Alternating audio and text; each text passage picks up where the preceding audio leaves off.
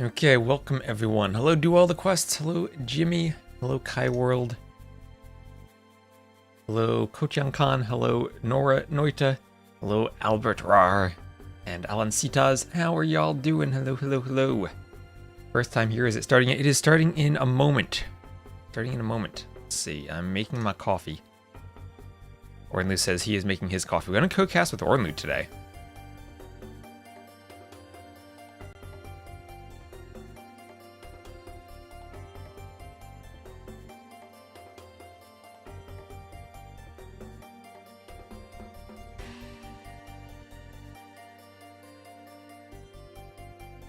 And let's see, do we have a draft? Do we have a draft?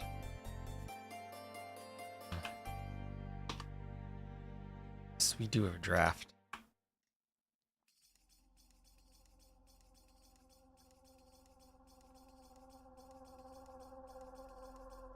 And there is our lovely, lovely draft. Jurchin's the #1 overall pick for Yo.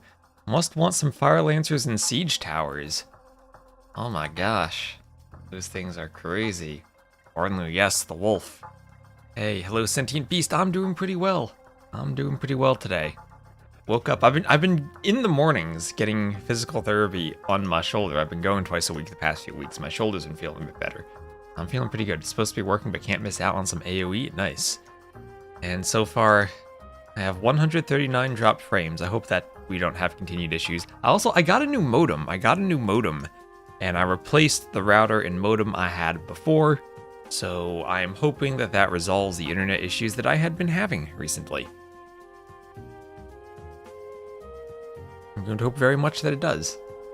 Is this going to be a 10-hour gaming session? It's 2 best of 7s, and we're starting with ACCM and Yo. So this could be 7-hour-long games between these two. Let's bring back the video feed. What do you mean the video feed? I'm going to use a webcam today. I don't have a place on this overlay, though, for the webcam with the draft, so it'll just be in-game. Yeah, I'll have that in-game. Make sure my audio is turned on.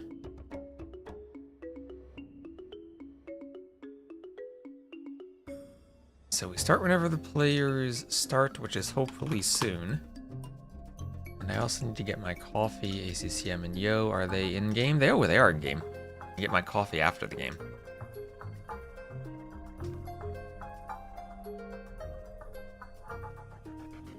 Game 1 is starting. Lovely. All Ornlu.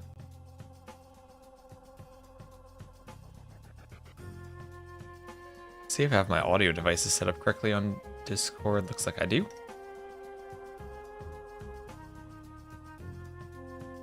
MVL ACCM was 7 games. That was very long.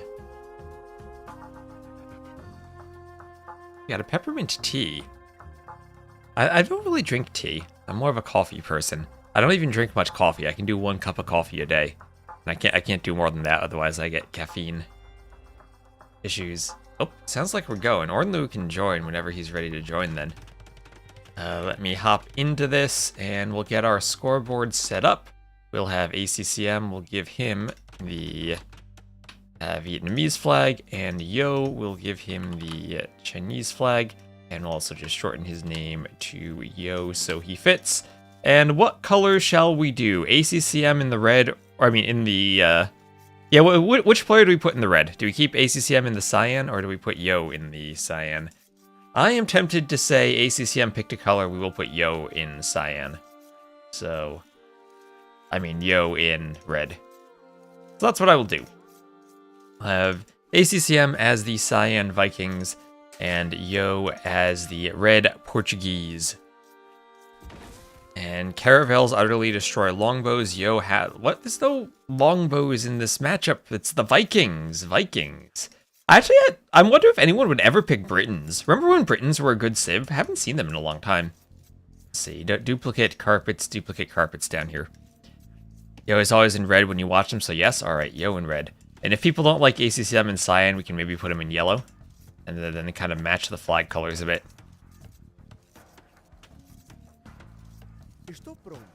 If it matches the flag colors, it's okay.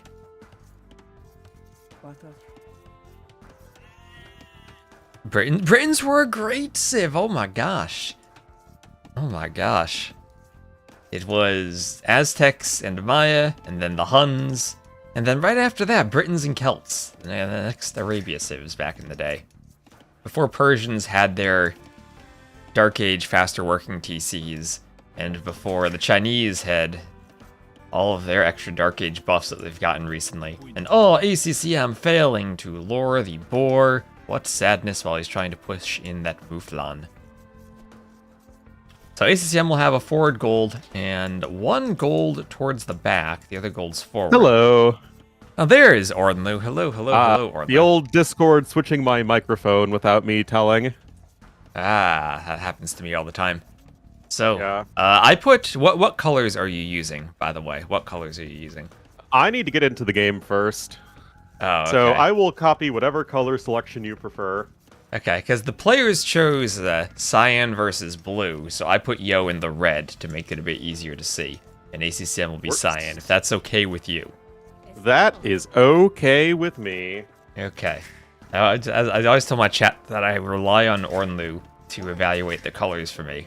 Because then I at least have someone who's colorblind saying it's okay. Well, like, I'm generally fine with most things. Except, like, you know, blue-purple is a pretty rough one. But, like, I don't know, viewers, it feels like, are like, oh my goodness, if it's not blue and red, I don't know what's happening. Do you know what's happening, Orlin? Are you in the game yet? I very rarely know what's happening. Right. I was talking earlier. Do you remember when Britons were a good civ? In ye old days, yes, back when before the evil of power creep overtook us. Yeah. I'm not liking the power creep. Yo's first civ was the Jurchens in the civ draft, which makes me think he's gonna go Lancer or Siege Tower. Oh yeah, I was thinking Jurchens being played for being Jurchens, but yikes. I hadn't really seen a whole lot of the Siege Tower shenanigans until like yesterday, but I saw yesterday. I had seen a lot of it in Sudden Disaster, and the problem with Siege Towers is that now that monks, well, one of the problems is now that monks no longer can convert them from range, they need to be adjacent to convert them. Siege Tower crossbow is a hard counter to monks of any form. It shuts down monk play because you pop out, kill the monk, pop back in, and there's no conversion. That can never happen. Oh, that's interesting. I'm sure that's exactly how the Siege Towers are intended to be used. Yep, and then other than that, they get up to, when you garrison them fully, 1.3 speed. And if you think about it, a knight without husbandry is 1.35 speed. So they're actually faster than any type of ungarrisoned infantry other than like an eagle or a Gebeto or a Woad Raider, and faster than archers. Yep, that sure is something. And then there's, of course, the whole Fire Lancer issue where, for some reason, they're the only ones who don't have their animation reset. Probably because they were just added later and they didn't really think about it. Well, because it's a weird charge attack, because the other units have to reload when they pop out. Well, that's the compromise they made when the RAM garrison change was made. So that when you right-click units, all garrison inside the nearest RAM or nearest siege tower instead of whichever one's nearby. The compromise was that they had to perform their full reload animation when they popped out. But the Fire Lancers, since they have a charge attack, apparently don't have a reload animation. Yeah. It is kind of odd, but we'll have to see if we're going to see it in this game, because we do have the not Men-at-Arm Rush coming in here from ACCM. He does have the 3 Militia. They do get their extra 20% HP now that we are in Feudal Age, but he is now at the base of Yo, who is just going to opt for a quick defensive archer opening, which I actually really like against Vikings. I know it's like might be tempting to go to the forge bushes super early on for his Portuguese, but just keeping things nice and safe here for Yo, and I think he does have the better civ overall. So you like Portuguese over Vikings. I like them if it goes late game, but mid game I still really like Vikings. I think they should get their thumb ring back. Other than that, I think they're in a good spot. Well, I think Bugs Vigar plus Thumbring would be pretty weird, but I mean, agree. Ethiopians have thumb ring plus faster firing. But they're an archer civ. Well, so are the Vikings. All right, so Militia are going to find a little bit of value over here. Yeah, still Yo, no not follow-up, perfectly though. walled in.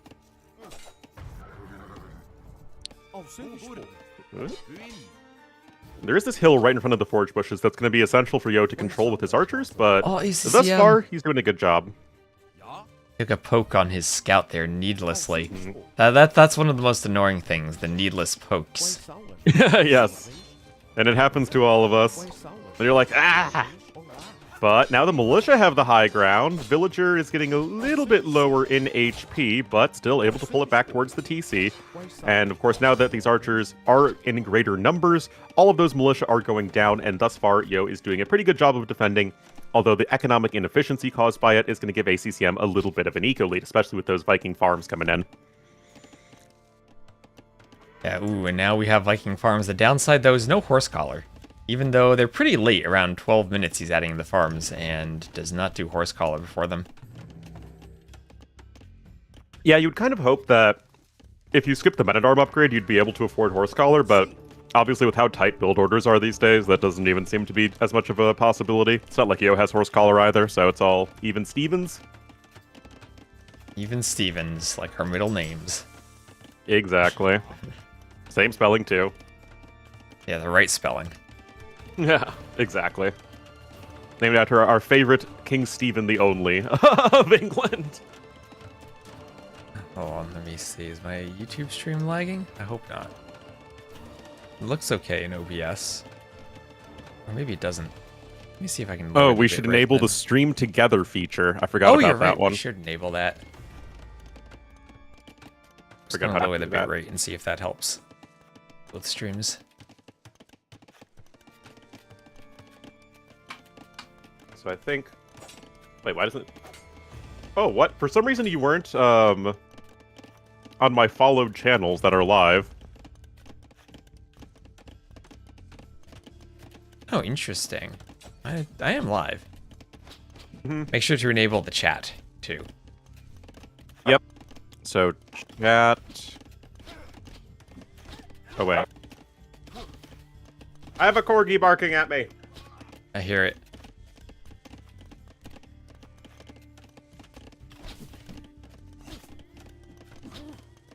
Got it. Let me know on YouTube if it's okay again. It should be well within my internet speed to stream at this bitrate, but I did a quick change there. Yes, we are here. Look at that combined chat on Twitch. Oh boy. There we go. The T-Westites are here. And oh, we have a Vil kill. We have a Vil kill from ACCM with the skirms getting in the back of Yo's base. This is not a drill. We have a villager kill. And some nice positioning here from ACCM's archer and skirmishers as well. He's going to get a pretty nice early trade, although the skirmisher is deciding to attack a house for unfortunate reasons. Attacking the house. How unfortunate. Listen, man, just because they won the best kept lawn competition doesn't mean you have to take out your anger on them.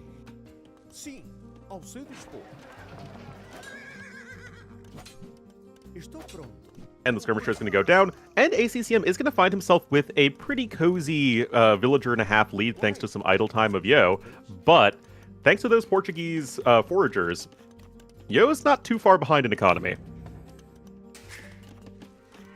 Yeah, right now we got 14 farmers for ACCM, which is a good number for the Vikings. He's adding in a second range.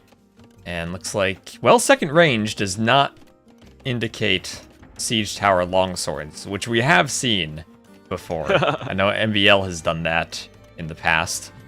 And it would be pretty scary to see that, I think. But getting to do something a bit more standard here with the Vikings going for crossbows by the looks of it.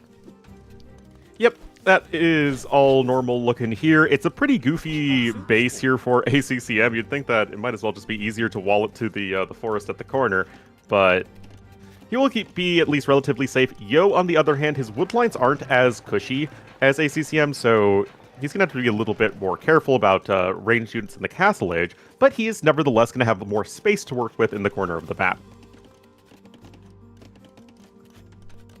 Yeah, hill at the front of Yo's base is going to be pretty important. If he loses that, ACCM has a straight line for mangonelling his TC. Would you say that the hill without the dead tree protects the only access to his town? I'd say the hill with the dead archer quiver remains protects the only access to his town. And yet, I don't think it would be a very good idea to build a watchtower right there. William Wallace is lying to us. Oh, William Wallace. So more archers being pumped from ACCM. And he's gonna have to do something with TCs to secure the wood at the back of his base, I think. And of course, there isn't a good TC location because of all the hills there. Yeah, Sebastian did defeat Tito, indeed. Well, Sebastian's a dark horse. Remember, he won the Sax Arabia tournament. Yeah, I'd say that Sebastian, I would even put as a slight favorite against Tato on Arabia only these days. And yeah, it seemed like it was a really close series.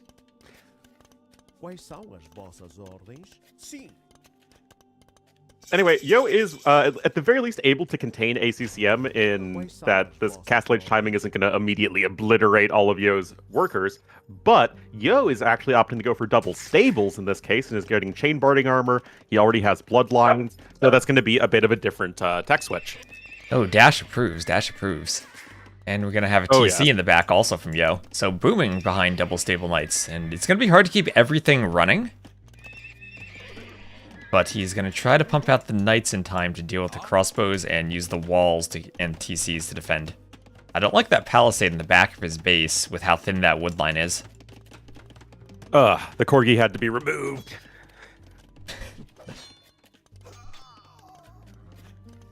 But looks like, yeah, still nothing too impactful happening thus far. We do have that second TC coming in for Yo, like you mentioned. But ACCM still has his 200 stone, so he can add some whenever he wants.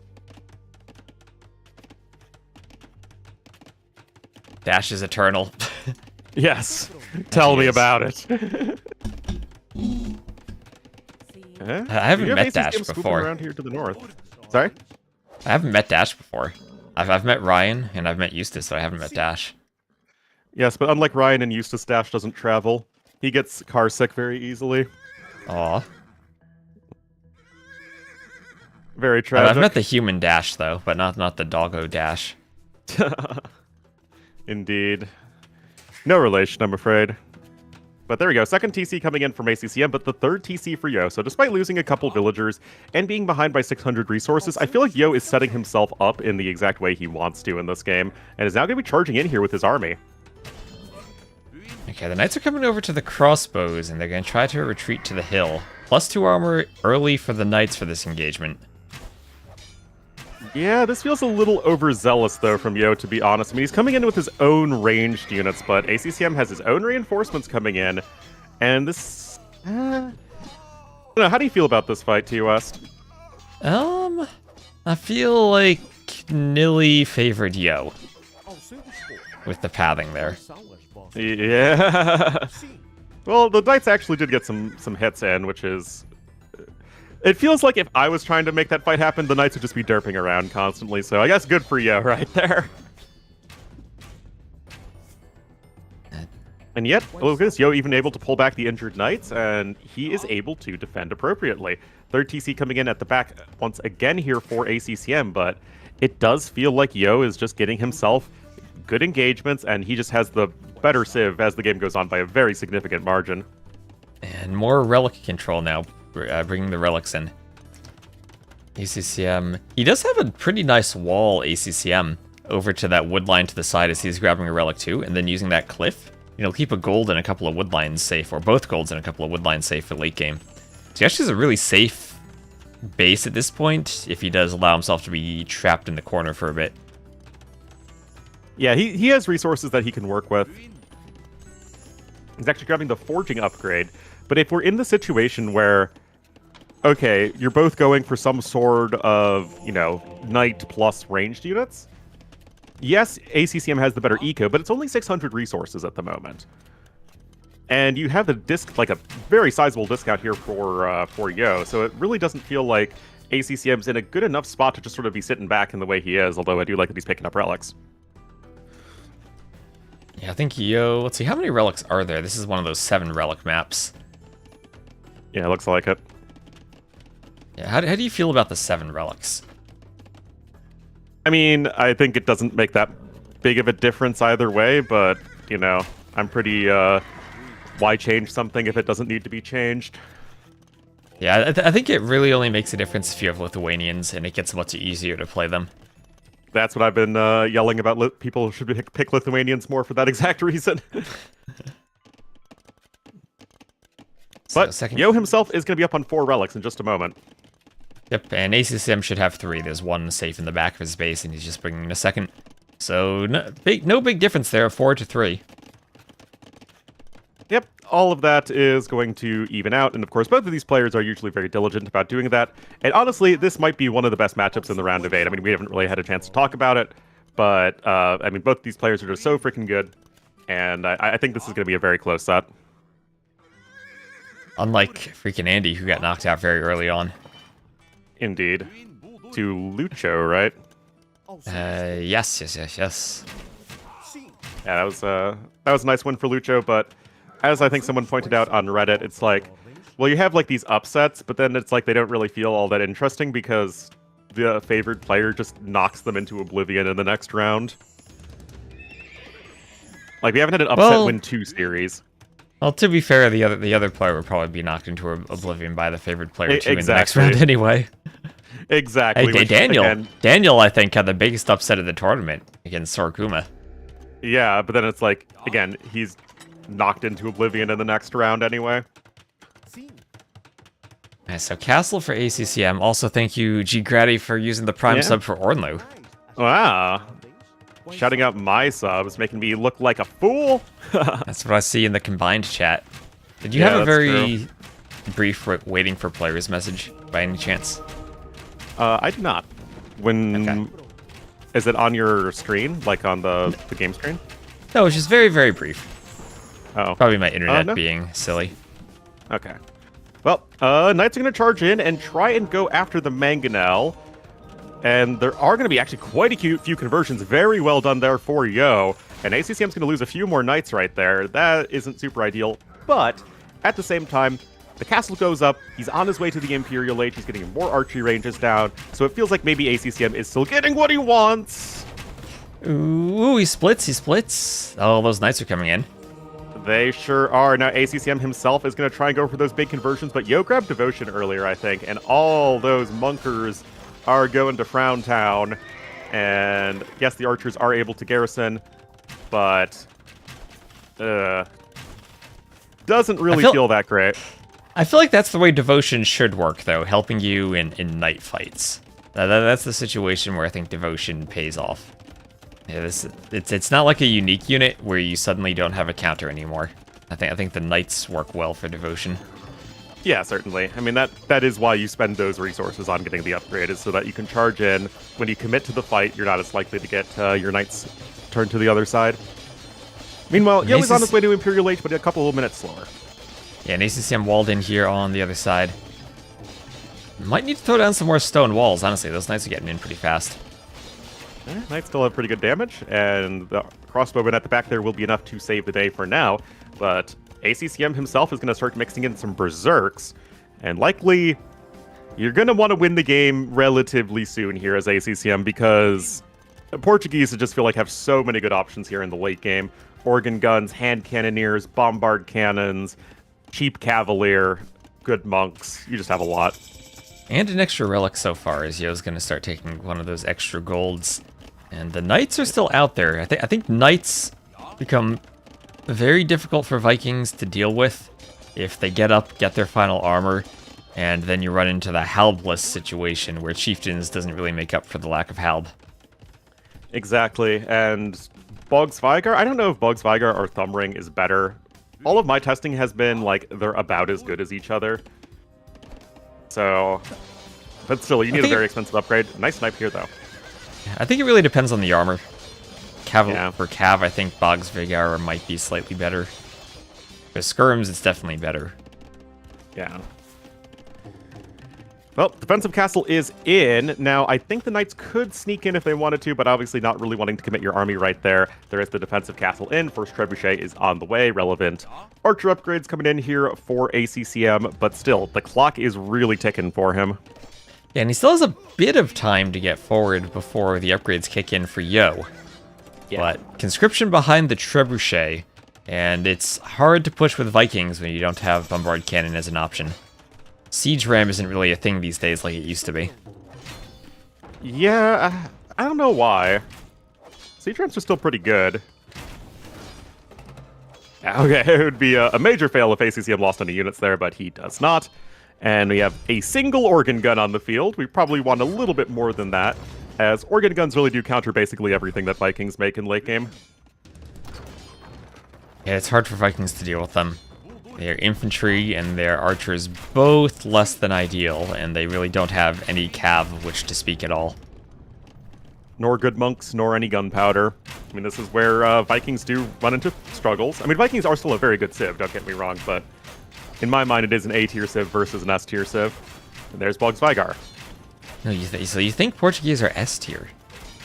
I think Portuguese are one of the best civs on almost every map.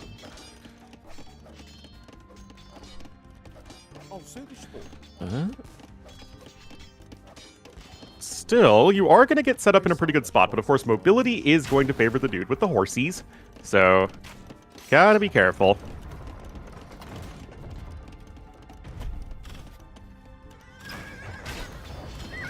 Oh, I don't know about that for Yo. Oh, unless he's just trying to debate the army run, so he snipes the trebuchet.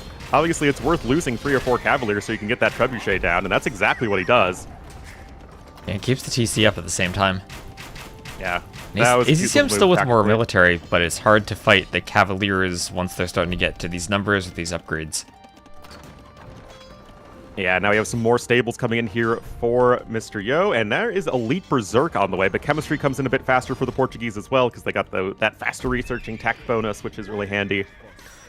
And I feel like what Yo's doing such a good job of doing right now is just slowing things down, making sure that he's not getting snowballed in early imp. He's even going to be coming forward here with some villagers, but it's just going to be so difficult for ACCM to really deal that knockout blow that he's trying to hit right now. And are elite organs on the... They might be.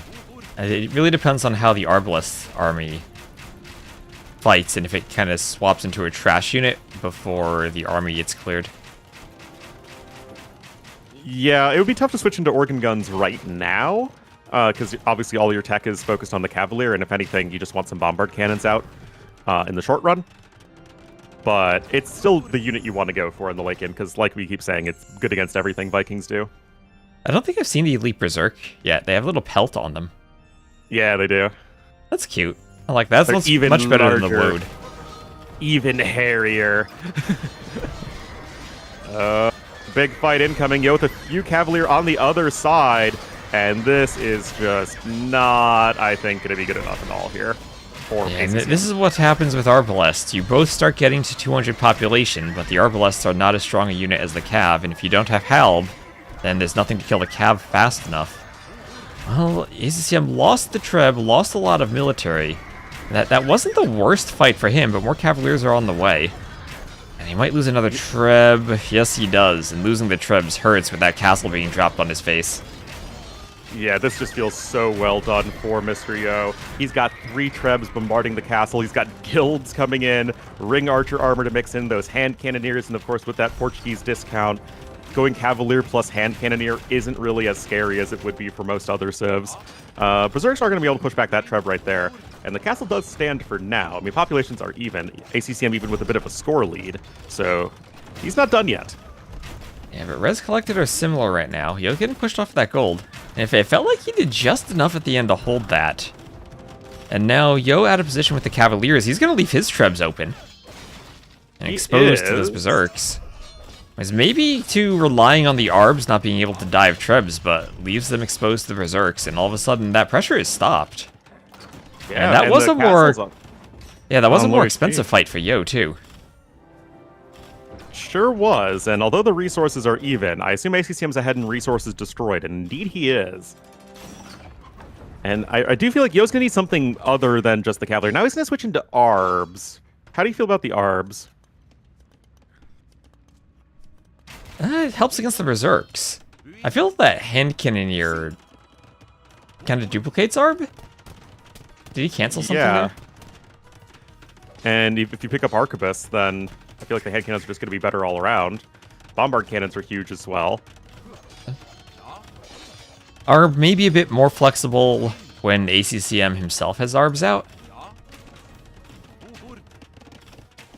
Maybe. Is grabbing Arb and Thumb Ring, so clearly this is quite intentional from Yo.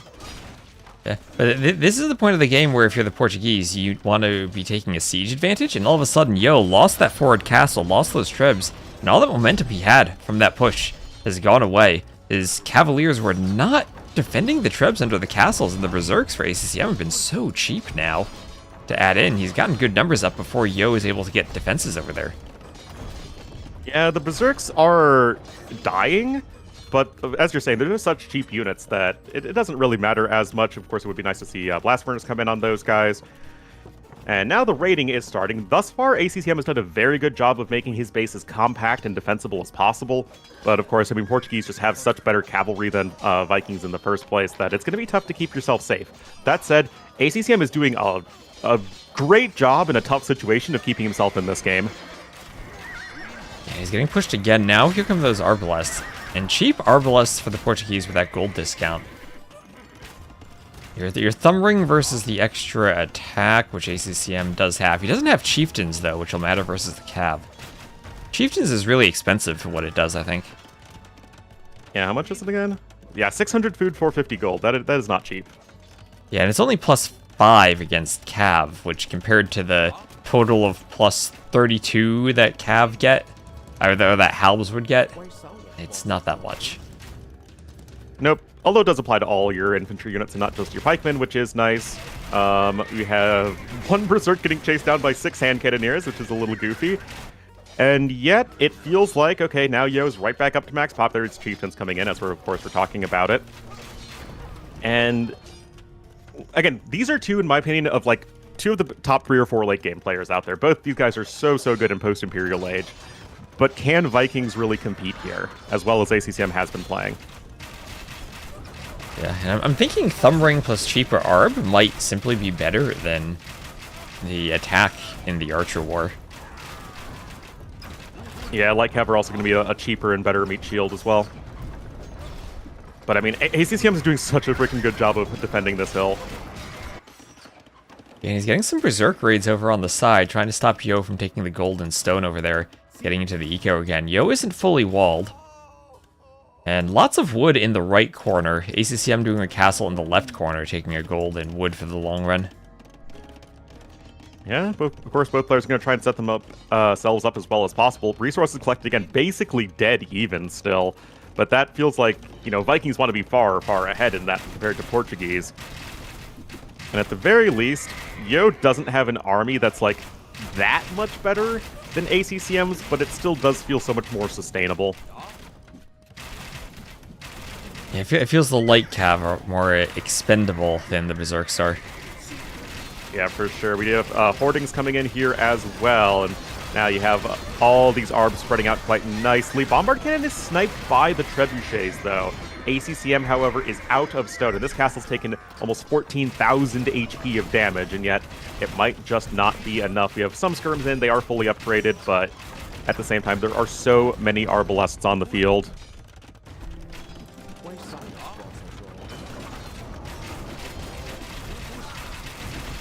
I guess the Treb at least goes down. And the Arbs keep pushing forward as the castle looks like it will go down. Finally will go down as ACCM can't defend with Trebs anymore. And he has the score lead still, but I feel that Yo is going to push this castle and things will probably snowball a bit from there. Treb doesn't go down, actually, which is pretty crazy. I mean, these Berserks are very good against Light Cav with their +5 attack. And yet it doesn't feel sustainable in the long run. And it's like you have all of these short-term victories from ACCM, which are super impressive, but it's kind of like, okay, to what end? As ACCM still isn't really able to cross the map in any real scary way. I mean, he's going to come in with another raid, which is nice, but I don't see this winning the game. Yeah, I feel that Yo may be missing some opportunities to be walled around the sides of his base, and Berserks will slip in, but he'll be able to deal with that with some Cavs still.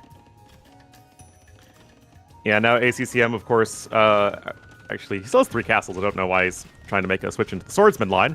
Yo gonna come in with a defensive castle. I honestly really would like to see him switch maybe more into organ guns as things go on, but even without organ guns, still probably just fine.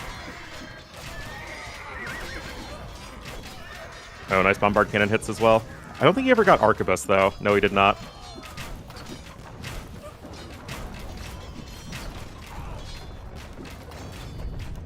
Let's see, Treb's going for the ranges.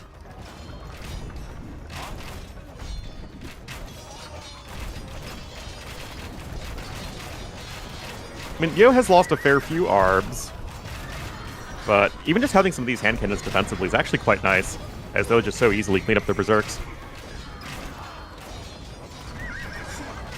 And skirms now for ACCM trying to target the arbs. We all know skirms are the best units in the game, but they're not going to hold up all that well to light cav. Nor to bombard cannons, and both of those units are very much on the field right now. I mean, those berserks are really freaking good, which is always fun to see. But yeah, you can see the population is starting to fall. Actually, a little bit for both players, and honestly, ACCM's queue is very good. So, I mean, he's not getting out of this one yet. He's got 35 skirms in the queue. Yeah, I mean, he's got a queue filled and with yet skirms. It still feels like, I mean, look at the KD. It's still so heavily slanted in favor of Yo. Now we actually have some Cavalier being mixed back in. I don't even think that's very good, to be honest. They're just going to die to the berserks. It's ACCM, yeah. ACCM does see the bottom gold. He still has another gold access for himself to the bottom right outside of his walls. Yep. But that's why I was thinking he should have used that cliff as part of the wall earlier. It would have given him 1 more gold and an even safer wood line. Yeah, I do like that idea, but I think both players honestly have some missed opportunities to wall this game.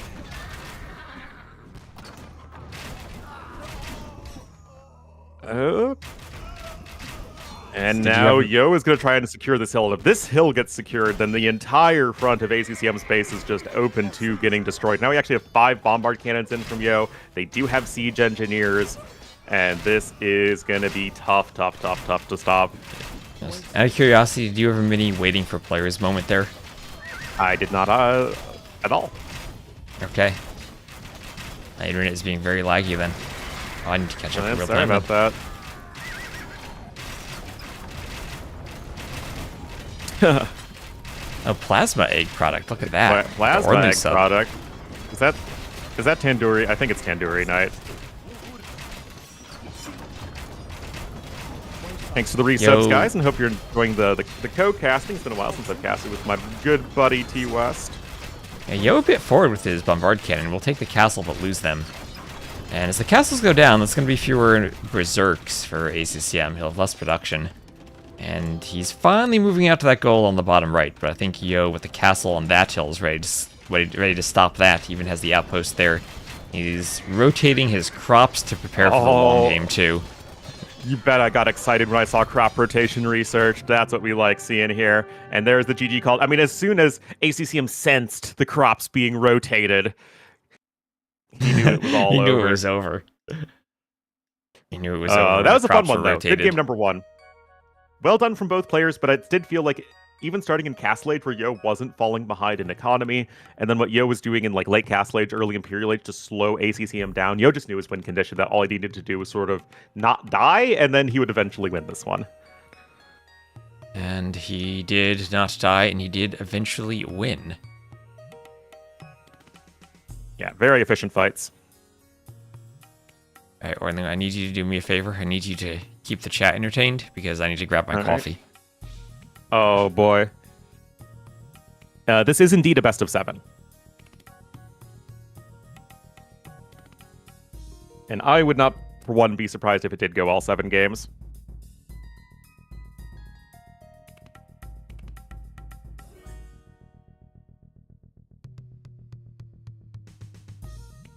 Let's go, Ravens. There we go. Gotta beat the Pats. Although, I kind of want the Bills to not win the division, because then I think it would be the Bills versus Ravens in the first round of the wild card, which would be fun. Just show Dash. I had to kick Dash out because he wants to play. And I got no time to play. Oh yeah, I should get the Civ draft though. That would be the good streamer thing to do.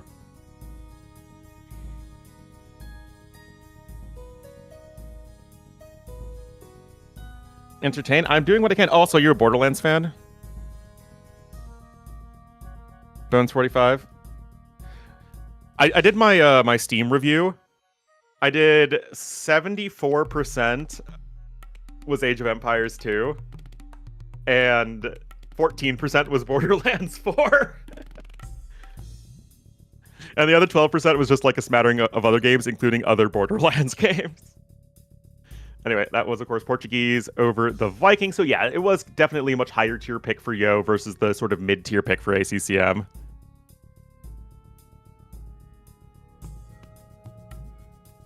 Checks out.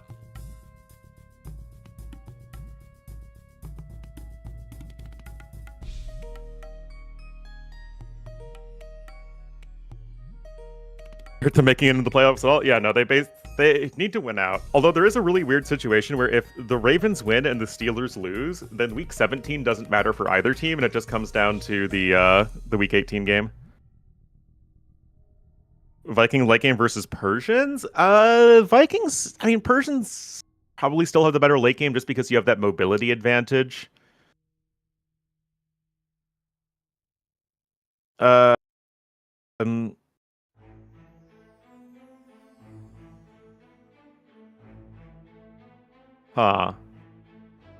Yeah, I mean, I think it's pretty fair.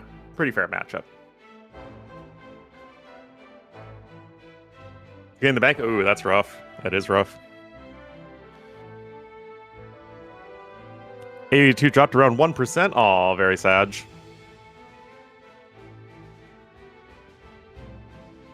One-handed mouse?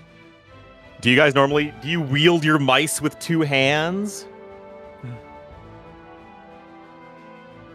Oh no, I forgot my mouse is super sensitive and gets disconnected easily. Oh no. The Gary Indiana Bears. Yeah, it's like, okay, we have one winning season and now they're hitting the threat.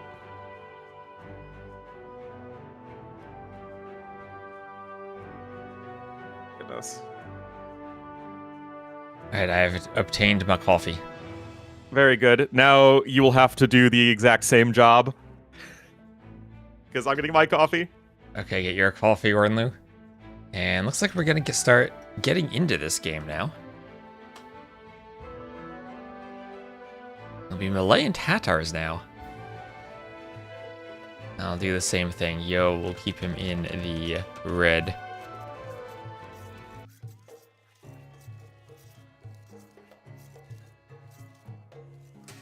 Alright, so we'll have Yo as the red Malay and ACCM as the cyan Tatars. Love to see your favorite tournament player ACCM on your lunch break. Tatars Malay. Malay are a civ I think is probably one of the S tier civs on Arabia these days. The way they take a huge advantage with their extra vills and have the free armor for their drushes and men-at-arms makes them extremely strong. And oh my gosh, chat. We've done it. Ornlu's not even here to see it, and we've done it. 1, 2, 3, 4, 5, 6 different rugs for ACCM. The 3 over 324 chance of this happening has occurred for him. He's done it. He has unique rugs.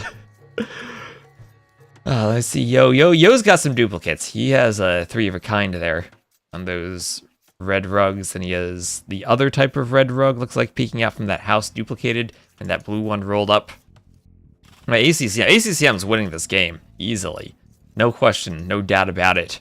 He has all 6 of the rugs. the approximately 1.54% chance of getting the rugs. Truly unfair. If you're from Ornlu's chat and you haven't been math nerding like we have, there's 1 rug around the TC for each version of King of the Desert. And there are 6 total rugs in the game. So this tournament is the one where they match up. All of the rugs can go to 1 player, and here ACCM has the power of the rugs in the palm of his hand.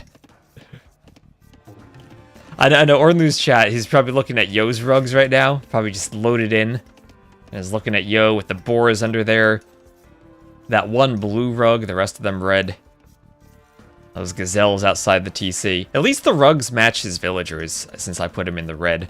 But Ornlu, did Ornlu even come back by to do that? Oh no, poor Ornlu's chat.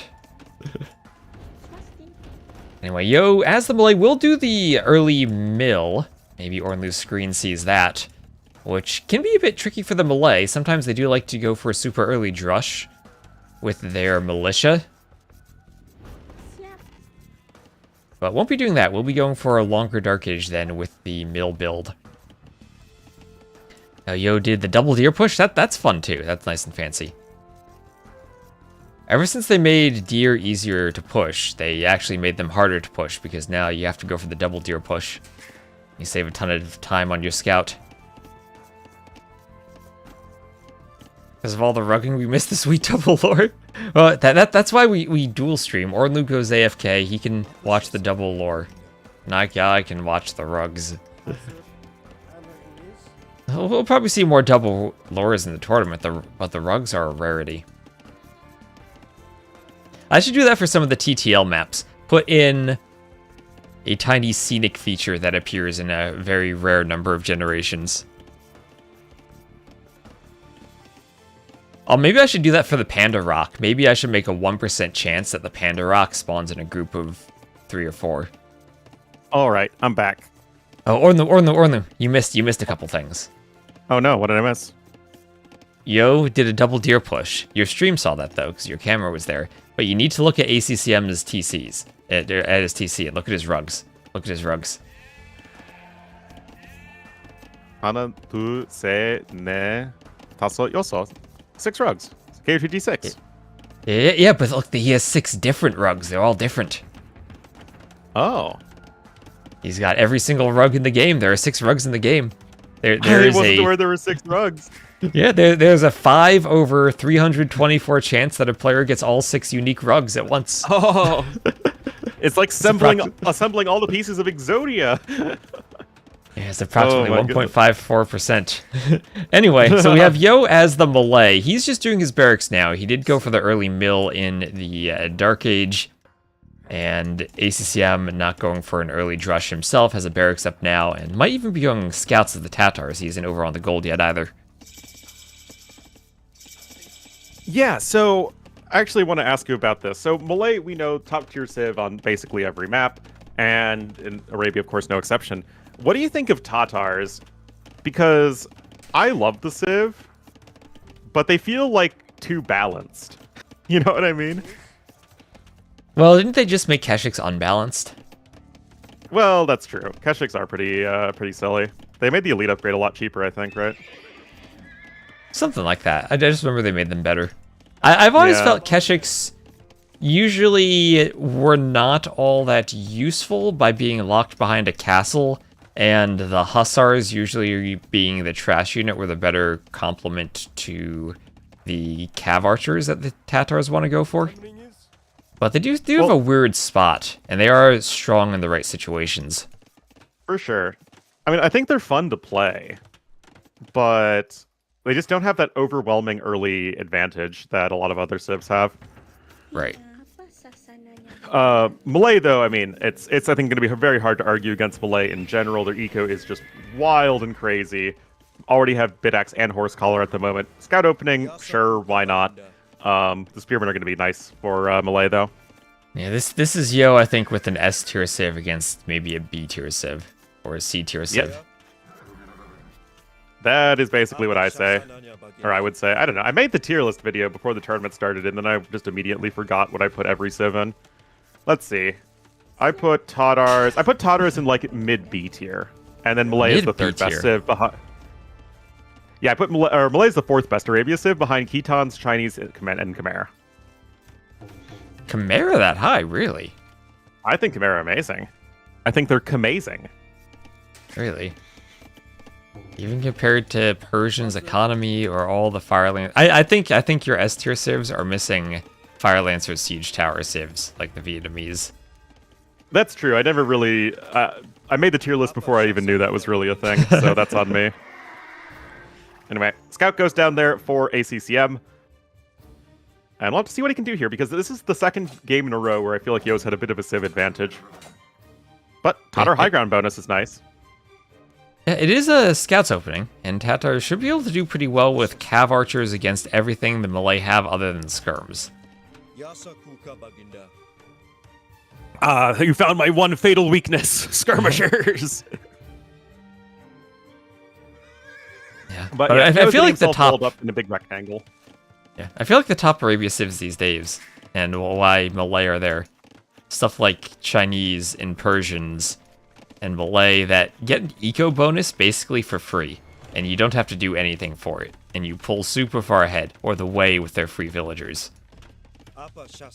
Well, what I think is interesting is that Vikings have that, right? I mean, you literally have, about as free an eco bonus as possible. But what a civ like Malay have is the tech tree. I mean, other than cavalry, the Knight line, Malay are basically good at everything.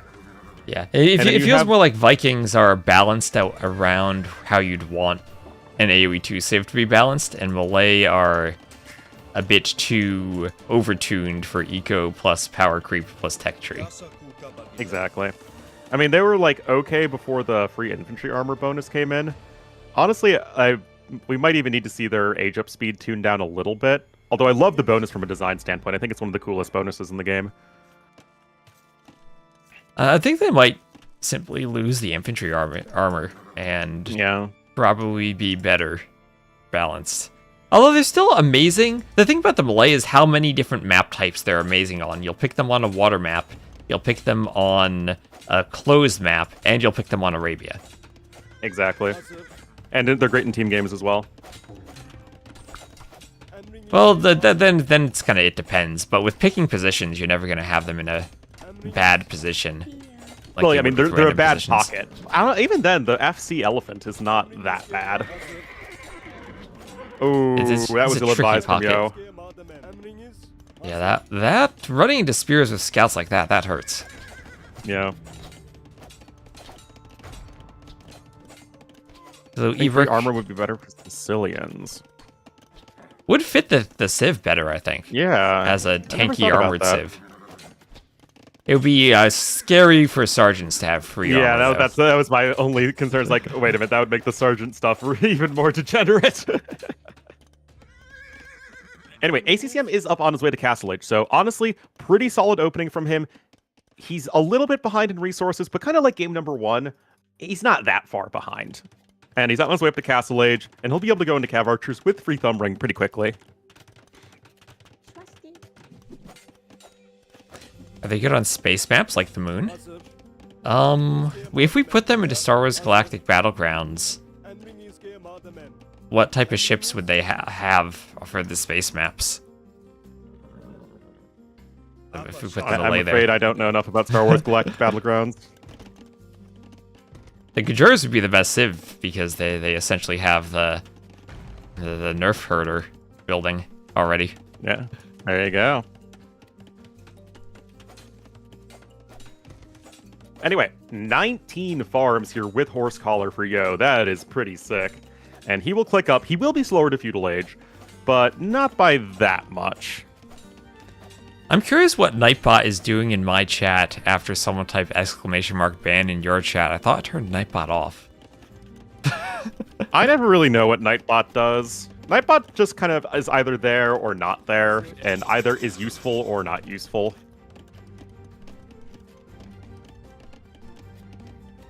And indeed, though, CA production is on the way. Okay. CA production on the way. It looks like I am still having some YouTube stream issues, but not having Twitch stream issues, which is very, very weird. That is odd. Maybe I need to do an OBS update. There was one I had to do before I started the stream. Oh, really? Yeah.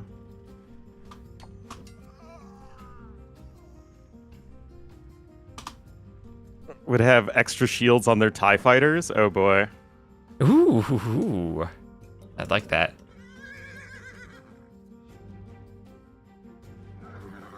Well, CA production has started. Yo is, of course, going for his skirmishers, but I'm actually a little concerned for him because he's only on one archery range. He's adding a university and a town center, and he's trying to just play this nice and chill. And now the eco's really starting to take off for the Malay player. But he could be getting snowballed in terms of army numbers.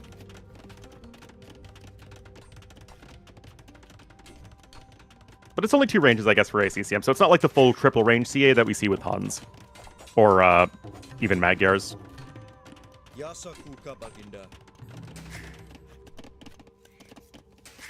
Also, I gotta say, the Central Asian architecture looks very nice with cyan. With all the sky blue domes with the cyan lining. That it does. Remember when Civs had architecture sets? I know.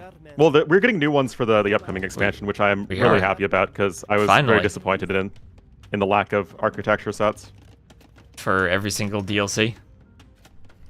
Yeah. Well, I mean, like, you'd think that they would have given them to Armenians and Georgians. You could have done, like, a Black Sea architecture set with Armenians, Georgians, Byzantines, and Bulgarians. Ooh, that would have been cool. Yeah, give the Byzantines yet another architecture. Yeah, just keep swapping them around. That's what they get for being a transcontinental empire.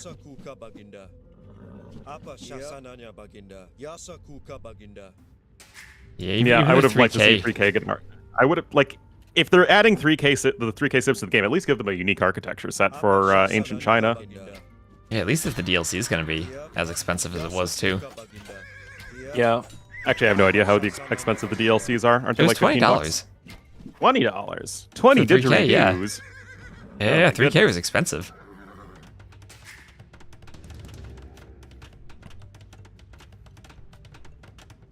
Controversial opinion, you don't think the American Civs fit? I don't know, what's your take on that, T West? I know nothing about the Civs, so I don't have an opinion on whether or not they fit. I care more about whether they fit gameplay-wise, which I feel like the Kingdom Civs don't, and that regardless of whether they're historical or not, you could reskin them and make them medieval Chinese and give them the same tech tree stuff, and they still wouldn't fit AoE 2. I tend to agree, but my hope is that this DLC is the first one since Mountain Royals that it just feels like a regular AoE DLC, right? You know, we're having some new campaigns, we're having a few new civs, and it doesn't feel Mountain like there's Royals, some, like, grand gimmick. That felt a weird too with the mule carts and stuff, and churches. I feel like mule carts are fine. I don't really have any issues with mule carts, but yeah, the fortified churches definitely still need some tweaking. They need to be made even stronger, right? Yes, I think they're too weak. What set should Anyway, guys, there Turks really get? hasn't been a whole lot happening in this game. Just Yo gonna be flexing that Malay eco advantage. He's getting Bowsaw as well. He has Wheelbarrow, but other than that, nothing too crazy happening. Is the Middle Eastern set appropriate for the Turks, or could they get the Central Asian set? So, when we say Turks, like, Turkic peoples are from basically all over Central Asia into the Middle East. But the AoE 2 Turks specifically reference the Anatolian Turks, so the Anatolian Turkomans, the Seljuks, and then, of course, the Ottomans. So, yes, the Middle Eastern architecture set is appropriate for them. I remember when the Indians had that architecture set, too. Yeah, they sure did. They still have the sails, right? They never gave the South Asian civs unique sails. Oh, really? I never noticed that. Yeah, Gurjaras and Hindustanis use the Middle Eastern sails, and Dravidians and Bengalis use the Southeast Asian ones. That's kind of cute, though. I mean, it honestly does make sense given the history of those places, so honestly, I'm fine with it. And to be fair, there's only so many different things you can do with sail shapes. We saw that with the Hulks and how not too unique they looked. Yeah, no, like, of all the aesthetic things you could complain about in AoE 2, that isn't one of them. Anyway, Forward Castle coming in here from ACCM. Again, the eco isn't looking super nice, but his army numbers are starting to climb. His cav archers are looking pretty decent. Nice hit there for Yo, though. And Dominguez goes down. This is where you're feeling okay for ACCM, where you have the forward pressure, but you also have your boom behind it. It's not like you're pressuring without anything or any eco of your own. And that castle should go up and help protect the mangonels from the elephants. Malay elephants are weak to Pierce's attack, and repairs from ACCM. There he goes, keeping the mangonels alive. Very well keep done. The map control and the pressure. Several cav archers are going down to the almighty skirmisher. It feels like it's a very tricky spot for both players, because I think based on the score alone, ACCM realizes how far behind he is economically. But like, this is a good launching pad to get pressure done. So Yo is certainly not going to feel super comfortable defending either. Yeah, and ACCM has enough map control at the front that I was going to say it will be difficult for Yo to make a forward castle, and we'll see if he gets that castle up. Here come the Keshiks. Oh boy. Tick-tock on the clock. The Keshiks are in. No? Alright. No. Oh, defensive castle's coming in, guys, but there's only 7 villagers building this. Oh, yeah, the freshly no. buffed Keshiks, as the chat says. How were they buffed? I don't remember. I think the unique tech for them was made cheaper, and they were given extra stats somehow. Or the elite upgraded. Okay, that's a good mangonel shot. And that'll let the castle that's right, go they were up. given more HP. Why on earth were they given... Yeah, why do they have 120 HP in Castle Age? What the heck? Oh yeah, 140 with bloodlines. That's like the same as a cavalier. Yeah, that's bizarre. Yo. Well, this is a Yo's doubt losing... castle. Well, okay, so it's not really a doubt castle. Yeah, you lost like, what, 5 or 6 fills? But you killed that CA mass, and that feels like the most important thing, right? Yeah, that mangonel shot was huge. It made all of the skirms useful there. If the mangonels stay alive, the skirms die. But now we have this what I call the F-tier Malay castle in terms of its graphics. This thing, I don't know what you think, Ornu. This I love like it. A castle. It's sad. Oh, it's like half wood, half stone. It looks like it should be Vikings. It doesn't fit the architecture at all. Where's all the orange rooftops of the Southeast Asian buildings reflected in the castle? No. But this is exactly the sort of architecture that you see in Sumatra. Like, this is like very. The architecture set should match it. They should get their own architecture. Oh well, okay. I mean, it is more reminiscent of the feudal age thatched roof sort of thing, as opposed to the castle and imperial age ones. Yes, exactly. But also, like, that's what they look like, you know. It is it's tricky. It's my second least favorite castle. You know what the worst is, Orlu? The Wu? Nope, the Inca. T-West, the Inca castle has a llama on it. It's invalid. Your argument is invalid. You can get the llamas at their TCs. They don't restrict don't have the stick llama figure. to the castle. I like my stick figure llamas. They're great. So The castle should be faster larger, imp. though, for sure. Yeah, so faster imp for Yo, and he's going to pump out the trebs. And because he got that castle forward, he should have a good launching pad for trebbing down the castle ACCM has atop that hill. Yeah, it really did feel like that mangonel hit to kill the 2 other mangonels, like, enabled all of those cav archers to get javelined down by the skirmishers. It really floored ACCM's pressure and took away his major advantage, which was his army quality. And now he's just in a really awkward situation. He is making the more concerted switch into the Keshiks. Yes, he has the second castle coming up. And Yo has nothing here to defend it, as that poor monk is having a bad day. But with Malay, it's just so easy to switch into the Halbs, already having all the armor upgrades on him. Easy. And pikemen on the way, squires on the way. He's making that switch. Yeah. Loses a couple more bills here and there. The barracks honestly should have come down sooner for Yo, but it still feels like, again, he's recognizing his win conditions and he's working towards them.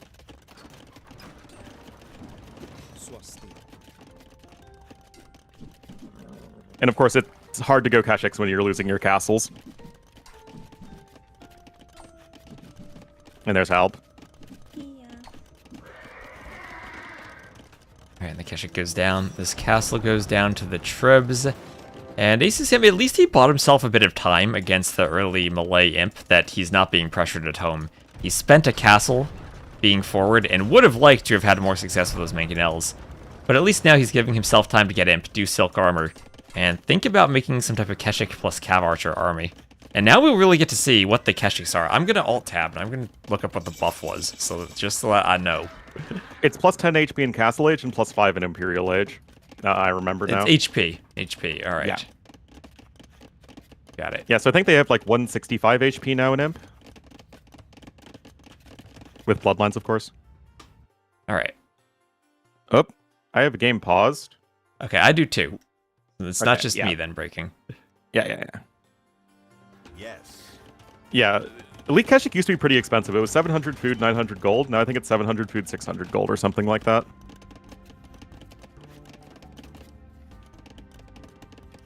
All right, castle coming in.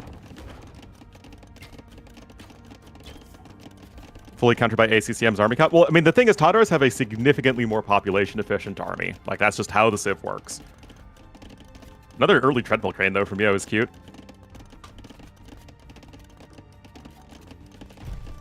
Alright, there you go. I've tabbed Yeah, around. only have 14 halbs, but it still doesn't quite feel like enough, right? It's still a lot of upgrades required on these units, even with the ones you get for free as Tatars. Yeah, it's weird. It feels ACCM has the double gold composition, where he wants to be able to take a fight, but just can't quite do it yet. The Keshiks are a bit too slow to get out. Well, on top of that, it's just the speed of Malay, right? The super good eco plus the timing advantage. I mean, it makes sense. It's a tough combo. But Yo getting lured super far out of position. Yeah, that's a huge misplay from him. He leaving the Trebs all exposed, chasing those Cav Archers. And this will be 3 Trebs down. 3 Trebs down for ACCM, killing Yo. And he needs to focus on the Trebs, though. He's not fighting properly. And maybe he only gets 2 of them. Okay, he only gets 2, but that'll keep the castle alive at least. It'll keep it alive a little bit longer, and maybe 1 lucky Treb shot. Nope, no lucky Treb shots there. And now we have Elite Keshik in. Lucky Treb shot. Yes. Yeah? There he goes. Okay, it's fine. Calculated. He was playing. Yes, of course. He's with the Cav Archers in the castle with all the skirms there, though. Yeah, there he goes. There we go. Yeah. Still a lot of skirms go down, but look at this, T-West. We have 43 army to 17. Yes, the population is in favor of Yo, but now we have the Elite Karambits coming in, which look awesome, by the way. Oh, wow. They look nothing like the Castle Age Karambits. No, they've got like the full helmet going on with the gold trimming. Looks very Imperial. Yeah, this unit looks Malay. like it costs 3/4 of a pop. Yeah. Exactly. Well, got more Trebs coming in here for Yo, and of course the Karambits are going to be very good against the Skirmishers. The Keshiks, meanwhile, also look pretty good with the Elite upgrade. They got some stripes on their horse armor. Oh, they got some feathers as well. Oh, they got feathers? Oh my goodness. Oh, they yeah, got- they do have feathers. The horsies have feathers. They have feathers, yes. Very good. Anyway, it still feels like Yo is just snowballing this early Imperial Age advantage even more. Yeah, and it's one of those things I was talking about earlier at the start. Malay are one of those civs that feels like they have a huge eco bonus without doing much, and that's 5,000 extra resources for Yo for a game where both players have felt like they're pretty similar on the Vil counts. Yo's been the one defending for the most part, and yet he's still nicely and comfortably ahead. Yeah, I mean, that's just the advantage you get from being ahead so many villagers with the faster uptime. Yo's continuing to flood in his units. I mean, the classic Malay game, right? The KD is very bad, but you're still taking efficient fights. I mean, especially against the Civ like Tatars, who generally have expensive but efficient units. And it just feels like ACCM can't quite keep up with this. We do have a couple hand cannoneers coming in. Yes, Tatars are the only step Civ to get those hand cannons, which is pretty nifty. But this is a tough one. You just need to mix in a few more skirmishers, and Yo's got like a gajillion resources. I like how Yo has a Keshik and an Elite Keshik in his converted army. Oh, I think one of them died, though. Yeah, sadly, both of them are now dead. Yeah. Tatar Bombard Towers? Yeah, Tatar Bombard Towers are fun.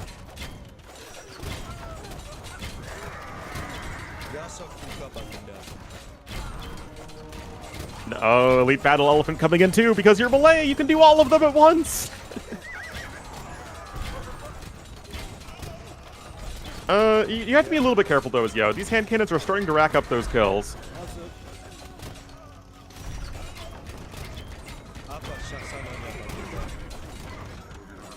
Bombard. Oh, Bombard actually went down. I don't know. These fights have been getting much better for ACCM. I mean, it is Totter high ground, They have too. been. It's the tricky thing where he will have, I think, the stronger army.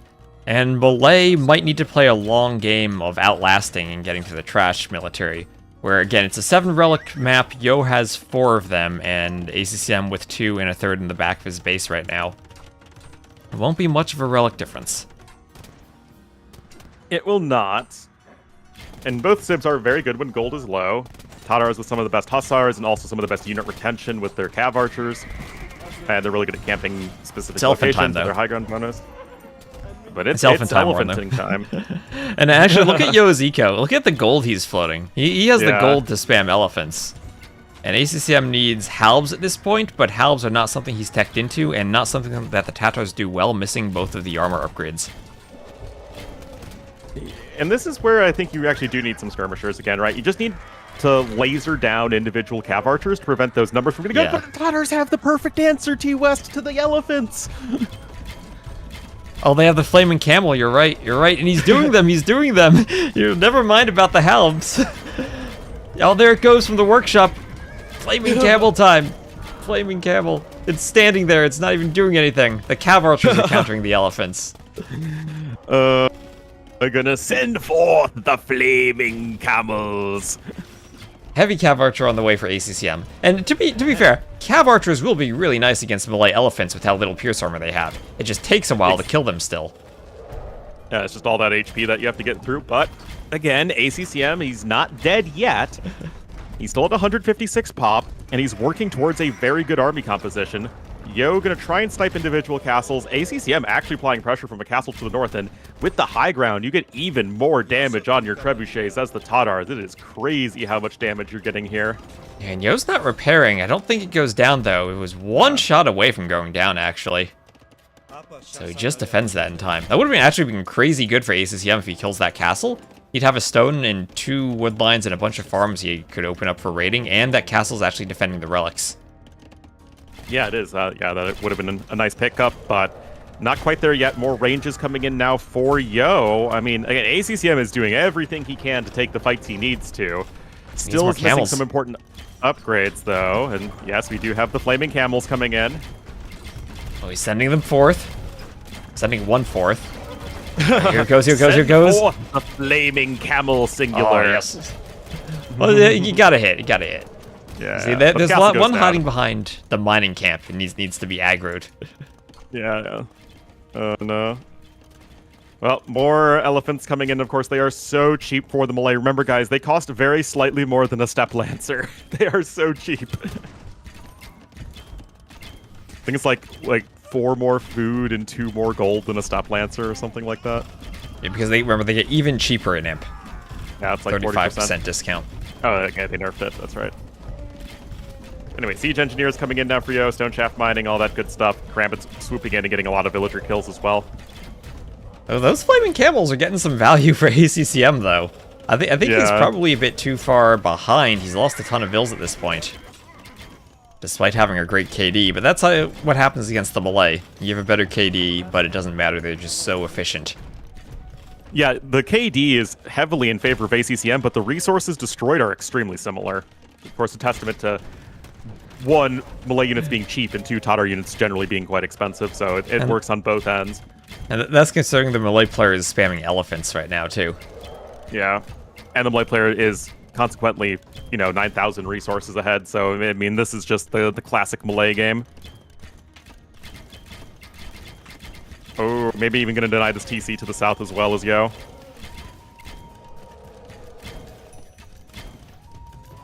Oh, those trebs may be exposed to Keshiks on the hill. Oh, yeah. Kashik still don't have Blast Furnace, though, and Kashik base attack isn't all that high. They should have a hill bonus if they're positioned properly, though, but they do Yeah, get 2 it's trebs. Oh! Oh, elephants! We need more camels. We need more camels. There's one more! Oh, there it goes. There it goes. This could do it. Not quite. Oh, Skirms focus it down. Oh, Okay, no! one more. From downtown! Okay, finally, a decent hit there. And it's really helping out the cav archers in the fights, too. Don't Yeah, underestimate it's just up. weakening elephants by a lot. Yeah.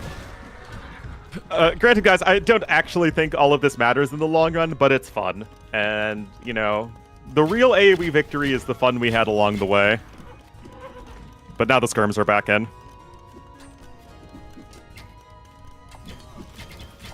Oh, you know what, TS? They never got husbandry. That's a big mistake. Oh, ACCM didn't for the camels? Oh, yeah, you need husbandry for them. Yeah. That's true. I mean, all of his units, you know, are basically on a horse except for the 4 hand cannoneers. Demo ships on land. Oh, wait, is it going for the skirms? Okay, no, the skirms killed the camels. Skirms OP. Yeah, as we all know. Yeah, now the CA are going to get focused down. And unfortunately for ACCM, like, you can see the issue with Tatars versus Malay, right? Where you are very, very good in the late game. You can get a super efficient army, but it's just the matter of how do you not get snowballed earlier on? And we just saw that exact situation play out. It's not necessarily snowballing an army so much as snowballing an economy, where the Malay can keep spamming and spamming and losing, and yet still losing so much that they're winning. Exactly. It makes sense if you don't think about it, guys. I mean, the Kashyyyks, again, they're trying to do what they can. But Maybe they just weren't buffed enough.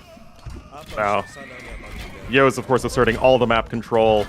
And it's not like, you know, Yo is playing poorly, right? Yo's playing... I mean, both of these players are playing exceptionally well of what that you'd expect in the quarterfinals of a major tournament. And I'm still really interested, because even though Yo's likely going to be going up to 2-0, I really do think he's had a decisive civ advantage in both games so far. Absolutely. Like we said, we felt he had 2 S-tier Arabia civs back-to-back in games 1 and 2. Yeah. You win game 3, and you make it 2-1, and all of a sudden you're right back in it. Yeah, so I'm still very interested to see how the series plays out. Yeah. ACCM needs to make sure he doesn't save Chinese for game number 8 again. Well, oh yeah, that was a really surprising one. Because ACCM was like Lithuanians or Chinese, and you went Lithuanians. Yep. Yeah, I'm very surprised he went for Lithuanians there. Even though I do think Lithuanians are very good, it's just like... I think Lithuanians have a very good matchup against the Shu. But I think he mistakenly... I think he thought he was up 3-2. I thought it was game 6. Oh, jeez. That would have been pretty funny. And there's a Anyway, GG. there's the GG called.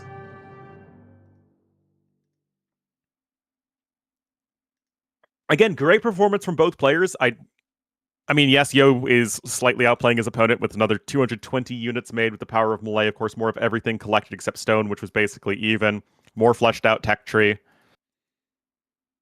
Yeah, I feel that the biggest key was that clearing of the mangonels that ACCM had forward. And if Yo doesn't get that castle up, then things are a bit tricky for him as he's transitioning to Imp, and ACCM still has the forward. And if he can get Tatar trebs on a hill and start trebbing, then maybe things are different. But once that castle goes up and he's able to clear himself some space, then he can go full Malay, cheap unit, late game spam. And yep, still best of 7. Yes, for sure. This is odd. Malay were pick 6 for Yo, and Tatars were pick 6 from ACCM. How on earth did Malay fall that low? I can understand Yo's picks ahead of Malay. Jurchens, Vietnamese, Mongols, Portuguese, maybe Burgundians. I wouldn't pick ahead of Malay. I can understand those top 4. Yeah. ACCM, Georgians, Koreans, Byzantines, Koreans. If you're thinking Fire Lancers for Koreans or OP, then I can understand that. Maybe Shu. So, I mean, it's not like they have bad civs ahead of them. Maybe. I don't think Persians are that good, though.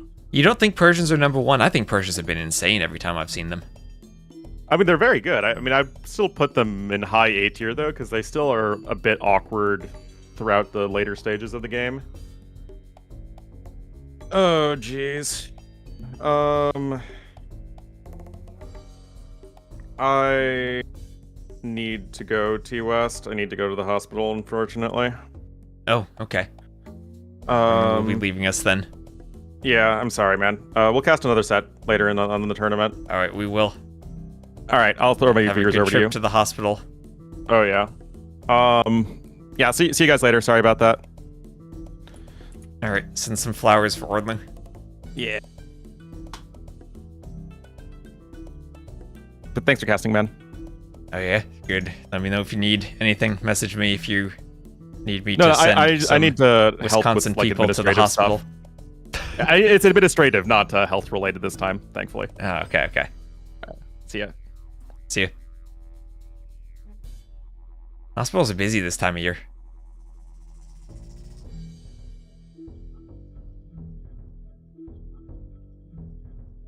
And we'll get into game number 3. So welcome all of you Ordenlu viewers, all of you lovely, beautiful people.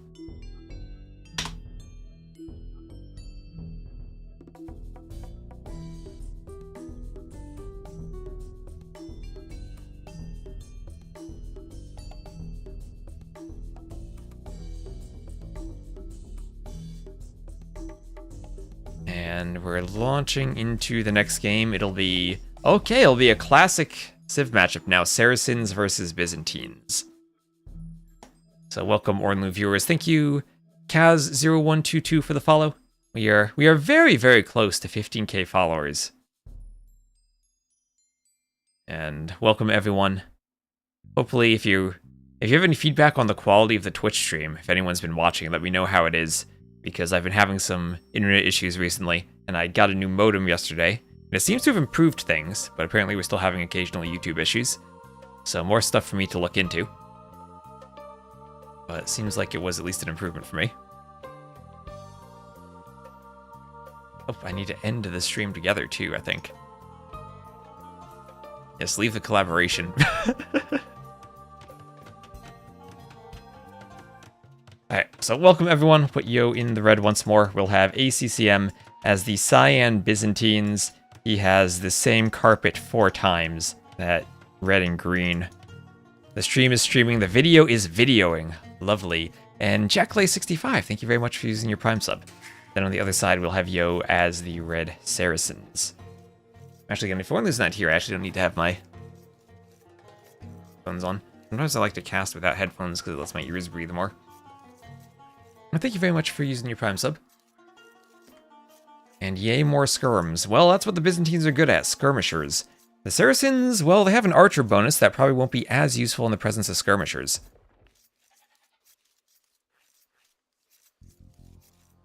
And we'll see what we get. Very safe gold for Yo right in the back.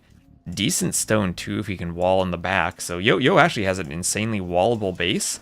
If he wants to play in a very, very small, compact area, wall the edge to the wood line, wall to the TC, and wall the edge of the map, take the gold in the back. I think Saracen Knights with Bloodlines are better than Byzantine Paladins because you can at least use the Saracen Knight in the Castle Age. Well, remember, Byzantine Knights are paired with Byzantine Camels, which are insanely cheap. And Camels usually are a good counter to Mamluks. Remember, the bonus attack that Mamluks get against cavalry does not apply to camels. And camels usually are a good counter to them, and being cheaper in the Castle Age is usually, I think, the better bonus than the extra HP that the Saracens have on their camels. In the late game, when you get full upgrades, yeah, Saracen camels are probably better, but in the Castle Age, when numbers matter more, then Byzantine camels are insanely good. And ACCM, looking at his map, he has a safe gold in the back too. Would wall up somewhere over here, woodline to woodline or woodline to edge. Keep that gold safe, wall up to his TC, and actually keep his stone safe. So his forward gold and his berries are exposed, but the rest of his map is pretty darn safe. It'll be an interesting matchup. You favor Byzantines here. I usually do favor Byzantines. Well, let's see. Ornlu is... Oh, wait. I was in the call, Loon, with Ornlu, and it dropped. Thank you, Discord. Saving my internet bandwidth.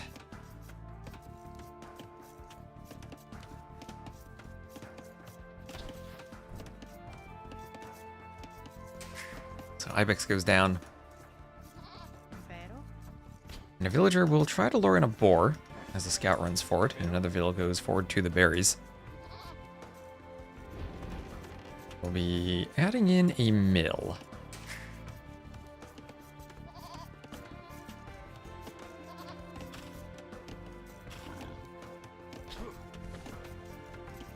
Here we go, as the Vil heads out to the berries. Why does this say representing the Western Roman Empire get camels at all the Eastern Roman Empire? Representing... Well, the Byzantines were always kind of more than just Greece. It was kind of Greece plus Middle East, from where their civ was represented in AoE 2. Camels represent... and their original Middle Eastern architecture. Kind of blending together. When it did all the Middle Eastern architecture civs get camels, Turks, Saracens, Persians, Byzantines originally? Yeah, they all did. I don't know much historically about their army composition.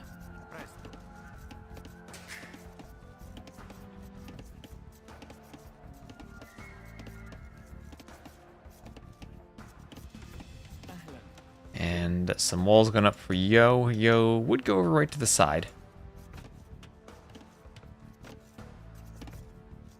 And a couple of cacti. Are these even desert cacti appropriate for Arabia? Or are these more of an American desert plant? That's what I always thought, that the cacti were American desert plants. And my game is occasionally lagging. I wonder if this is still internet issues that I'm having. I was told that my modem might be iffy for the first 24 hours, so I'm hoping these issues settle themselves out. Those cacti are American? Yeah, okay, that's what I thought.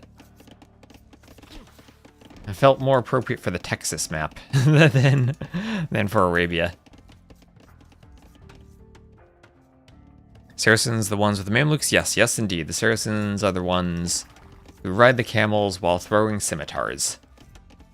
It's something that is very, very historically accurate, I am sure. So both players will be up 19 population, 18 vills, same time, and as the Byzantines are probably expected to do, forward barracks, and weakness of Yo's base will be those forward berries. And question then becomes, how quickly does he throw down a market, in addition to the range he'll need for defending? I think only one kind of cactus exists in Eurasia, rest all American. That would be an interesting video topic to look at.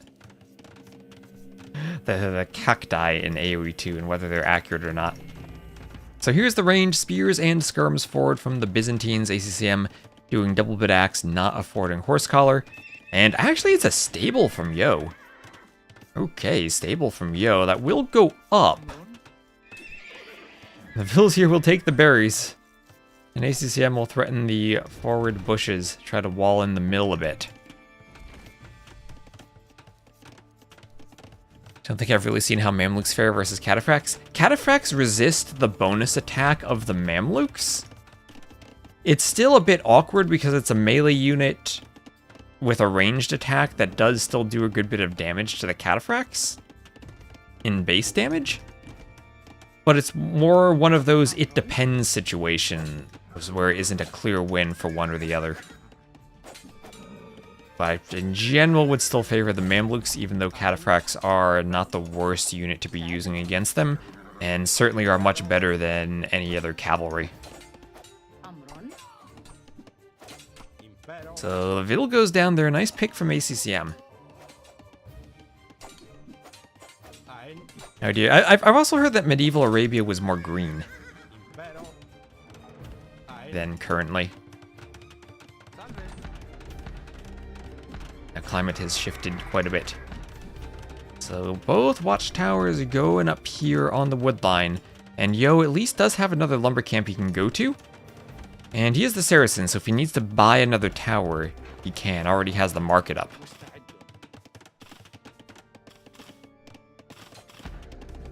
And there's his tower. Would it make sense for him to wall the stable? Honestly, it's so far forward from the TC, it might. I feel like this is one of the worst things you can do against the Byzantine forward, go for the stable. And Yo will try to counterattack, but as long as ACCM properly small walls his villagers, the scouts should never do damage. And he's walled on his lumber camp, adding in more walls right now. We'll have to wall the vills in on the stone and be careful around the berries. But if he ever takes damage, it's because he didn't have something positioned properly. Or he didn't have a spear or a wall in time, and maybe this is exactly the situation he does now. His spear's there. Whether it's walls or spears work too. And Yo might have to run away if he's not finding damage. His scout's running back already. 3 scouts still running around. Is that one just auto-scouting? It's not grouped up with the rest. And at the same time, Yo taking some damage on this tower. ACCM is mining stone, so he will be able better to repair. Towers stop shooting at each other. Wait, what? What? This is a bug. The towers stopped shooting at each other. Well, okay, Yo realized. Okay, ACCM realized. What the heck? That was weird. Here's DE things.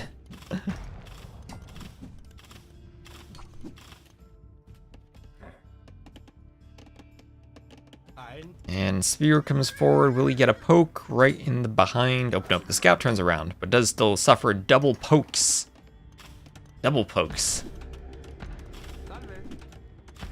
Can't even do something that horrible to someone on Facebook. A double poke. Renly's favorite bug, the towers that stop.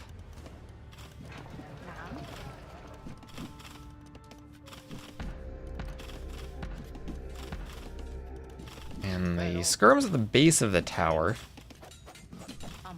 Yo was looking to fight with a Vill, but that Vill will be attacked right away. And killed right away. Nicely done for ACCM to dodge tower arrows while also killing the Vill. Some scouts come over to fight the skirms, but they're not going to be able to get under the tower. And this is going to make it really hard for Yo to repair. You only 28 stone left for repairing. And ACCM will try to garrison the Vills as the other Vills run. So Vills from Yo don't go down immediately to the skirm.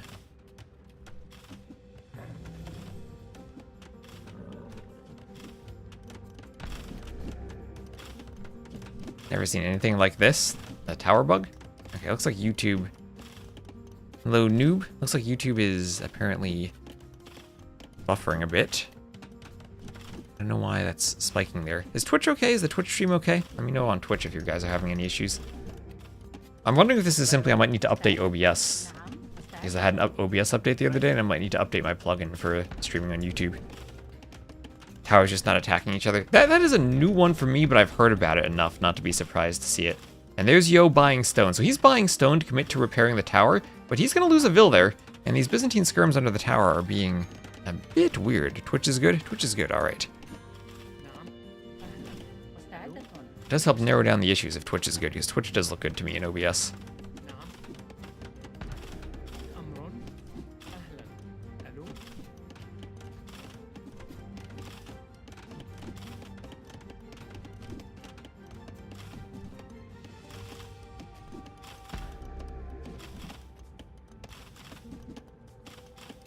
I like ACCM doing this along the Saracens, not to get away with Saracen things. Well, he's Byzantines, right? And he's trying to get away with Byzantine things. I love the way he's gotten those skirms there. That makes it so awkward to repair the tower for Yo. And more skirms on the way over. And Yo, lucky the Vills heal inside the tower, but he has lost 3 Vills so far, and not been able to do any counterattack. Now, that one spear and a bit of small walling from ACCM, it wasn't even done perfectly, as Vills are chopping outside the lumber camp somehow. But completely shut down any of Yo's attempts to counter raid with the scouts. And the scouts haven't wanted to fight under the towers. The skirms at least have pierce armor, they can sit under the towers a bit. Wouldn't even mind ACCM doing the next armor now that he is fletching, but that will affect his uptiming. But the way he's sitting under the tower, that could be nice. And Yo still, he is committed. He's committed to buying stone at the market and repairing the tower. But that does mean the market will be less valuable later on, but ACCM could lose Vills here. Lost 2 Vills to 1 volley of arrows, too much HP down. And he will end up losing that tower fight. The good thing for Yo, being so close to his TC, he can run the Vills and swap them out for full HP Vills if he at any point he needs to. ACCM stuck healing. Well, Bannistar, you might be astonished then, as it seems as Yo is going to win the tower war. And another tower going forward for ACCM. Only 2 Vills, though, and I don't think he'll race this up in time. Yo should be able to build his faster with the extra Vill. And this is where ACCM, he's going to abandon that. That would be tricky for him to get up. Although now ACCM, at home, the archers are coming forward, and the archers make the counterattack much harder to deal with because the small walls and the spears are not enough defense. You need to commit to towers, which he has done. He has done that. Tower on the gold, tower on the woodline. Kind of tricky to keep all the Vills safe, and he will have to run a couple. But he is at least managing that and aware of the impending raid from the archers, as Castle Age is on the way. No horse collar for his farms, but he does have 18 of them, and he is up. Yo, meanwhile, farming, but also a bit awkward with the towers that were at the front to maintain farming space, and hasn't had his berries this entire game, and ACCM has a huge eco lead, over 1,000 more res collected, and has put that into the Castle Age. Salve. Presto. Impero. What's that?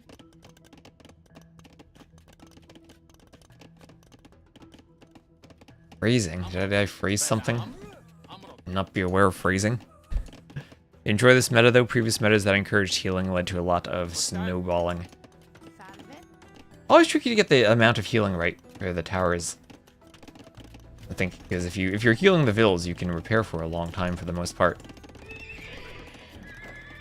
But the older meta where the towers had a bit more HP meant that the Vills had less of a percentage of, or had less HP in the tower where they were forced out.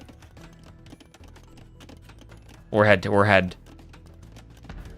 were forced out without the tower taking as much damage. That's the phrasing. Were forced out before the tower was taking as much damage, so they did not spend as much time outside needing to repair the tower. Now that the tower itself has less HP, that doesn't really affect the tower going up or down directly, because the tower fights still have repairs, but it affects your ability to repair with the villagers. And that's something I definitely hadn't thought about as much years ago when I did my Towers in King of the Desert 2 video. I think that's the big aspect for what the tower HP difference has done to stop the tower wars, has stopped some of the healing. In the past, you'd see someone do a tower and then keep the tower up until the Castle Age and have forward Vills at that point, working on a gold mine or a lumber camp and able to drop down a castle or some other forward. Nowadays, you never see the castle or the tower staying up that far or that long. Oh, the Saracen healing tech? Oh, I'm not reading all the chat. Hope we see the Saracen healing tech used. They just ignore it even though it can heal thousands of HP. I gotta say, I miss the Saracen tech where their monks got gold after they were killed and got their gold cost partially refunded. I miss that tech. I might be the only one who ever used that, but when I did Saladin Pacifist for the Lion and the Demon, oh my gosh, that was the most useful technology. That is the only way I could afford all those monks. That was the best tech.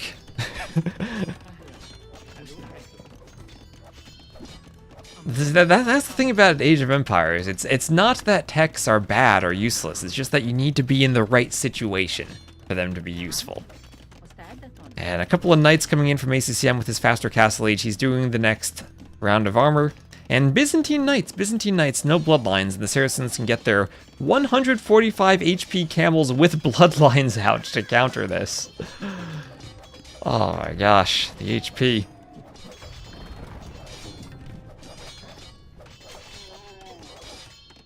They'll be out to counter it. And another TC for Yo. He's going to go for a double TC boom and try to defend against ACCM's pressure. At the same time, though, ACCM with 2 TCs of his own, just doing a market now. And he is prepared to boom already with a good lead in the villager count. Elcid campaign really had the best civs for pacifism. Elcid 1 was very tricky, but we figured it out, though. Yeah, it looks like YouTube's lagging.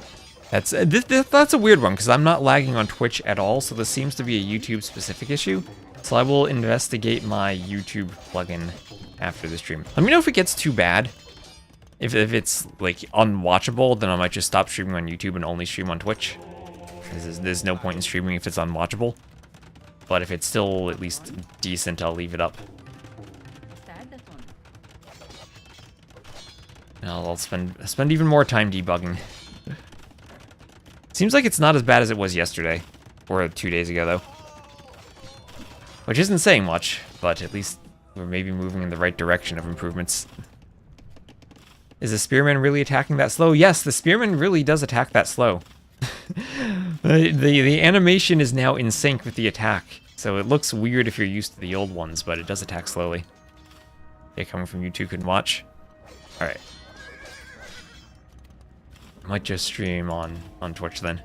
So sorry about that if you enjoyed watching on the YouTube videos. I know people like having the videos, but if it's completely laggy and unwatchable, there's no point. I know some people are saying they have no issues, so I don't know what it is.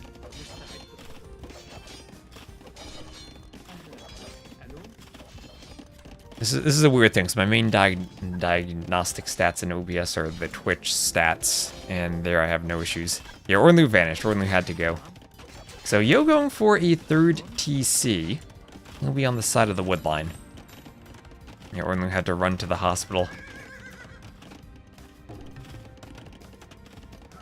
And Bills will be repairing. But doubt TC for Yo. And ACCM feels like he's much farther ahead than the score indicates. Yo got a castle and some Mamluks out, but as I was saying, Byzantines can go camels here.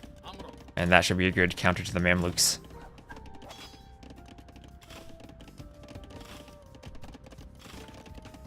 Since the attack animation is in sync, you can't hit a boar twice while only receiving one hit from it. Interesting. You can always do that if you time it right, so that the boar is walking away. And if it starts walking and it gets some distance while the scout's attacking, then you usually can get two, while taking only one hit. I don't know if it's still possible. Maybe something changed in the timing. It was always a very precise timing. Oh, that camel's gonna get another Vil. Monk here from Yo. And Saracens do have some really good monks. They do have a great monk defense. And Mamluks, despite being Byzantines, are still really tricky to deal with. Looks much better when you see the health bars. One of the best changes DE ever made. Alright.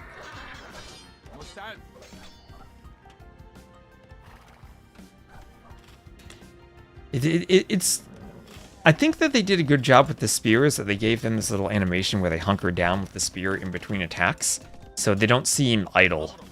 The men-at-arms took me, I think, a bit more getting used to because they don't have that same idle animation in between while they're still attacking. Same with Vils. Vils versus Wolves felt very strange at the start. And it did take some getting used to, but I think I did get used to it over time. Only lasts 1 to 2 seconds. Audio doesn't seem to be affected. Alright, yeah. And of course, if you're having problems on YouTube, I am streaming on Twitch, so it's not like you don't have an option, hopefully. But I'll have to do more investigations and try to figure this out. The random waiting for game pauses, too, during the game are surprising to me, too. So devotion on the way for ACCM. This time it's ACCM getting 4 relics, and it looks like this is a 5 relic map. Yep, a 5 relic map. The ram inside the workshop. Hey, Timaloy, you jumped over? Well, thanks for jumping over.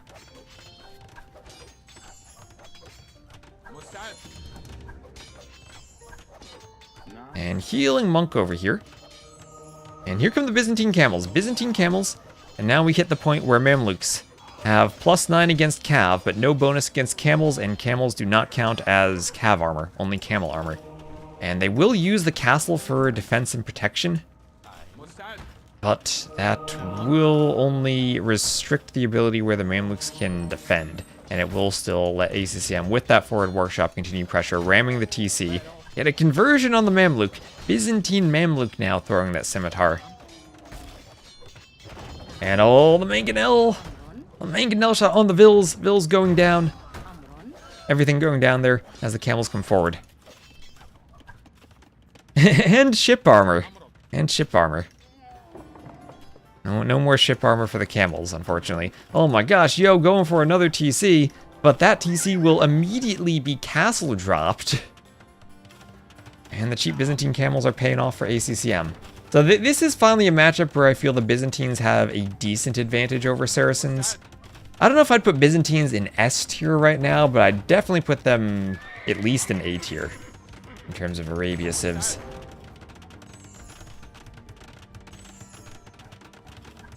Yeah, the attack animations were very inconsistent before that was changed. Indeed, indeed.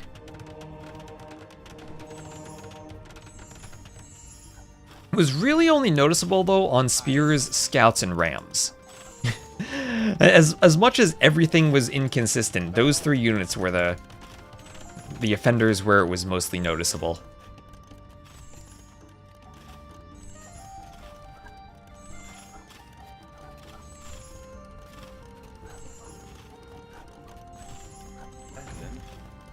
Yeah, honestly, the only matchup where I see Byzantines have no answer right now seems to be that Fire Lancer Siege Tower shenanigans, but I don't know if there is an answer to that. It seems like Cataphracts could potentially be an answer, but it takes too long to get there.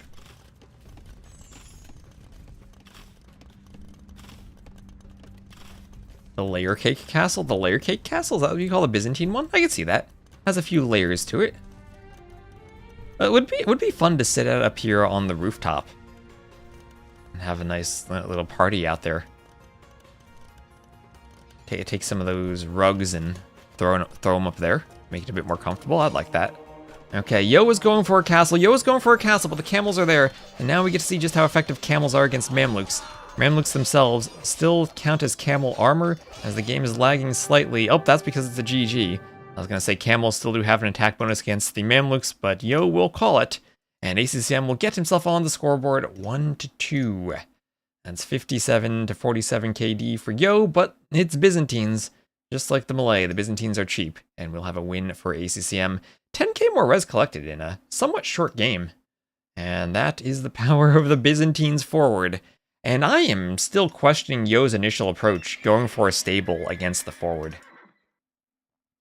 I feel that a stable against the forward is the worst option, because the spears are right out in front to fight your scouts, so you can't use the scouts to stop the vills, and then you can't counterattack. And we saw ACCM effectively small walling, using the spears for defense, and then by the time the archers came forward, was able to get up towers.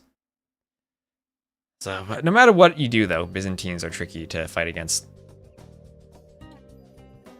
Yeah, and he had clicked up to Imp by the end, too. So, scoreboard update. So, 1-2 now for ACCM, winning with Byzantines. Against the Saracens, Yo's last picked Civ. And finally, ACCM getting what I think is a good Civ matchup for him.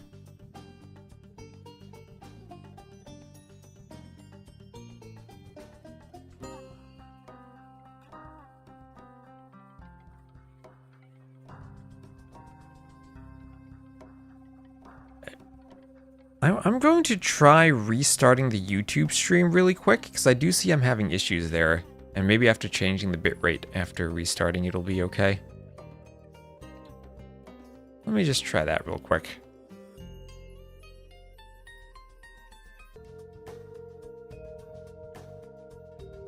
See if that helps smooth it out. Immediately it looks like it's using the new bitrate. Maybe it's just a plugin issue I was having. So we'll leave that there and see if it helps. You can help me live debug.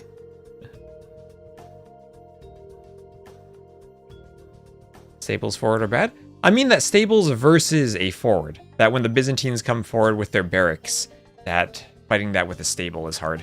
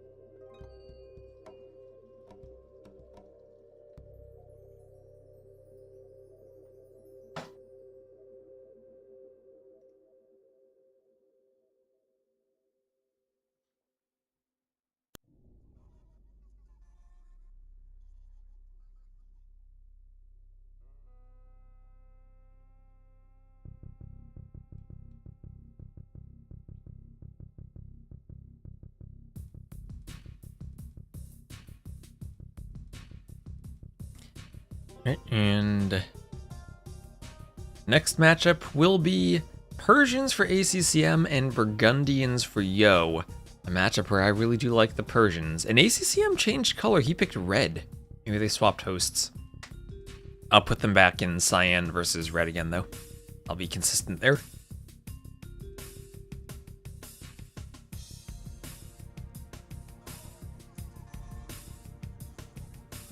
Is the Jaguar Warrior is only still useful as an infantry counter, I think. Eagles are now cheaper again. Oh, I've been given a gift sub to Doubt.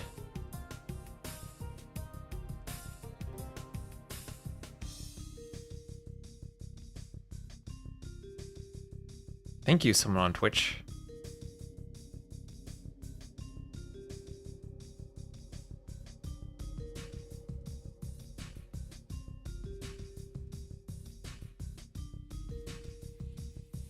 Favorite Persians. I do too.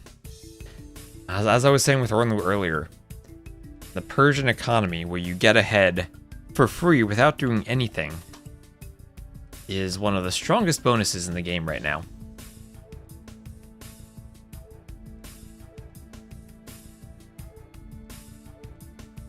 ACCM is ready, he is.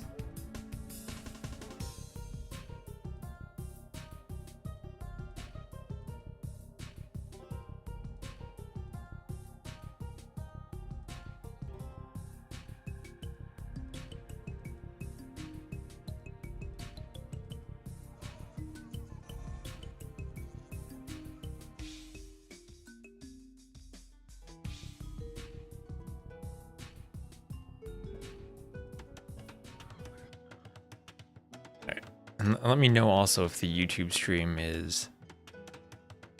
Oh, stream is lower than recommended.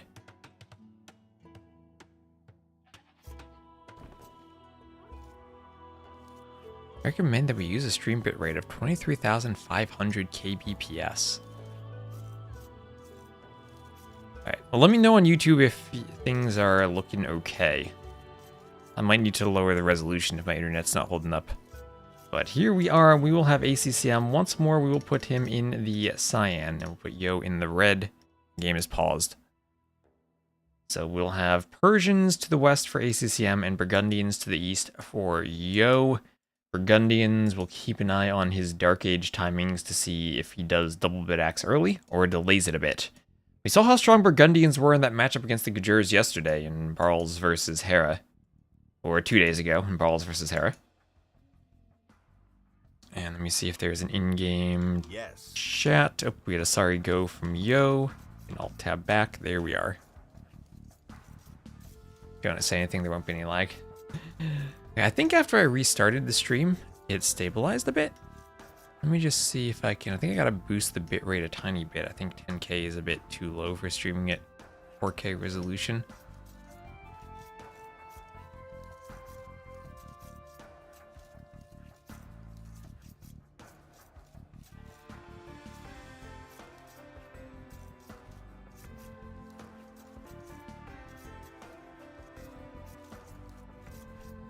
Alright, I'm gonna try that again, see if it stabilizes a bit.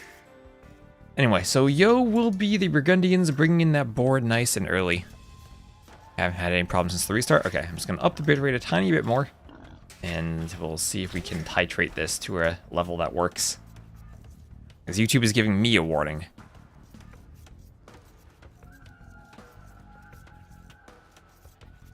And I don't like getting warnings like that.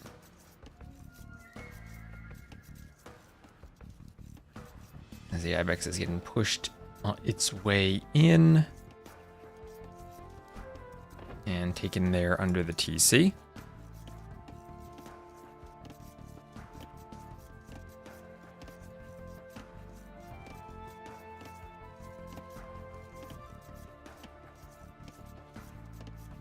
Okay, hopefully it's okay now. I have a Vil coming out here for Yo. And where is this Vil going? Going out pretty far forward. And just for a house then. So looking at Yo's map, he actually has an insane wall if he wants to go He has this triangle setup with 2 wood lines and the gold in between them. That wall to the TC, wall to the TC, wall here, and the gold is safe. That makes it really, really compact for him. His other gold in the back, if he were to, for example, use this wood line to go to this cliff down here, would be completely safe later on. He could also wall here and wall to the TC. So 2 pretty simple ways of walling would be the very compact wall using the triangle of wood lines to secure the gold, or to go a bit larger and farther from the TC, but secure a bigger area of the map.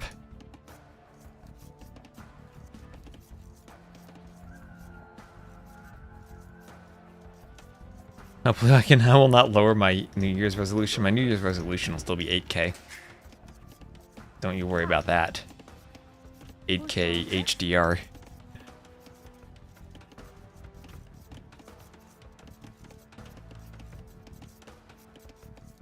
Bonjour. And some walls going up here for Yo.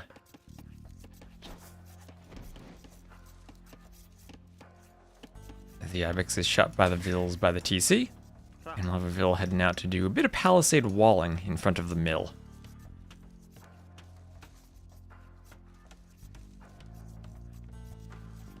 If I walk 2PR, you made a full resolution? What? User patch would still offer native support for 8K HDR faster than DE. User patch still lets me change my resolution option in-game without forcing me to change my desktop resolution like DE does. That is still the question I get. I was playing those AI games on MZU's stream, but the question she asked is, oh, how do I change my resolution to use the graphics when I'm too zoomed in? And I'm just like, DE, still, 6 years after release, you still can't zoom out in-game. Oh, 2πr. Okay. 2πr. Okay, now I see what you're writing. I didn't get the 2p.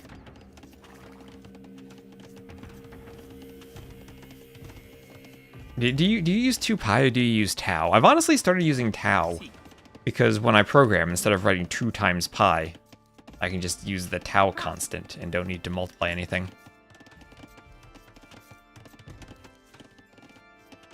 And that is probably a micro optimization that I'm saving somewhere in Python. Yeah, tau. Your lowercase tau to mean 2pi. That is a thing, yes.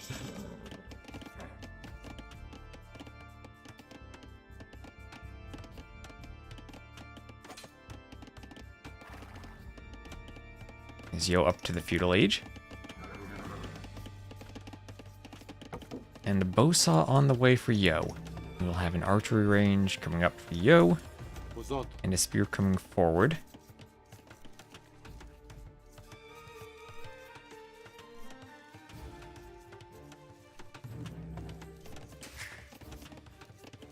Can't make a pun with tau except in German. What is a German pun using tau?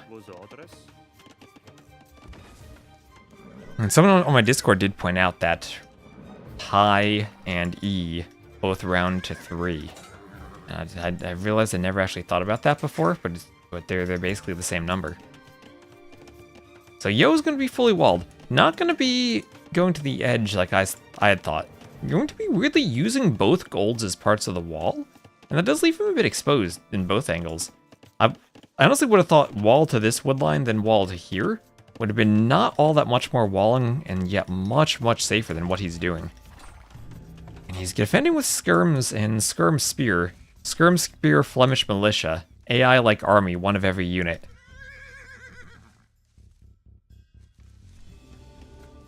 "2017 Nikov would terrorize chat by never using the eco bonus." Yo does have bowsaw. Yo does have bowsaw. So he is using the eco bonus. We've always done mathematics with tau, makes all the equations easier. Yeah, because 2 pi is actually the constant that's used everywhere, not pi. Outside area of a circle being pi r squared. Most formulas reference the circumference of 2 pi.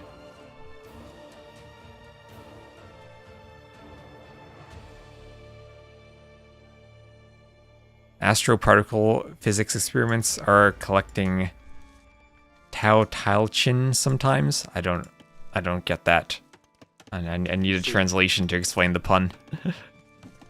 Does Yo have the scouting to recognize the other walling options? He has the scouting to recognize this wood line. I don't know if he recognizes the edge of the map there, but he should know it's close.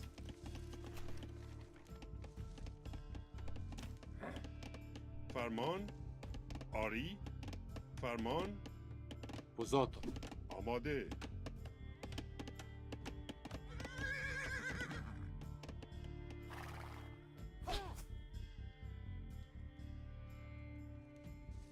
2 pi. فرمان آری سی It's Tupac. That pun doesn't work. Call the Tauon? A heavier electron of sorts. Okay. آماده Never heard of that. I realize I haven't done any type of physics or chemistry in over a decade now. I have a book on my shelf called Quantum Mechanics for Mathematicians I've been intending on reading for a while, but I haven't gotten around to it. آری آماده Yeah, stream's fine now? Okay, good. فرمان I'm still curious about those occasional waiting for other players, but if it's fine, then آماده I'm happy.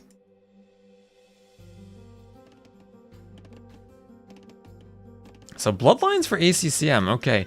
He scouts and archers into bloodlines سرویس feels almost like an old school Huns build. سی An old school Huns build. سرویس And he's not going to want to fight before bloodlines. سی And remember, the Flemish militia still do have +6 against Cav. And he won't want to fight them directly with the scouts. And if he's committing to bloodlines for a fight, I feel that he might even need to commit to forging. سرویس And سی he might try to fight with the hill. And bloodlines is really powerful, but Yo is walled. Walled up fully, and has room behind this wall to go for a second wall should ACCM start breaking in. And I think that bloodlines runs the risk of being a waste if he's not able to take a fight. That's always the risk. We saw him do upgrades on the scouts in that, I think it was game 1 against MBL, ran in, and basically lost the fight against villagers. Now he's doing upgrades on the archers. And will he be able to fight this against the militia?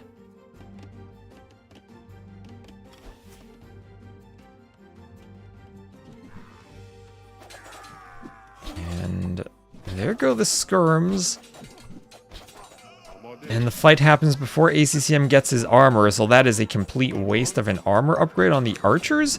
But he does clear everything else with the scouts, so bloodlines maybe they're paying off for him, as Yo's army goes down completely, and ACCM will have the armor for future archers. And he can push forward now. He can push forward, Yo will finish the berries, and Yo is still in a difficult position where his gold is part of the wall and exposed.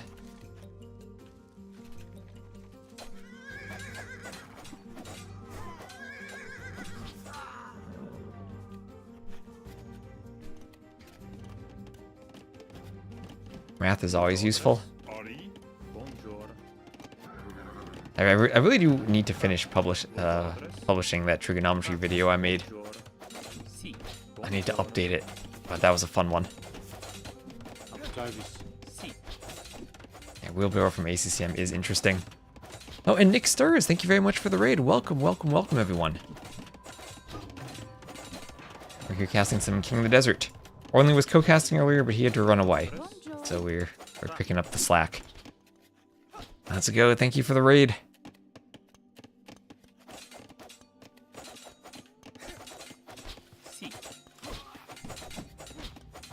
You jinx it.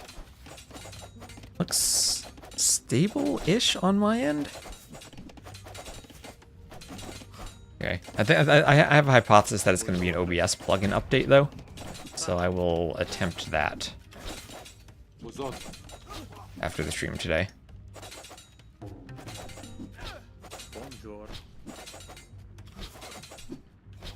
We'll go down to archers. Archers keep pushing in. بزرگ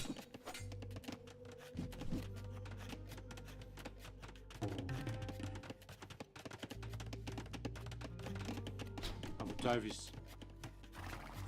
فرمان Pozot. Şey.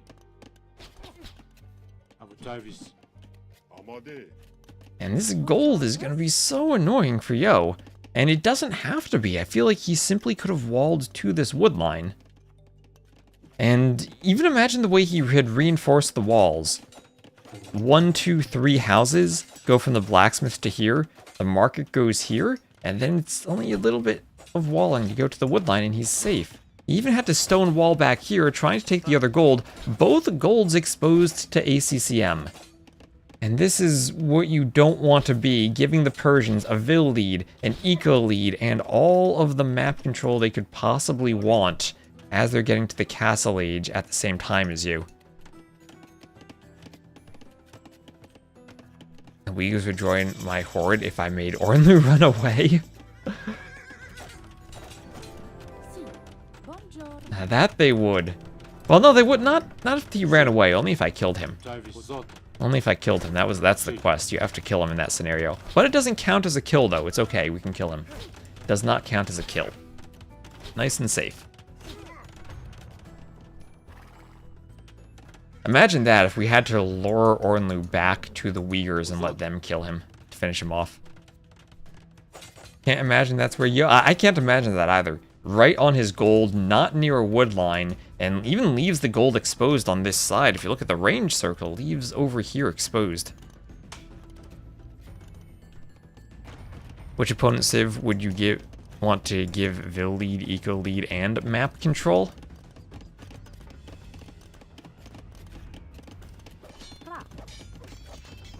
Maybe the Cumans. If then it's a small Vil lead, a small Eco lead, and map control because they have 2 TCs and you haven't moved out yet. And maybe you could then outboom them. If you're up first.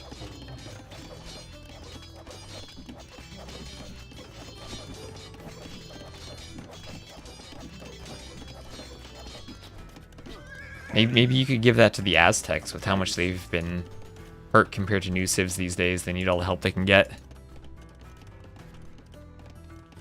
Fucking Burgundians can do in Castle Age. They can do Castilier. They can do Castilier. And that might force ACCM to go camels again.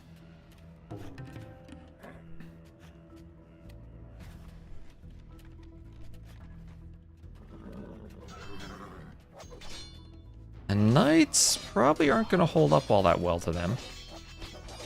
And we'll be looking out for more camels.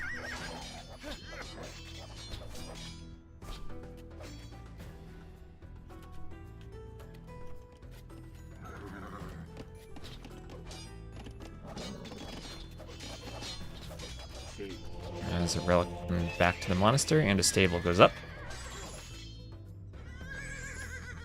Oh, yeah, now I'm seeing YouTube saying I'm lagging again. Ugh. This is so weird because it doesn't look like I'm dropping frames in OBS.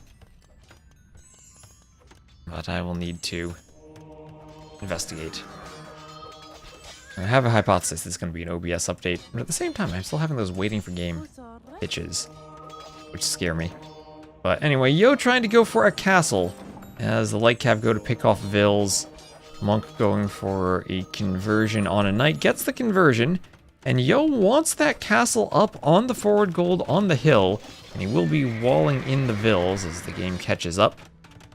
Leaving one hole on the side, but he should be able to get the castle up. The knight's not able to break through for ACCM, and he doesn't have any ranged units. And he's taking a lot of damage to the Castilier, needing to fight with camels.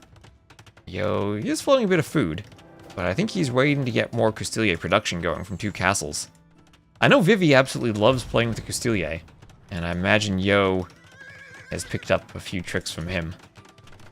Yo has done incredible things with 1 TC FC Castilier builds in the past in tournaments, and getting there at a decent eco, now he feels fine. Now he feels that all of the walling he's done has been sufficient since he has castles in front. I still would love to see him go from this woodline to that cliff or the edge of the map somewhere so that ACCM doesn't have an avenue around the outside to raid. but less urgent now that the castle's up. And hello, Red Cliffy. You just show a match where team bonus is affected to your opponent?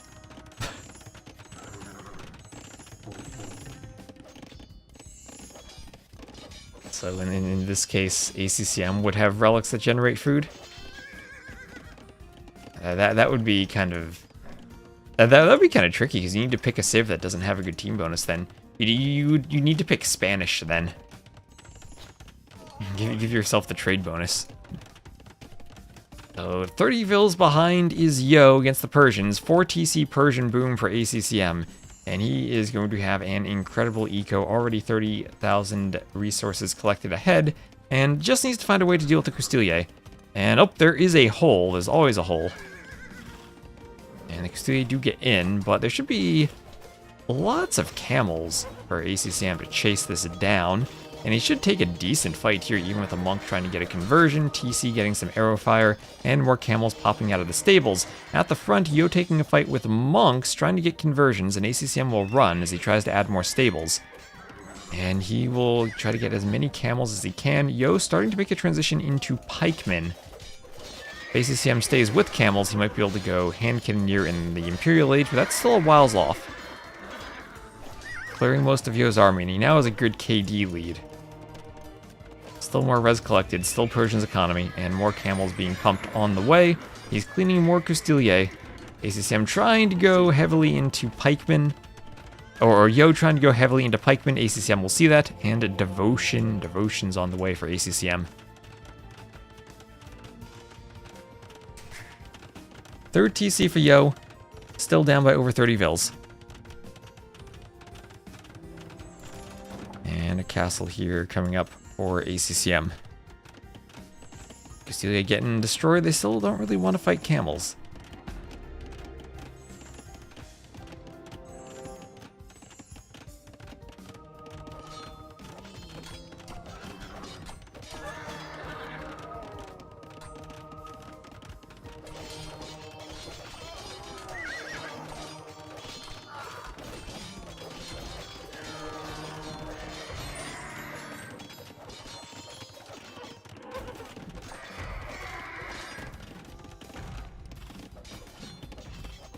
Scorpion going for the outpost. Down it goes. ACCM has looked like the better player in every game. And really, even in the first 2 games. Well, the first 2 games I felt Yo had a huge civ advantage. But the next 2 games I feel that ACCM has had a civ advantage. Buongiorno.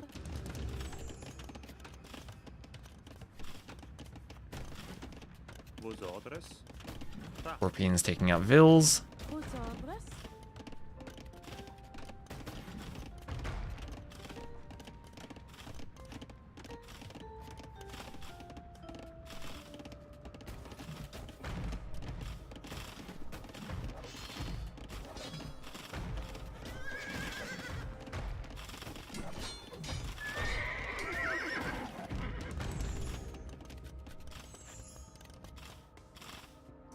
Davis.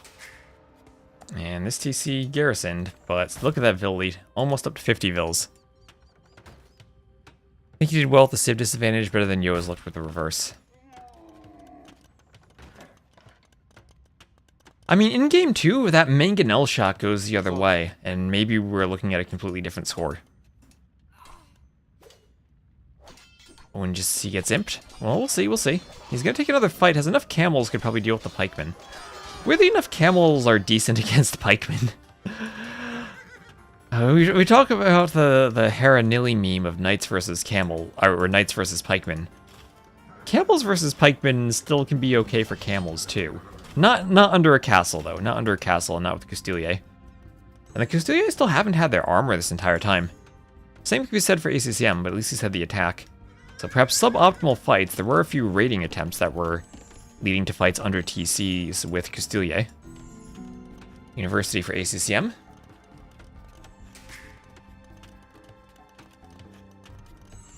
What in the score diff? That score will continue to explode into ACCM's favor as he gets up. Finishes the Imperial Age. Pikemen aren't very good. It's one of those units that's very situational, and sometimes can be good. But more often than not, isn't. And I think that's the beauty of AoE 2. Finding the right situations. Finding the right situations. What's that Vildiv? That's Persian's Vildiv. That is Persian's. Oh gosh. We slow down and speed back up.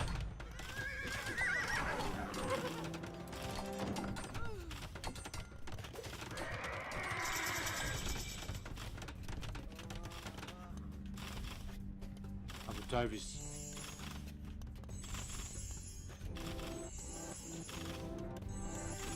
And Trebs will be popping out of this castle. And Custilier coming out for Yo. Still more Custilier. Ooh, ACCM is about to rotate his crops. And he will add in some barracks. He will have pikemen of his own to deal with the Custilier.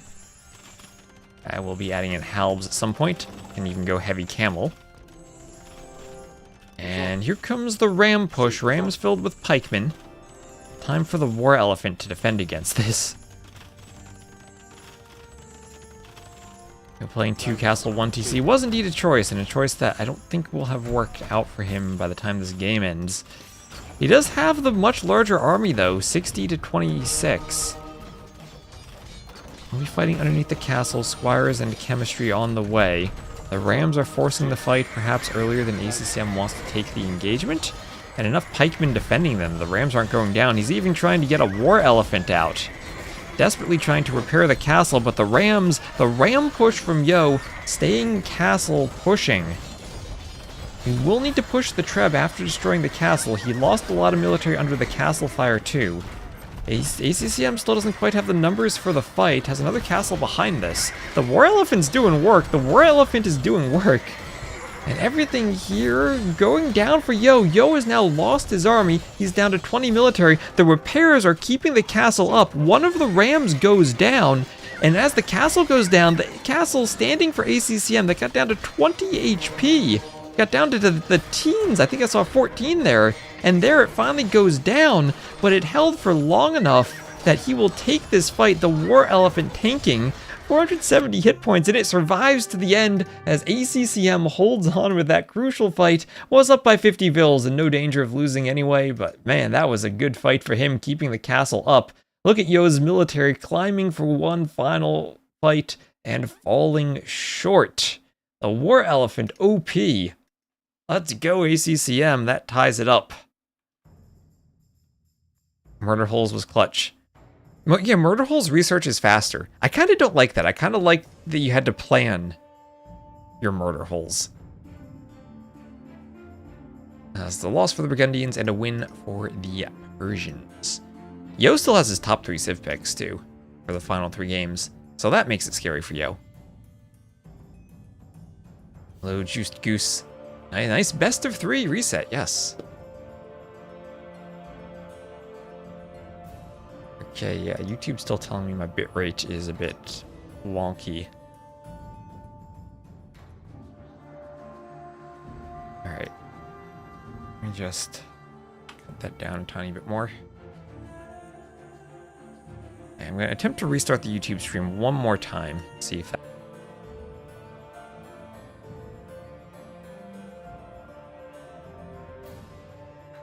Okay, let's see how the YouTube stream does now.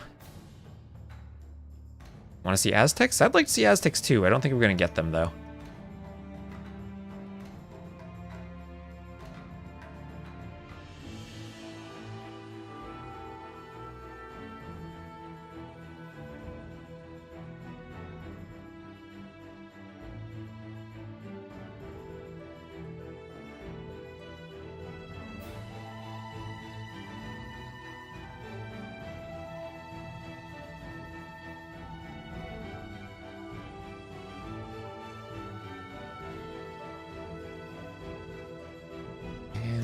Lobby again.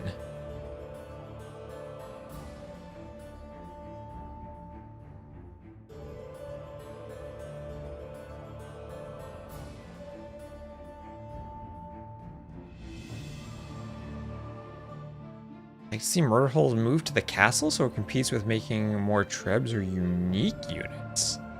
Well, with how quickly it researches, I don't think there's much of a competition there, to be honest. Do the Vietnamese get siege engineers? Yes, they do. Yes, they do. So they do get the extra range on their bombard cannon. They do indeed get siege engineers. His Mongol, he still has Jurchens. He still has Jurchens in Vietnamese. Still has steppe lancers and fire lancers.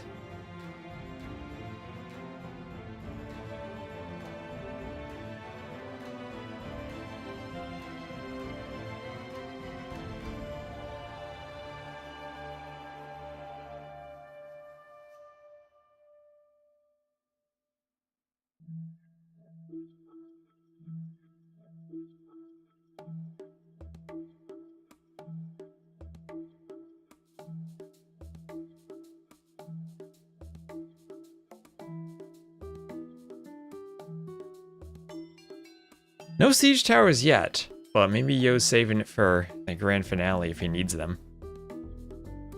Still getting freezes. All right. Okay, I think I'll just cast this set on YouTube, and I might cast the next one on Twitch only. Then, if we're still getting issues, I'll need to investigate more. Again, apologies about that, but I don't want to keep needing to fix issues during the stream.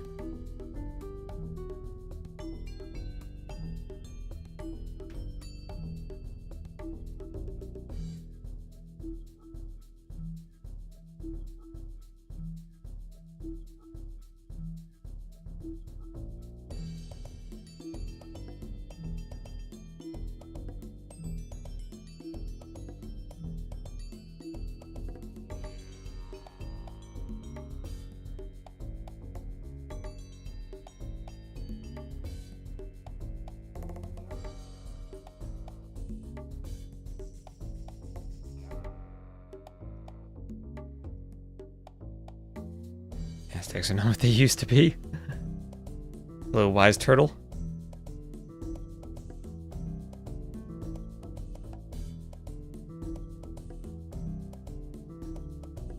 Floating point math is happening on Twitch. You can avail a 23 point lots of 0.625% discount on subs or something like that.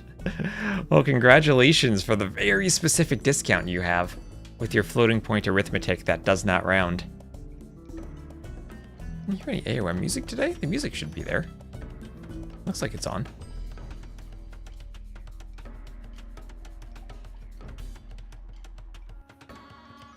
Anyway, we are back to ACCM's picking Cyan. So let me put Yo again in the red. So ACCM will be the Cyan Koreans to the west, Yo the red Vietnamese to the east, and we might see double siege tower fire lancers. Ooh. They two good skirmisher civs, and fire lancers are good against skirmishers. So skirmisher feudal age into siege tower fire lancer might be what we get here. Now Yo, as the Vietnamese, does see exactly where ACCM's TC is, and he will be forward already with the scout looking to lame. Prostagma, hello, do all the quests again. Prostagma. Koreans for some AO. We want that AOM music for the Prostagma. We should play some more AOM sometime. I wish we had more AOM. Okay, Yo, he's doing a lame, getting 2 goats right away. Getting 2 of those doubts to bring back. And he will be there to take the board. No, yes, and he's going for it, he's going for the lame.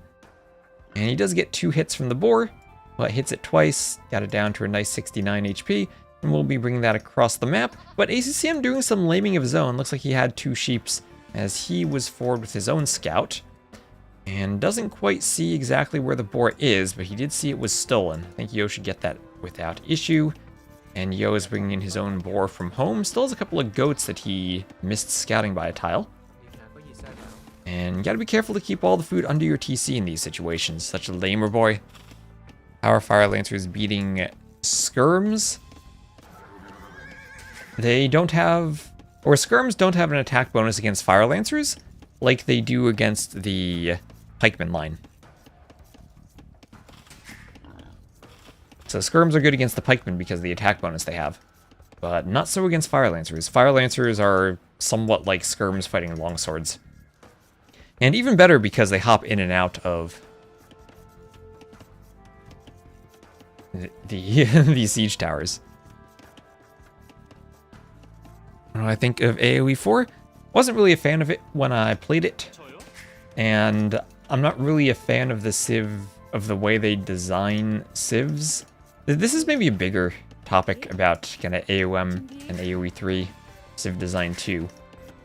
But I feel like a lot of the mistakes they're making with AoE 4 civ design are stuff I don't like, where they're making civs have very strongly buffed civ-specific things rather than more nudges to play for different options with different civs is done to the extreme in AoE 4, where the civs feel different because differences are forced between them, even though the common tech tree was very, even perhaps more shared among civs than it was through AoE 2.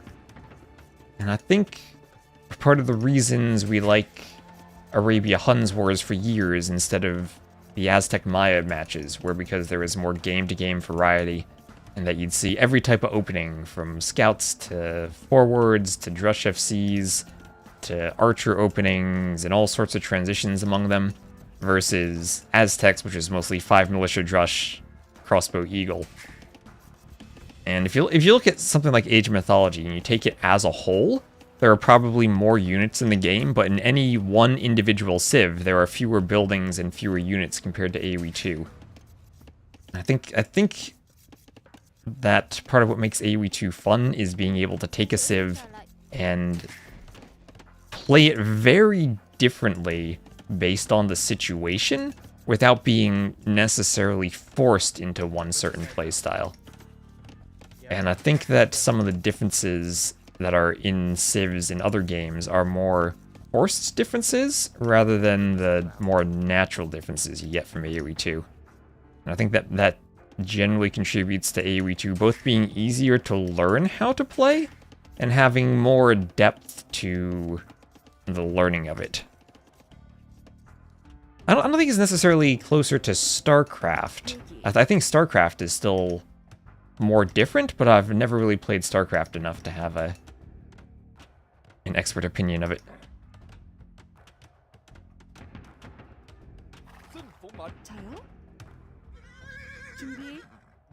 When you play AOM, you still, there are infantry units, cav units, and archer units, and whether you swap up the buildings a tiny bit, you're still playing the same infantry, cav, archer units, basically. But I think AOM at least is a bit more different and a bit more interesting civ to civ than AoE 4, which still shares the generic units. And it's a weird thing where both the unique aspects are more pronounced, but also the generic aspects feel a bit more shared. So it's a different way of encouraging differences, and I don't think it necessarily means civs are more different or less different, so much as they're different in a different type of way. So here we have men-at-arms from Yo, and we'll have a forward barracks from ACCM, but not able to get anything else forward from that barracks as the men-at-arms come in and he has to deal with them. A lot of the timing-oriented units don't have clear counters anymore, like with the Jian swordsman. Yeah, I mean, they do have the clear counter of the longsword line, but then again, it's the longsword line. Don't like how you have to know how to counter civs in specific ways. Yeah, that's one of those things I think AoE 2 does a bit better, where you don't need to have as very specific of a knowledge of everything to play the game at a basic level. My example was always AoE 3 with the Dutch banks. The Dutch are not in any of the campaigns, and you're going to have no idea what that thing is the first time you see it in multiplayer. Versus AoE 2, where you play a civ, and when you play one civ here, there's a unique unit, but for the most part, you know what all the things do. and it's much easier to learn how to deal with different strategies when you have at least some ability to do it with whatever civ you have.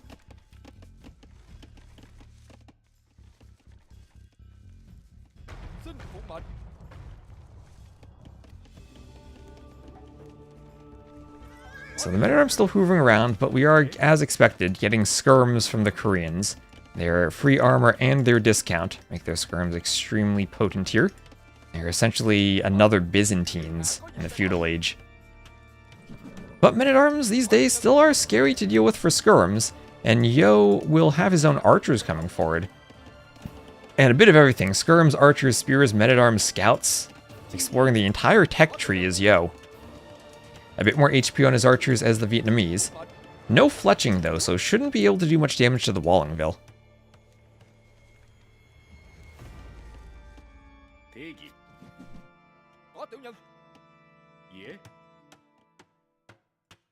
I'm mulling whether the swords lines have to be split because so many other get a power spike, knights, fire lancers, so forth.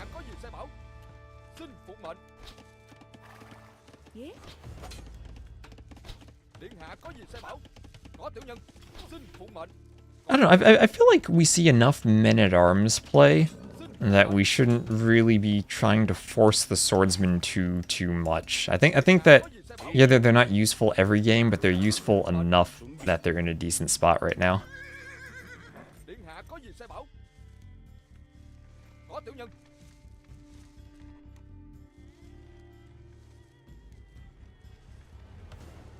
Bulgarians. So we haven't really seen Bulgarians too much, but I do still think that Bulgarians are pretty scary, even if they don't have the economy to be up there with some of the top civs. And here we have a few men-at-arms still for Yo pushing forward, and ACCM is gonna wall that Vil to keep her safe while continuing the wall, and skirms will try to pick off the men-at-arms.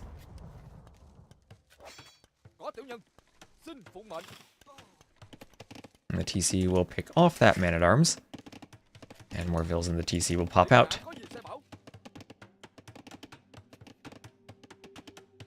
In fact, more and more unique Castle Age units are being added to the wood buildings. I think that is a very good point, too. From Steppe Lancers to Grenadiers to Slingers to Fire Lancers to Schwarmstriders and Savars, to the Xianbei Raiders, and now the Huiguang Cav.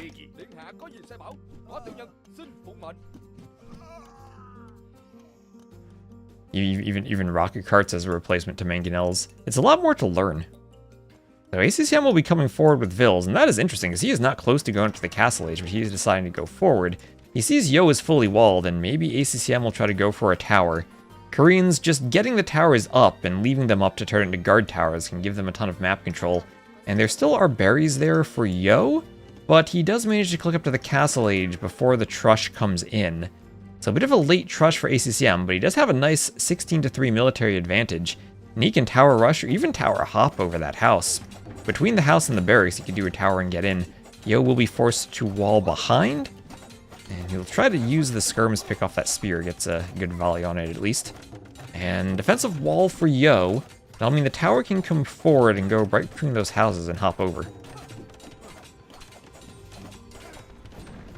Why do they ban civs?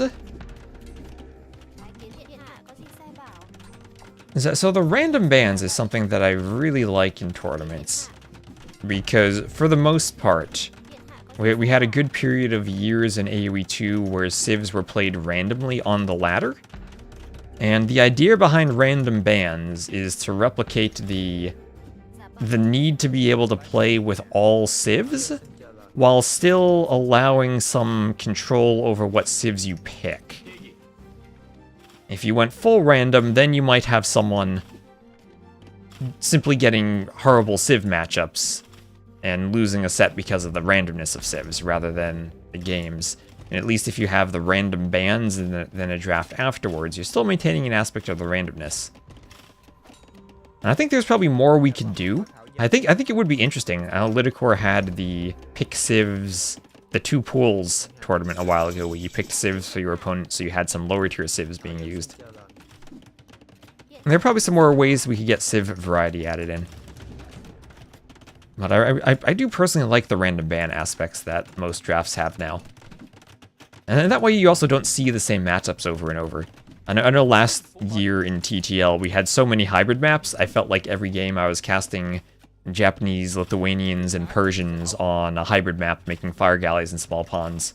And it didn't give us that much variety. It's kind of a weird thing, but somehow Arabia gives us more game-to-game strategic variety than a varied map pack where you're picking the civs.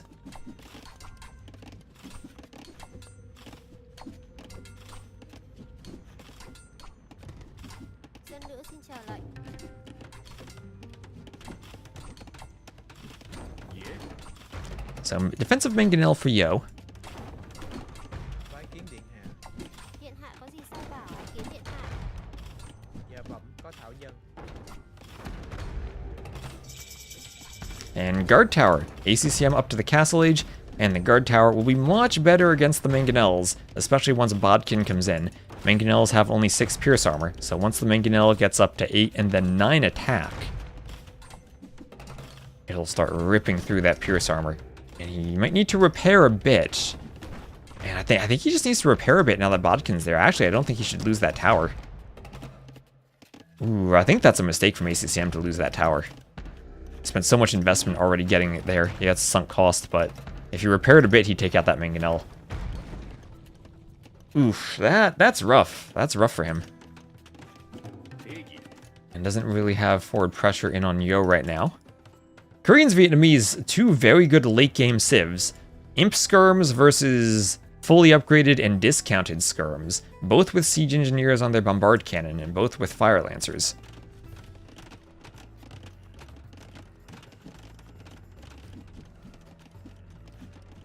준비.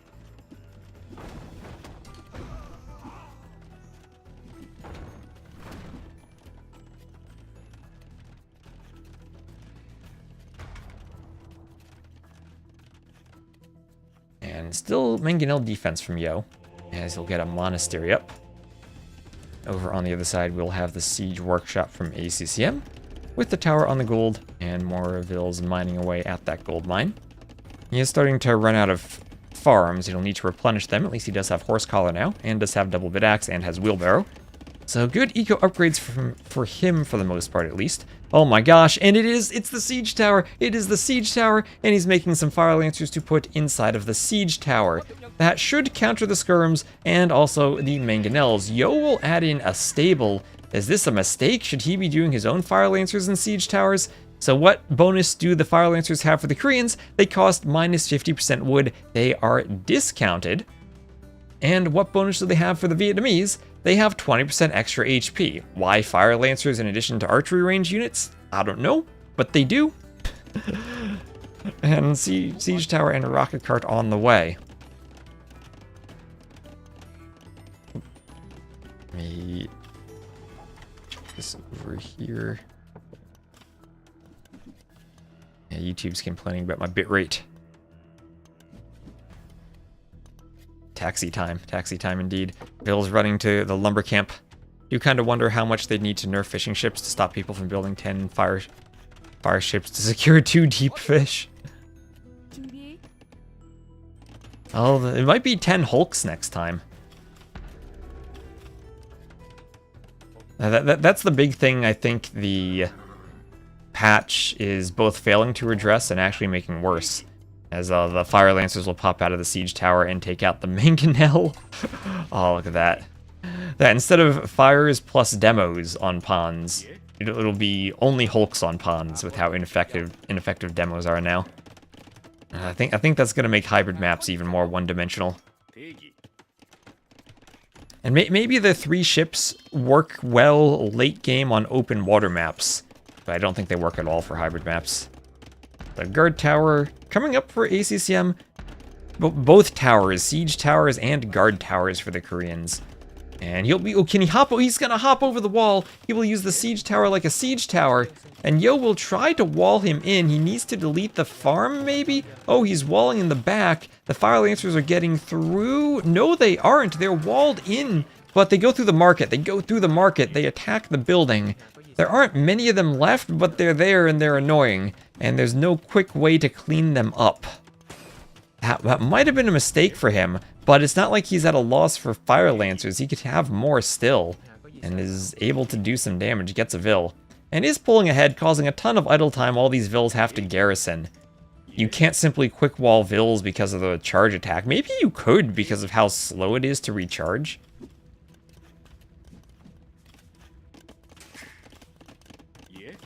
We could have another hop over the walls with skirmishers. Try to get more units in, but that'd probably be a mistake with the knights on the field. I think using the siege tower as a siege tower is a mistake. Maybe it is. It's more powerful with the units out and about.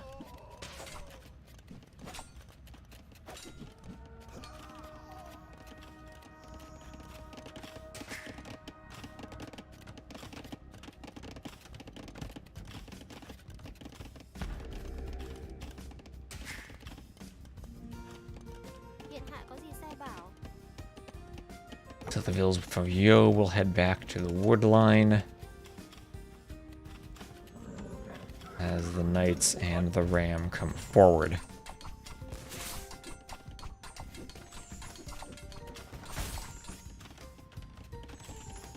Gilance needs a pre-tech. Maybe, but even then we had 2 deep fish on the pond on Acropolis for TTL, and that turned it into a water map.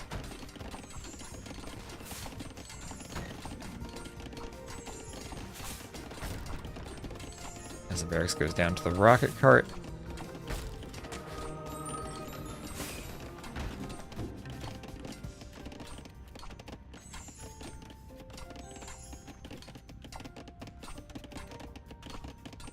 Feels like this is a good spot for handcart. Oh, for which player? For the Vietnamese, maybe. Be great for their eco. Much easier to afford for them.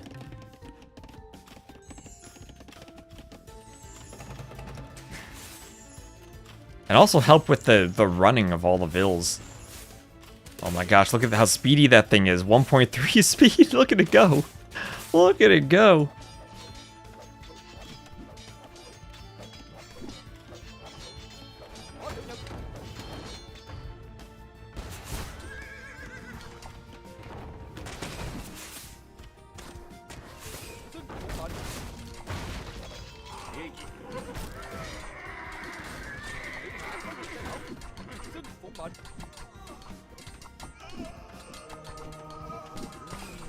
Fire Lancers here are all getting poked down.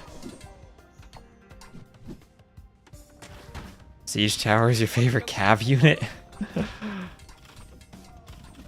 Well, ACCM doesn't have enough of them. He only has 1 Siege Tower there. I think he needs 2 or 3 and more Fire Lancers. Oh, he has Fire Lancers over here chasing some Vils away. Siege Towers make better trains than Siege.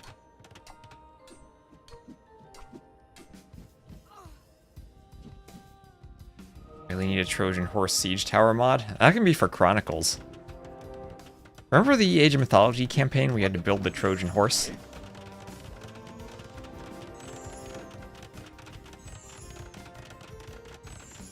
And no counter to Fire Lancer taxis, just make better Fire Lancers.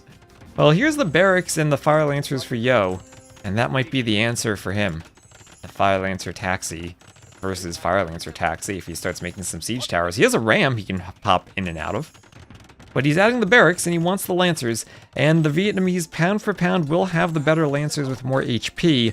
Both players will miss the final attack upgrade.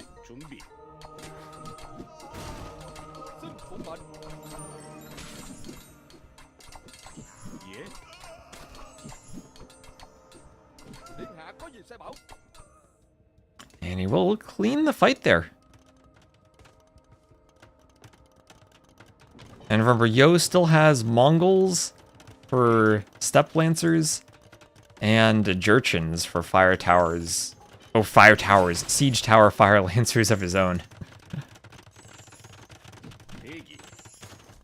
ACCM, he has the food to go up. He's trying to swap to war wagons. Problem is, now Fire Lancers with an attack bonus against cavalry will actually have an attack bonus against war wagons. And with 78 HP for the Vietnamese, they actually have a ton of HP compared to only the 65 of the Koreans. So this would be all about numbers now for ACCM. He can't win straight up fights against this military. And Imp on the way for Yo. The Vietnamese have the better economy than the Koreans do.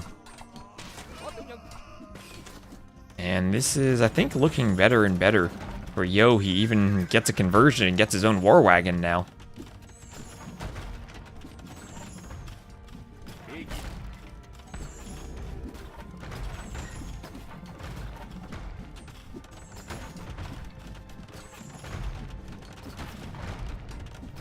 As the tower goes down. 저요? 준비. 대기.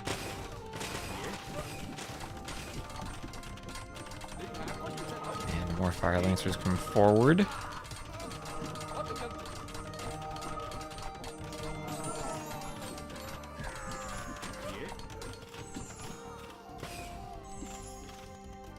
Everything gets splattered down.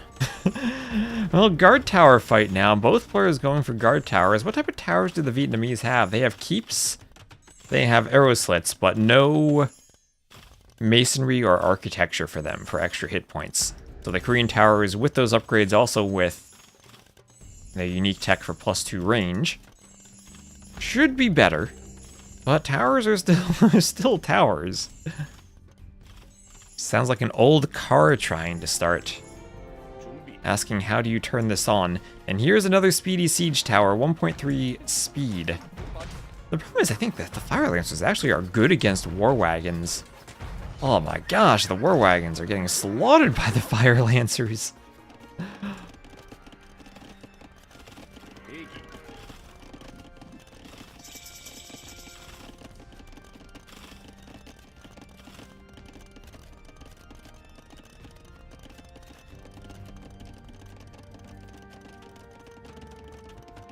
This is ridiculous. Well, it's keeping him in the game. He actually does have a Vil lead and a Res collected lead.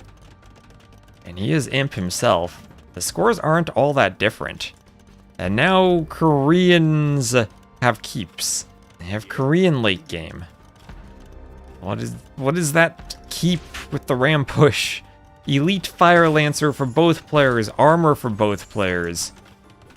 ACCM just will be missing the final attack upgrade. He'll be raiding some villagers.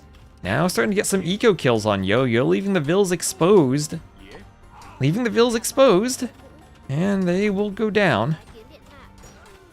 And everything goes. Starting to hate Fire Lancer Siege. I agree with you. I agree with you. This is pretty silly. The only way to stop a bad guy with a Fire Lancer is a good guy with a Fire Lancer. And that's, well, what are we going to see here? Who has the better Fire Lancers? Elite for both, 102 HP to 85 HP.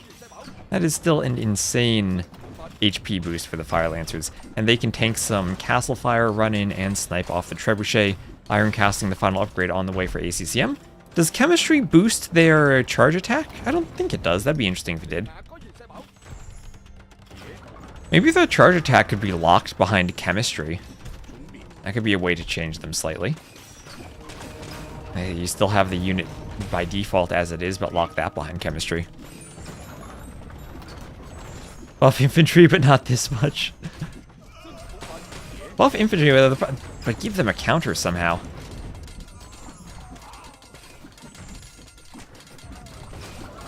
This is another example of a unit that beats all three trash units.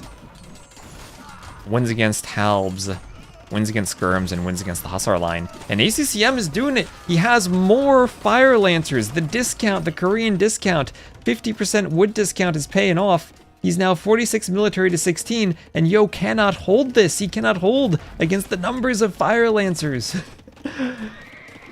ACCM pushing in. He needs Arson for the Fire Lancers still. He doesn't have all the upgrades. They can still be even stronger. Look at him go, under the TC, under a tower. They don't care. They're raiding everything that Yo has. Yo falling more and more behind in terms of res collected. Katie's just about even, but this is a lot of vital time for Yo during the fight. Fire Nation cometh.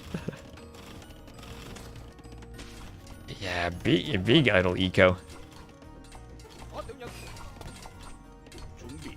And Cannoneer out for ACCM.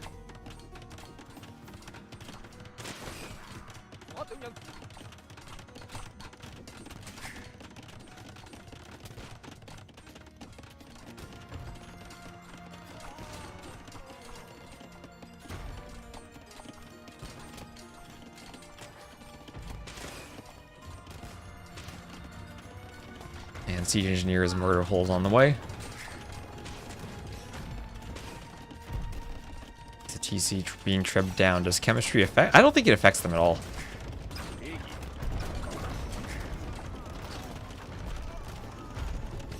I'm not sure that AoE2 and by extension Capture Age was never really meant to show multi-attack units beyond bonuses. So I'm not actually sure how to check. I'll need to see how that's set up in Age.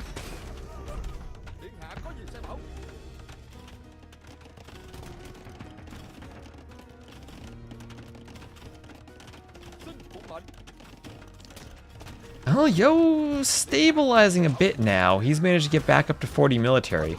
And it will still be a better military, if still lower in numbers. There is masonry for ACCM, and maybe he keeps coming forward with more and more towers, which he will, as he does have Upsiong for +2 range.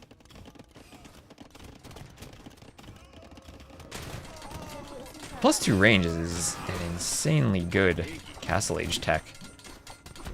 He needs to destroy this one guard tower, I think. Other than that, hand cannoneers now, hand cannoneers to deal with the fire lancers. Something that counters them, finally. Treb's going for the castle, Cannon going for the castle, towers pushing forward, Gambesons and Aeroslits. Yeah, Gambesons affects these things too. Gambesons gives them more pierce armor.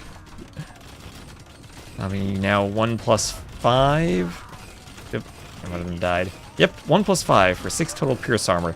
This castle desperately being repaired by Yo. ACCM will look to knock it down. And that's close to falling. Guild's on the way for ACCM 2. He is prepared for a long game as he keeps pulling more and more ahead in score. The castle goes down. Yo has another castle denied, and ACCM will build a keep atop that foundation to deny it even more as the Fire Lancers keep lancing their way through. And ACCM went down 2-0 at the start, but looks like he's going to manage to find himself taking a 3-2 lead. Yo will still have Mongols and Jurchens left over. Vietnamese, Koreans. This is a matchup where Vietnamese have a much better eco, and Yo did even get that successful lame at the start. It makes it much harder to play now. With his back against the wall. You're firing my Lancer. So, Elite Skirm finished.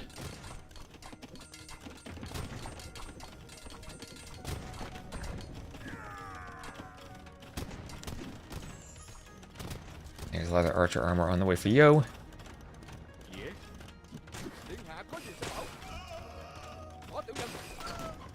Fire Lancers keep coming forward.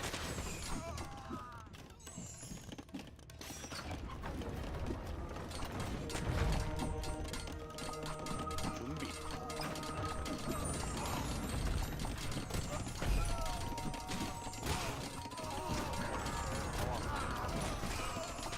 We'll clean everything here. The skirms are there fighting hand cannoneers, but won't do much against the Fire Lancers. As Yo, now Yo is down 5k score. He's in the ACCM position.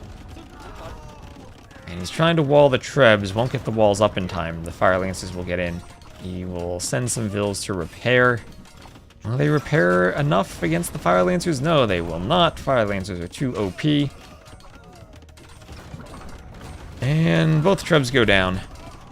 And that's an expensive loss as ACCM keeps taking a larger and larger score lead. More map control.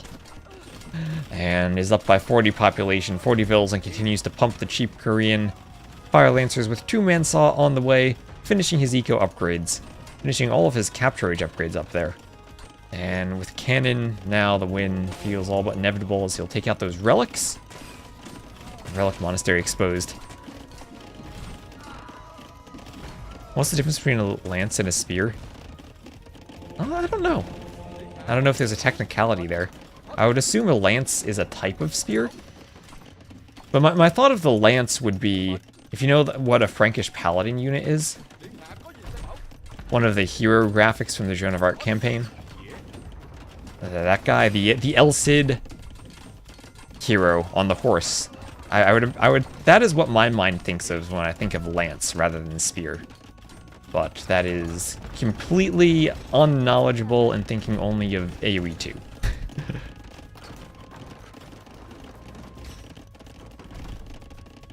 Lances can only thrust. Điện hạ có gì sai bảo? You can shake spear, but can you shake a lance? Dạ vâng, có dân nữ. Yeah, so there go the relics. Yo, holding on. I don't know why Yo's holding on now. Dân nữ xin chào lệnh. Bái kiến điện hạ. This is late for both of them. Light Cav on the way for ACCM, and 4 Cannon going for the castle. As the skirms come forward, start picking off vills.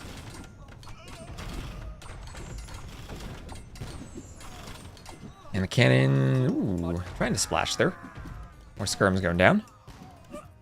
ACM with the stronger rugs. He did have the stronger rugs in game 2. He did have the stronger rugs in game 2. And there's the GG. ACCM pulls ahead 3-2. Winning the Fire Lancer War was looking kind of scary there. It felt like Yo was holding for a while. But ACCM consistently with the advantage, having more military numbers throughout late feudal into early castle, keeping the pressure up on Yo, using the siege tower as a siege tower in addition to a taxi.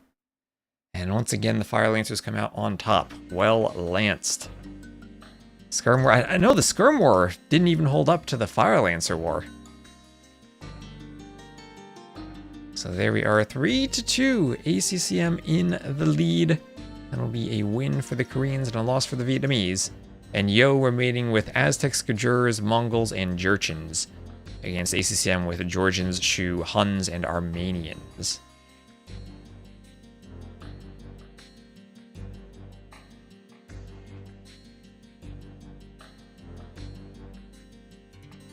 Not even Fire Lancers can stop Fire Lancers. And hello, Davey, I am reading chat. Oh my gosh, you know, my chat just didn't update for a while. That was weird on YouTube. I do read chat. No, that was YouTube not updating for me. And the last thing I saw was siege towers make better trains than siege. I think I probably had just scrolled accidentally and it stopped scrolling for me. Sorry about that. I do read the chat, yes, on YouTube.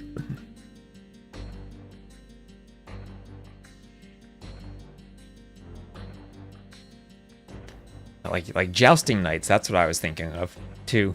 This is the stupidest game you've seen in a long time. It did feel that way. Would hand cannoneers defeat a fire lancer in a siege tower, though? Honestly, maybe not, because the hand cannoneers, remember, they have to reload when they ungarrison from the siege tower. The fire lancers can shoot their charge attack right away.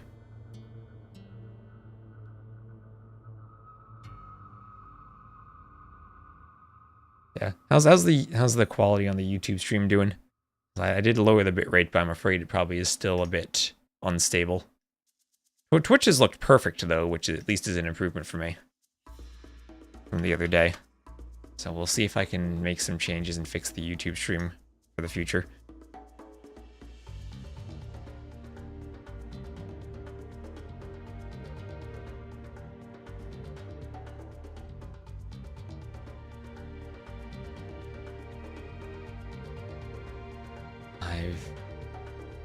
I agree with you. I'm scared for the gimmicks of the DLCs. They're in charge attacks are just the beginning. Hasn't dropped for a while. Okay, that's good. That is good.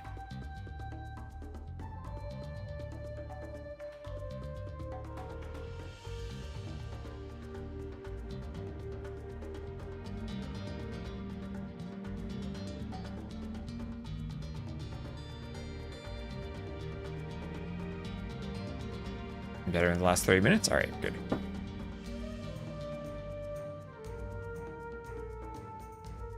Pure cheese.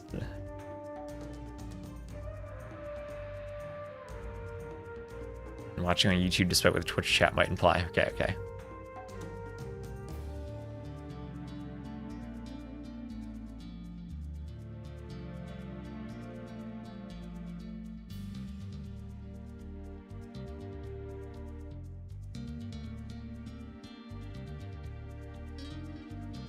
Need an ASMR channel? That's what people tell me. They tell me that they watch here because when they try to sleep during T90's stream, he wakes them up. But I don't wake them up.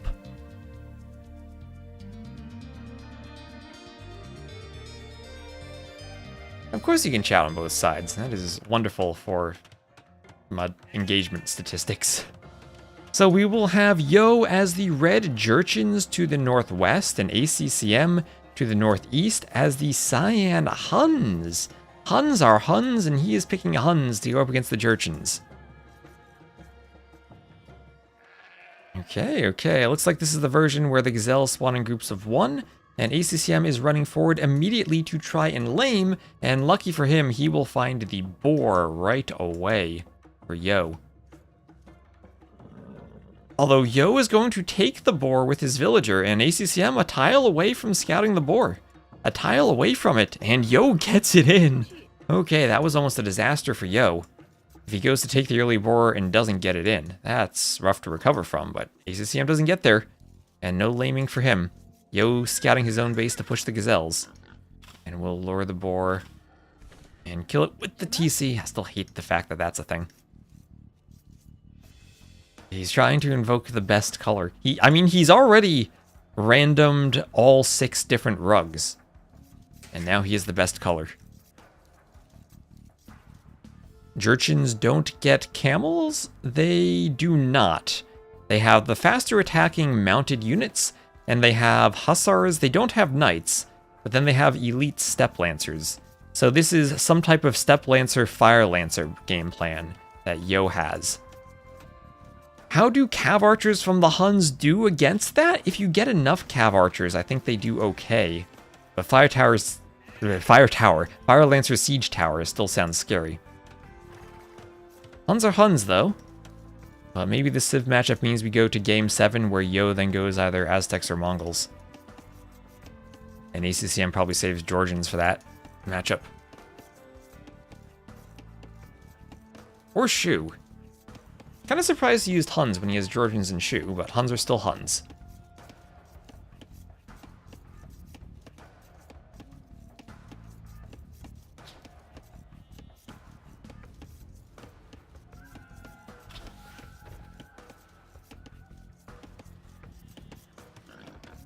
Boar being lured in now from Yo.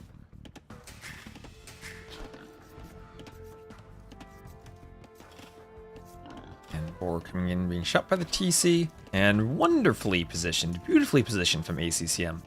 Love to see that. That's right where you want it. Vills on the outside don't need to walk. Vills on the inside aren't blocked by the middle. Perfect. Killing boars of your castles and killing boars of your castles and towers. How do you still have castles and towers in the game when there are boars out?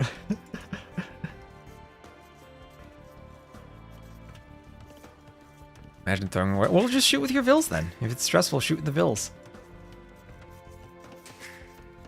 I really think there still needs to be some punishment for using the TC and messing up. I think it removed. The point of the boar is to be dangerous, and boars are no longer dangerous. And it's like pushing deer or bringing your sheep now.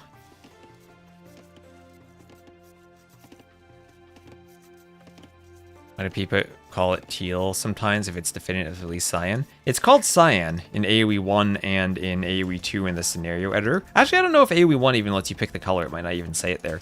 But it's called cyan in the AoE 2 scenario editor in the color drop-down menu. Some people just say teal, though. It is also called aqua in... You have to type the color name to get the chat messages and scenarios to show up in the player color. and it's called Aqua when you type that in. No one calls it Aqua, though. Like, I could really make people roll their eyes if I called it Aqua someday.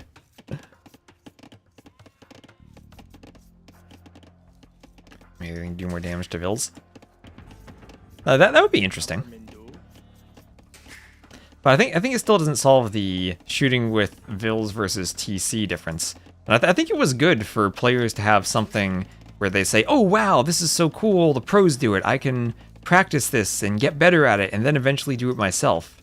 Versus being able to do it themselves right at the start and not having that same learning process or skill development that was there. And yeah, maybe killing with the boar fully with the TC itself was too punishing. But maybe doing it like 50% of the food remains, or maybe the food decays faster. It's just something so that there's a difference. Like cosplay in London? Probably not, because I don't want to have to carry all that stuff around with me on a flight. I might take a bit of an extended vacation around that. And it is quite a big flight for me, and honestly quite a big journey just to get to the airport in the first place. Like, I can park my car at Newark, but it's still $25 a day to leave my car there, so I probably don't want to do that for 2 weeks.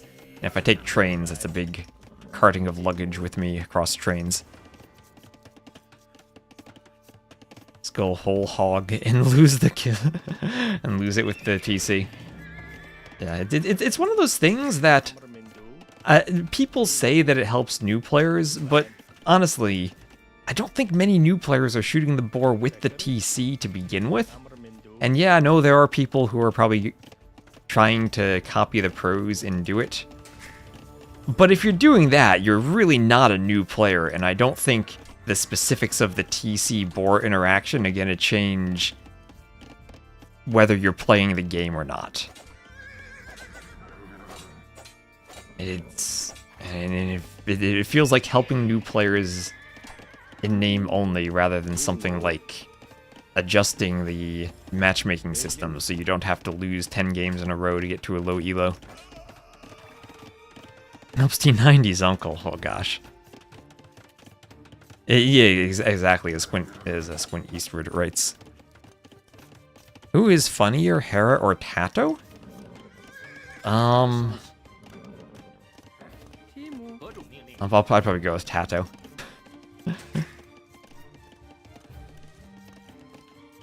Harris or Tato definitely can strike me as a jokester occasionally with the GL people. Hera always feels more serious to me. If everyone's the funniest around Doubt, that's true, that's true.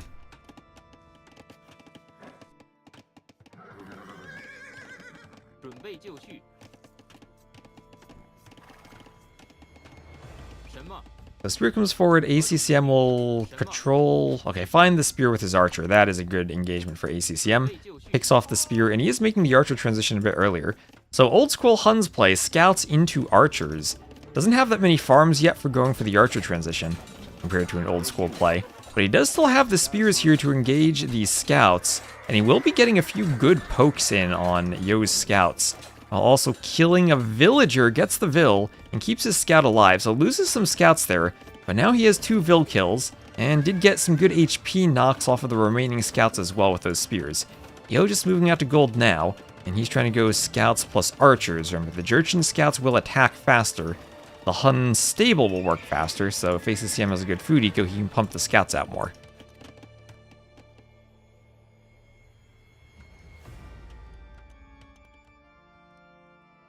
Yeah, exactly, 7 Polar, and that's part of the skill. You have to make sure that the luring Vil doesn't just garrison like that. And they had changed that at one point too, so it wasn't a thing. So that it didn't maintain the target when you ungarrisoned and regarrisoned the Vil.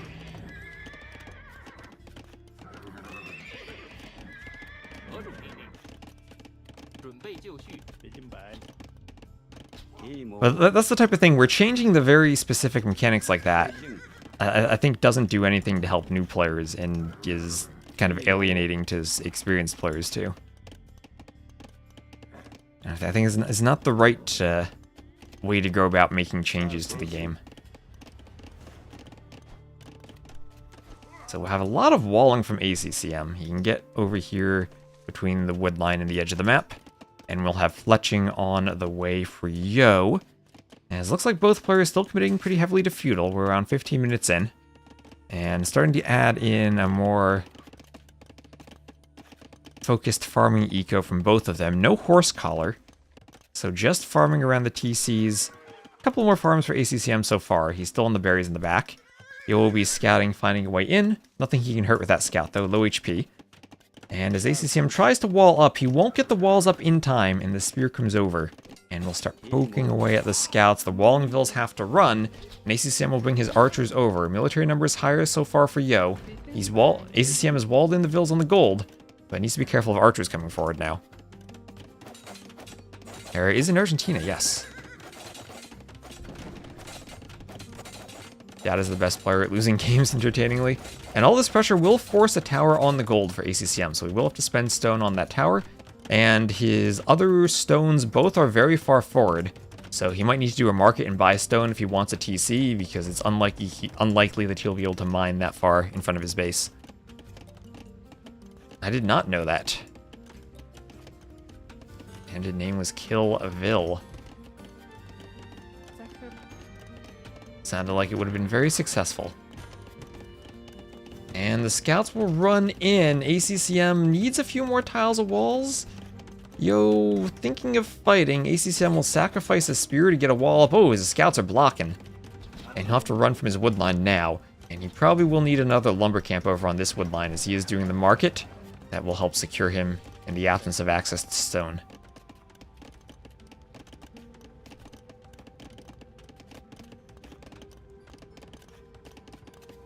Change the TC, killing them. I know a lot of top players were not a fan of it. Some players liked it, but some players really didn't.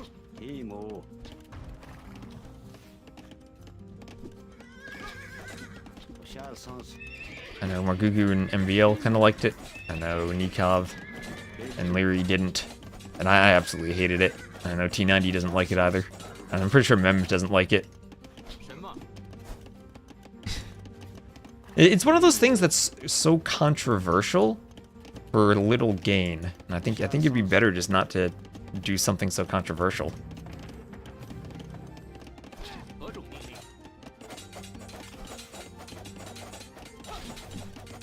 The mangonel trick being removed.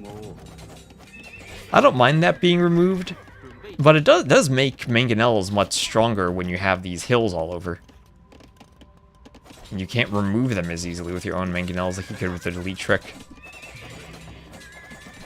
That was something I probably would have left in myself, but I don't mind it being removed. Hello, Sunnyflower. How are you doing? Hope you're having a sunny day. ACCM's map is terrible. I mean, it's not that terrible if you look at it from the perspective of he has a safe gold and 2 wood lines and he's fully walled. It is from the perspective of it's really far open for his walls. And I don't think Huns can hold up to the Jurchens in an extended feudal fight. As you have a brief waiting for players there. Sorry, my game seems to have these little hiccups every so often today. Love this pressure. Yep, and it feels like an old classic Arabia feudal war, scouts and archers. And a matchup now where the Jurchens are played not with the Fire Lancer spam, but with their aggressive scouts. Attacking the market, attacking the vills, and needs to be careful not to run too far into the TC. With all these archers, ACCM can camp under the TC, and doesn't need to take a fight until Yo can pressure the outlying resources. And with a tower on this wood line, maybe ACCM doesn't need this wood line here. He will try to stop the scouts from breaking in. Finished the farms over here he did, and we'll add in a couple of stone walls. Feels like if ACCM had one more tower, he'd be completely safe, and he is up to the castle age. Stone walling. In a situation, I'd imagine he needs to open double stable knights, and later on swap to cav archers. The knights will be stronger against the feudal units. Maybe he could try to hold for cav archers, but he is adding the next range. Ooh, that's tricky, that's tricky. I have seen a lot of double stable knight approaches working, but here it's going to be classic Hun's 3-range cav archers. And it's a pretty late up timing, so he should have the eco to pump them out rather quickly. And I honestly wouldn't mind seeing him continue adding crossbows on the way up, but he has 11 of them in the TC healing now. He gets to 15, 16 crossbows, that could be something to upgrade for him, but looks like it's going to have to be straight into cav archers. I'd worry now he doesn't even have the timing to research crossbow because of how quickly he will need the cav archers to deal with the step lancers that the Jurchens have. And is it going to be step lancer? Is it going to be fire lancer? Is it going to be just crossbow upgrade, skirm upgrade? Don't know yet from Yo, hasn't really committed yet to another building. ACCM full on into the cav archers with Bodkin not even upgrading the archers to crossbows. The blue rug threw you off because you thought it was a Vil. Rugs. Oh, this one? And no house walling for the Huns. ACCM reacting with a stone wall just in time. Getting some cav archers out. If he can get 12 of these, 3 to 4 rounds of production, that'd be nice. And still has a bit of time to keep the production rolling as Yo is up to the castle age. ACCM not getting any extra TCs himself, and still not getting too much pressure forward. There is a tower on that gold for Yo. Now we look at Yo's map, and Yo's map is also awful in terms of the gold positions. All 3 of his golds are super far forward, as are his stones. His berries were safe, and he did have a nice wall off, but doesn't have any resource behind the walls. And tower on that gold is absolutely necessary for him. Double ranges, and he is going for elite skirm. So not adding in any of the Jurchen's cheese yet, playing standard units.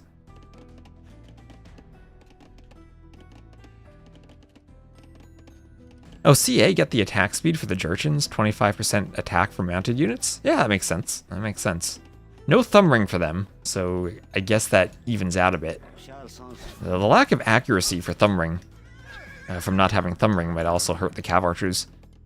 More so than the extra speed helps them. What is thumb ring for speed again? Oh, where are we at? It is 15%. So 10% faster, but they have 50% accuracy instead of 100%.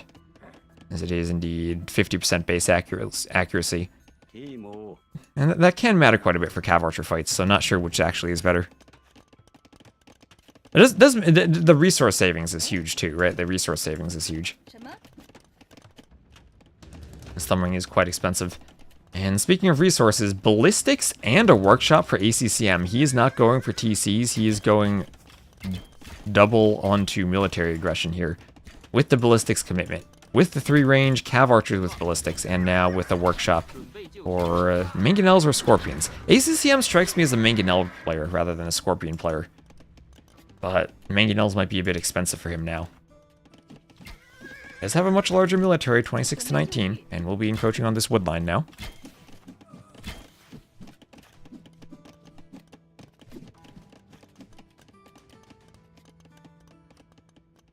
The heavy cav archers got the accuracy change.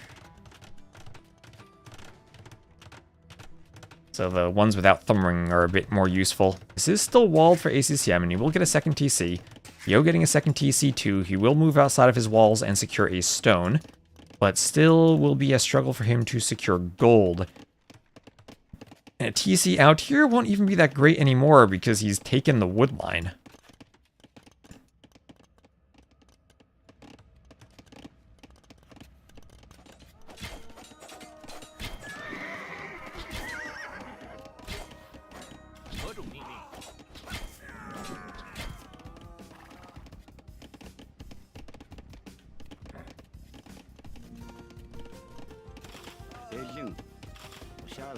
So, Archer is taken out by the TC. I have no idea what Yo is going for. I feel like Yo is going for Boom. I don't know what Huns do against Jurchens going full Elite Fire Lancer late game. Perhaps Yo is thinking, I'll play an even game with Steppy and Skirms and win it late. Huns don't have Siege to deal with them. And they don't have Champions to deal with them. And I don't think heavy cav archers still feels like their best option. Remember, the Huns don't even have arbalasts. They only have crossbow. So the Steppe Lancers, not the best Pierce armor. Only 1 base Pierce armor and +1 armor. And against CA, they do die rather quickly. Much, much less tanky than the Knight line. But not much other option for Jurchen, for the Jurchens, unless they want to go light cav. No Knights available for them. And now 3 TCs for both players. ACCM with a slight Vil lead. Both of them with the same set of eco upgrades.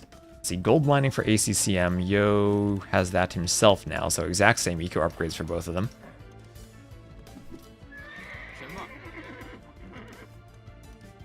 And Huns are Huns, Cav Archers and Mangonels.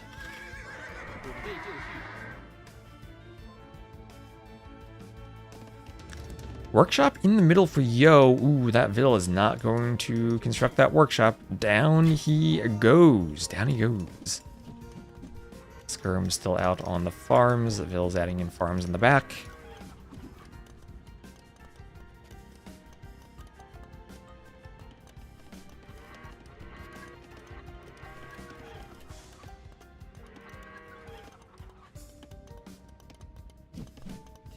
Look at that Vil. Dodging. Ooh, doesn't garrison though. Using her farm animation to dodge. Don't think Huns fit very well into this meta. I think Huns are still Huns. I think Huns having cheap Cav Archers still are great for them. I was worried about the Cav Archer opening, thinking maybe ACCM wouldn't have time to get to it. But he did. He did. And now he is fully safe. Needs to worry about his wood lines still. The TC being this far back instead of maybe more forward defending is awkward. As long as he can keep this safe, he'll be okay. More Knights pumping out of the stables as the Mangonel comes forward.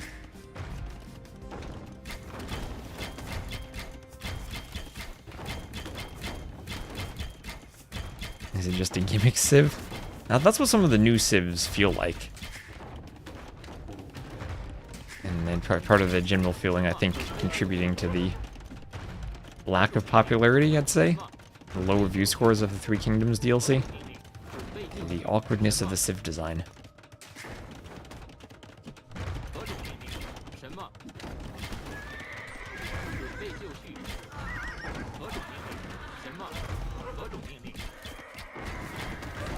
Oh, nice Mangonel shot from ACCM. Yo with a score lead, but I don't know, it doesn't feel that way to me. He does clean the Mangonels.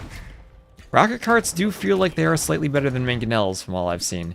And he is still idling this TC. ACCM trying to pump Knights into the skirms, but only has +1 armor for them. Makes it hard to clean skirms when they still do a good decent amount of damage to the Knights. There is +2 armor. He's still trying to fight that. He's trickling in the Knights. Trickling them in like T90 watching a low elo legend game with Trebs. Has Yo built a defensive siege workshop yet? He does have a rocket cart, so yes he does. He hasn't tried the Fire Lancer taxis, and this is Yo's #1 overall picked civ. The civ he has to win with to stay alive. He still has the score lead. He is up by 1,000 resources collected, so I shouldn't discount that. I still wonder how good Fire Lancer taxis would do here.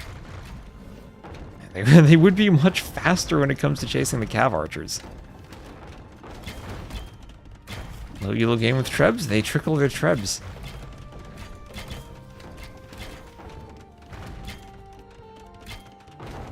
Don't trickle Knights? Ooh, do they trickle Knights too? I imagine they would. If ACCM does. I'm sure low elo legends do too.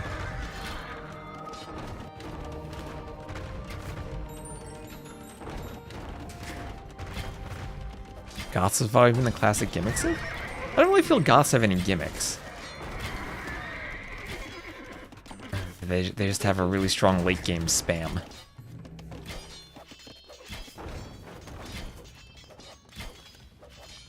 I guess they were once they got that insta-loom tech with their laming. That was a bit gimmicky.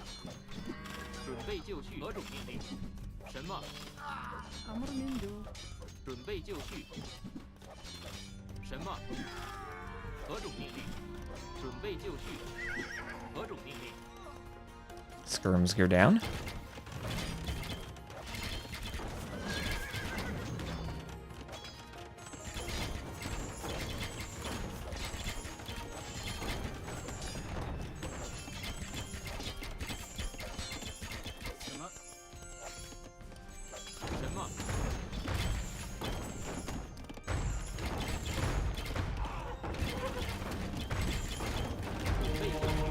ACCM still pushing. He takes the score lead now. He's sneaking in handcart.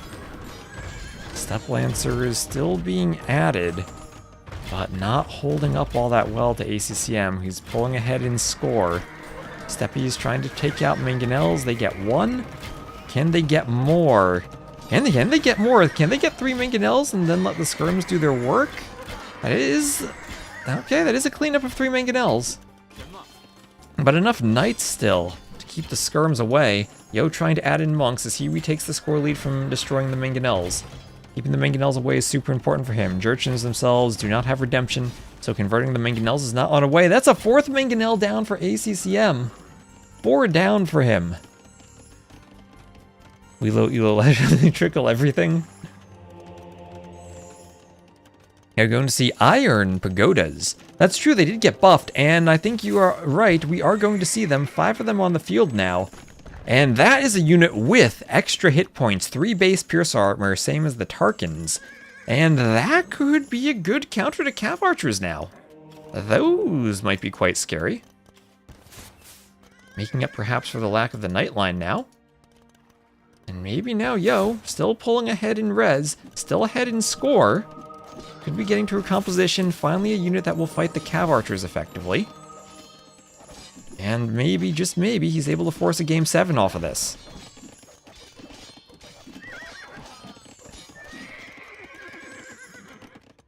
And hits coming down as we have a castle coming forward.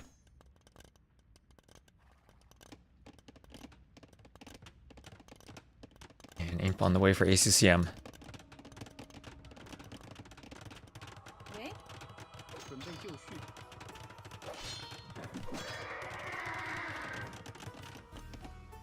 Have another TC going to the north for ACCM as this Mangonel comes forward.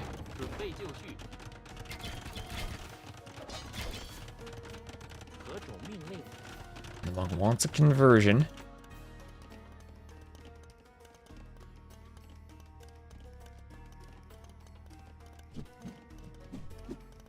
Still 4 Mangonels and the forward position. That happens going Mangonels against Cav. The faster attacking Cav, as weak as the Step Lancers are, they're still Step Lancers and they still pick off Mangonels. Now ACCM will be up first. I don't even know what the stats are for the Elite Iron Pagoda. I see this unit so rarely. Usually Jurchen games are decided much earlier based on the Fire Lancer siege towers.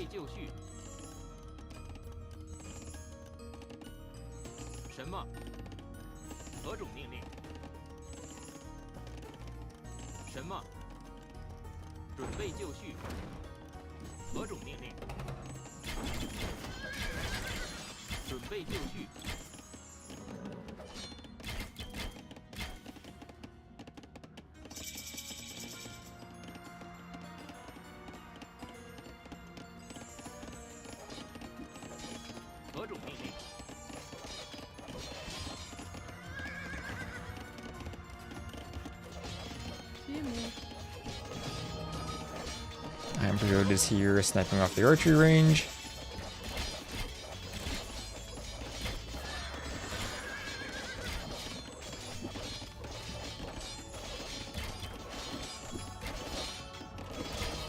They look intimidating. They look pretty intimidating. That's true. That's true.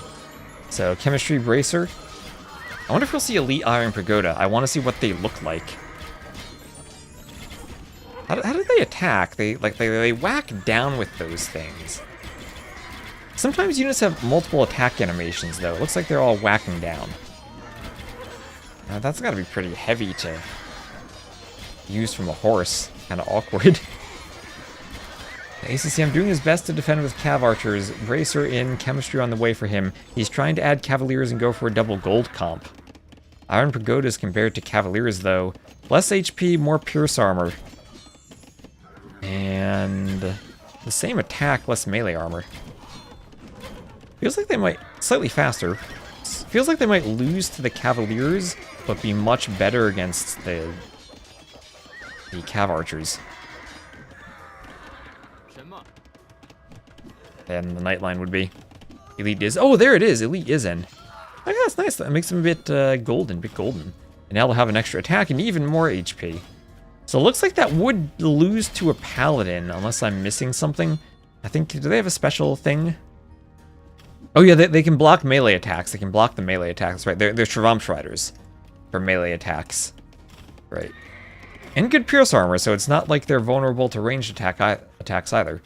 Same Pierce Armor that 3 that the Paladins would have. They can block a Demo Explosion. Yeah. Yeah, they took the Shravamshriders, saw that people didn't like them, and then made a melee Shravamshrider.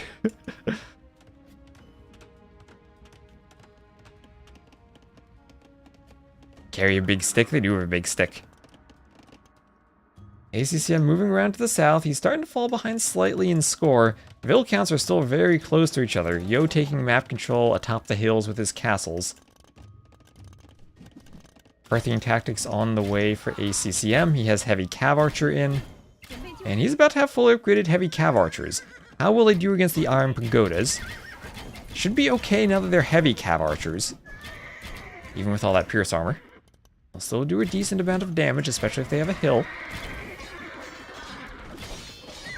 And there they are shooting down. But the Cavalier is not holding up to them. Not holding up at all to that melee shield. Yeah, so just like the Shravamshriders, they will have a magic shield that absorbs several melee attacks before needing to recharge. And the magic of the Iron Pagodas will keep them alive and keep Yo alive. As I think it's going to be Mongols Georgians for Game 7. I don't think ACCM's coming back from this. He's losing his castle, desperately sending Vills to repair. Crop rotation on the way. Iron Pagoda's moving forward, Cav Archers shooting them down.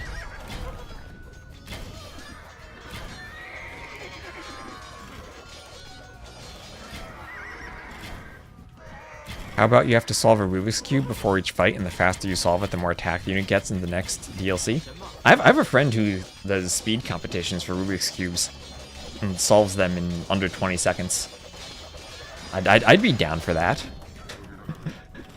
Yeah, he also can solve them while juggling. There's a YouTube video with several million views on it. Yeah, he also did a daylight savings competition once where he solved 3 Rubik's Cubes while juggling them. And started before and ended after changing the clocks, so he did it in negative 55 minutes.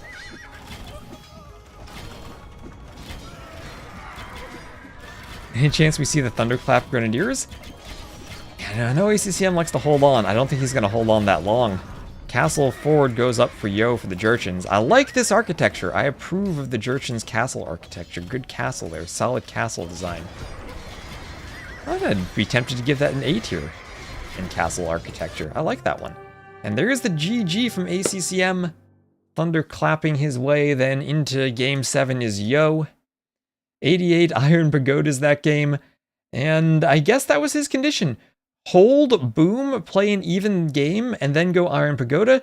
And it doesn't feel like the Huns had a combination that could stop that. Maybe if ACCM made a Halb swap, it would have been possible, but I think he would have needed to be really far ahead in eco to afford that, while still maintaining the rest of his army.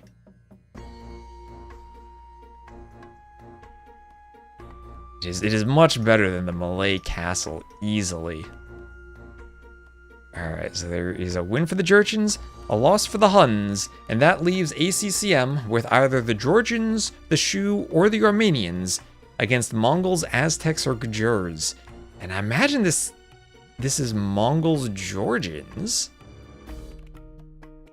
Although I think I like the Mongols in that matchup in terms of the unit composition, maybe. Wouldn't be too surprised to see ACCM pick the Shu. Alright, let me just make sure we get the ads out of the way between games so we don't have ads during Game 7. And let's go.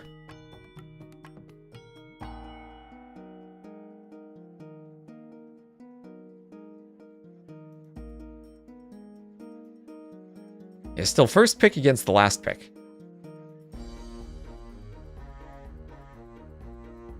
Feels like everyone can make a good counter to them. Oddly enough, it feels like the Huns are maybe a well-balanced civ at the power level we want civs to be at. And a lot of the new civs have some power creep beyond that. So Hera and Hearttt are beginning their draft. Yo is hosting the lobby. ACCM is probably taking a smoke break.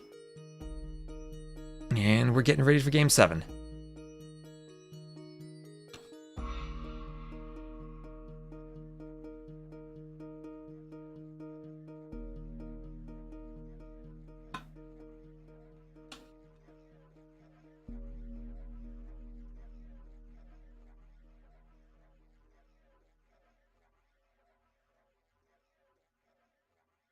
Okay, YouTube keeps giving me a warning that says the stream's at a lower bitrate than it recommends, but it also says the health of the stream is good, so hopefully it's okay. I'll see if I can increase the bitrate slowly over time. Do I smoke? Absolutely not. Absolutely not.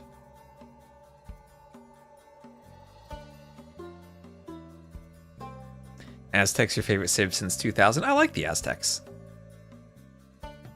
Do Aztecs counter shoe? Are the Aztecs the way to put the shoe on the other foot? I don't know. I still feel Mongols with how fast they are the civ to go. The Mongols getting Steppe Lancers, I think, is the same treatment of the Fire Lancers that were given for Vietnamese and Koreans, where Chinese at least lost camels and have a trade-off for having the Fire Lancers. The Mongols just gained Steppe Lancers, and instead of the old U-shaped power curve where they had the great hunt bonus in the Dark Age and the incredible Siege Onager, Mangudai, Ferrari Ram late game powerhouse combination, they fell off a bit in the Castle Age where they didn't have any military bonus other than the faster shooting Cav Archers, and we didn't see Cav Archers that much back then. And no eco bonus beyond the Dark Age bonus to sustain them. So they had a bit of a drop off in the Castle Age. Now they have a huge power spike once they get there and they get the extra HP Fire Lancers. Have a horrible late game against the Shu? Well, it will be Mongols Georgians. ACCM went for the Georgians. Went for the Georgians.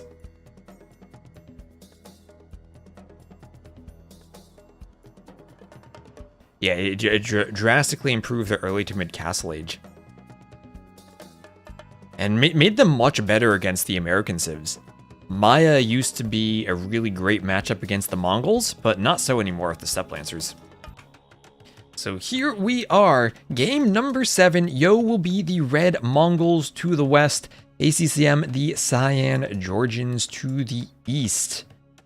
And this will be a 3 woodline map. Well, actually a 4 woodline map of Arabia, I think.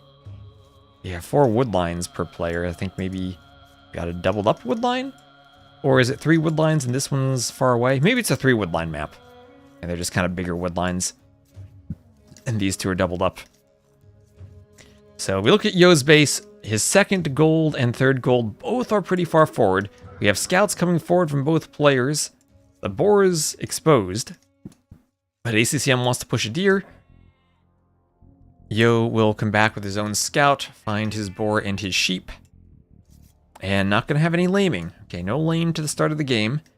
Unless Yo goes forward again. Extra line of sight on the Mongol scout makes them great for laming. And he might do a double deer push. Okay. We were distracted in game number 2, and we didn't see the double deer push. Now we're going to see it. Now Yo is cleanly going to do a double deer push.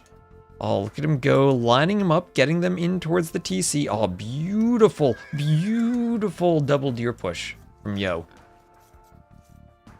Boar coming in also for Yo, as he has to manage the deer at the same time. He's moving to a straggler. Oh yeah, you can just shoot the boar. All the challenge of doing this no longer there. He gets it cleanly anyway. Garrisoning using the TC and bringing in the deer. Mongols with a double deer push. Oh, this feels nice. This feels wonderful.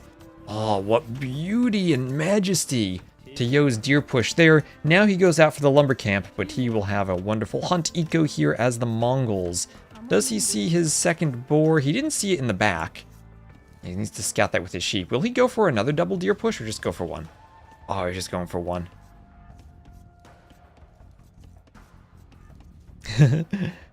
Yep, the next series will be in after this one. The 2 players are drafting right now. The 2 players are drafting right now. And who knows how long a Game 7 for Yo and ACCM will take. He should push his berries next. Don't give Phosphor ideas. One day he'll find a way to funnel berries. He'll probably do some type of FC castle drop where you garrison the berries in a siege tower, put the siege tower in a castle, and then pop that out at the TC, and bam, your berries end up over there. Don't give the man ideas. I think Mongols have a civ win here. If it goes late, then it gets tricky, because I think the good cav archers for the Mongols usually are good against Georgians. I think Georgians can struggle a bit against that matchup when their skirms don't have the final Pierce Armor upgrade. But other than that, the Georgians will have a much better eco, and I think it's still extremely hard to push the Georgians with their fortified churches. And remember, this is the patch where the churches have an even larger radius of boosting economies. So ACCM with a safe gold here, and even a safe-ish gold out here. Ooh.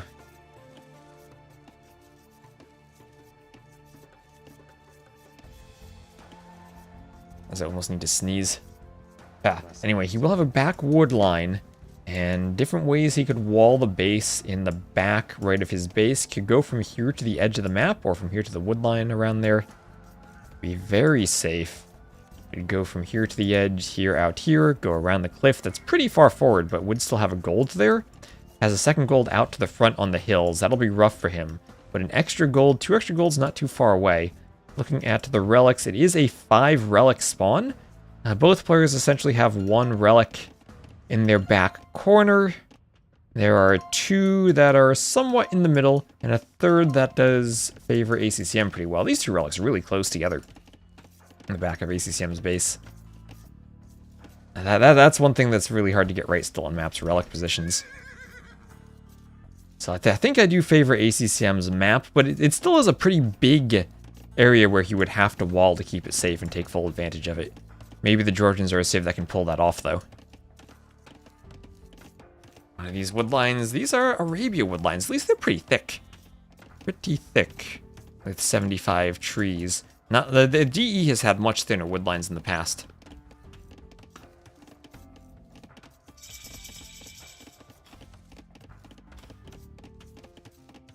Is Yo up to feudal? And Loom double bit axe on the way for Yo.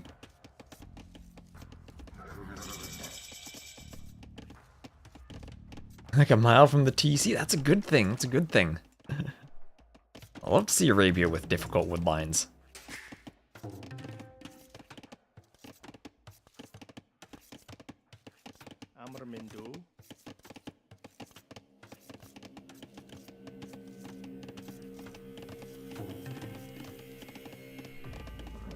That's the thing, I don't know that Mongols' late game is necessarily way weaker than Georgians.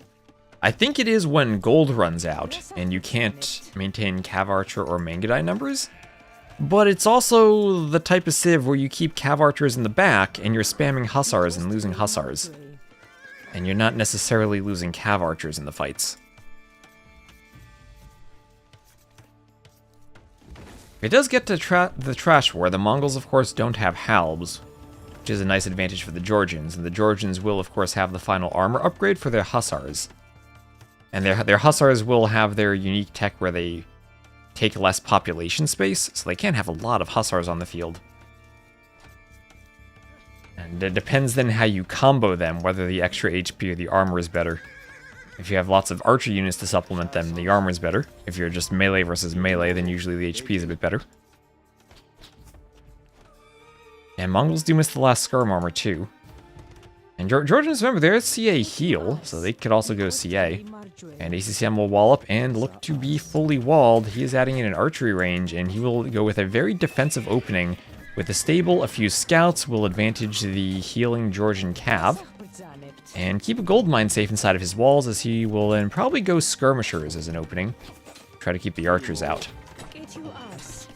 And might need to sacrifice a vill or 2 to spend time walling, but should get that up.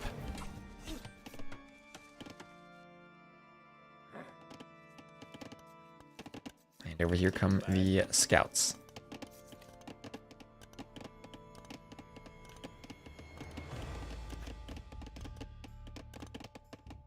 선수.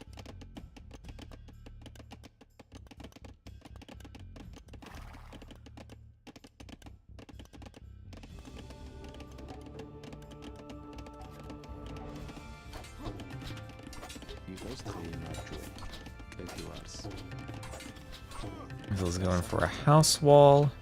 The skirm comes over, and we'll be fighting off the archers. 샤 선수.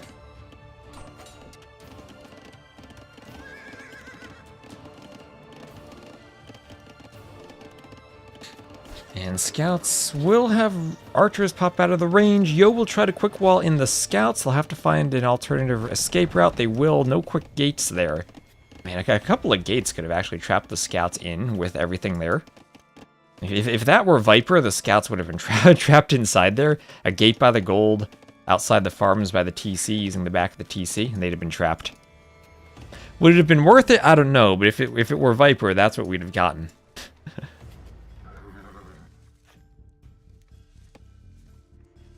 10 minutes, they'll be full HP again. Well, even just having more HP for the light cap transition when reaching Castle Age is nice. 이모. As long as you don't lose them, you're healing up as the Georgians.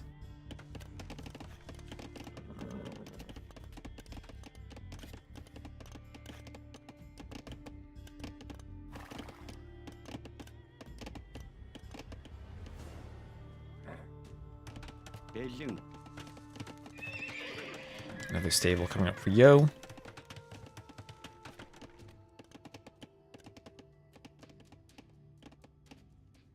Everyone was 5 HP per minute. So yeah, at least it's only 2 HP per minute starting in Feudal. But it is still an extremely strong bonus for healing Cav. 빌딩반. 티모. 샤 선수.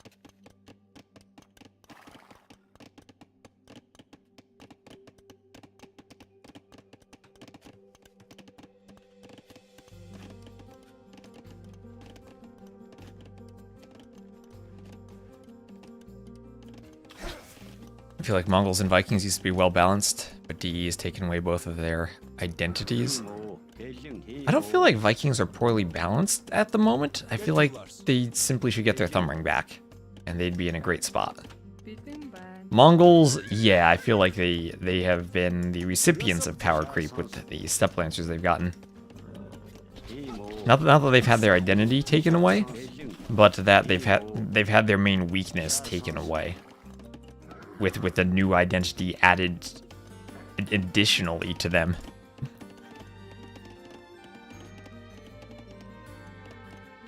And well, at a certain time in the game, yeah, the power curve strength for Mongols certainly has changed. And we'll have forging on the way for Yo, as we're about 17 minutes in. 벨링. 샤 선수. And to be good against the Georgians, I think the Mongols still will want to find a way to try to leverage a faster castle age into step lancers.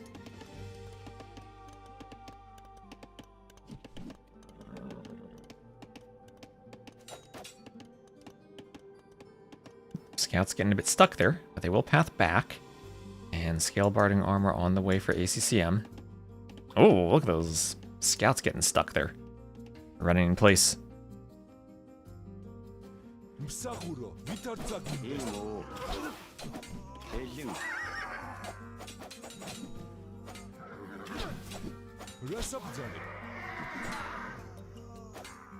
Spears go down. 이모. And skirms come forward, pick off spears, pick off archers. And the skirms still, enough of them in that fight still, that they're killing archers. 이모. But Yo ultimately will win that fight, and now he will take a good map presence lead, 16 military to 4, with archers on their way forward. He'll kill the skirm with the scout and keep moving forward. And now, what does ACCM have at home to defend? He has walls. He has lots and lots of walls, and he has a good farming eco of 19 farms. No horse collar, but 19 farms working.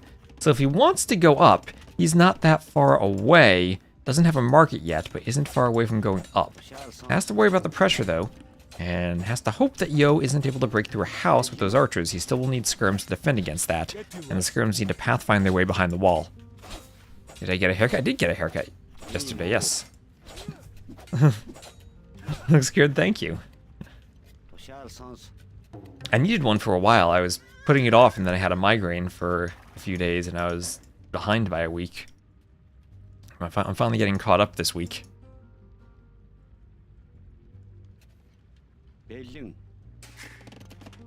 Castle Age on the way for Yo. He is clicking up first.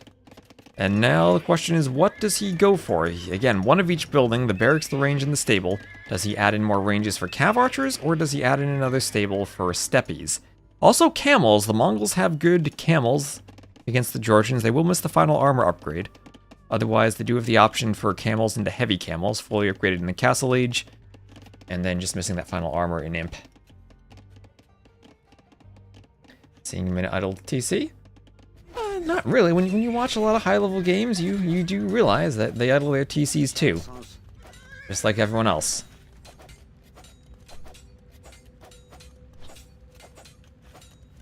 As the skirms come forward and start picking off some archers.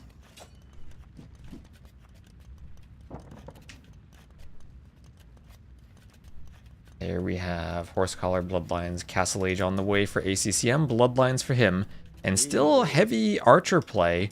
Looks like this will be a crossbow opening from Yo. I wonder if he will look to add TCs and boom right away. With all the hills, doesn't have that many good spots for TCs. Ooh, actually he has a forward Vil. He has a forward Vil, and he has armor. So looks like it'll be Step Lancers. So crossbow plus Step Lancer as he brings in the cav armor. Satisfied from this.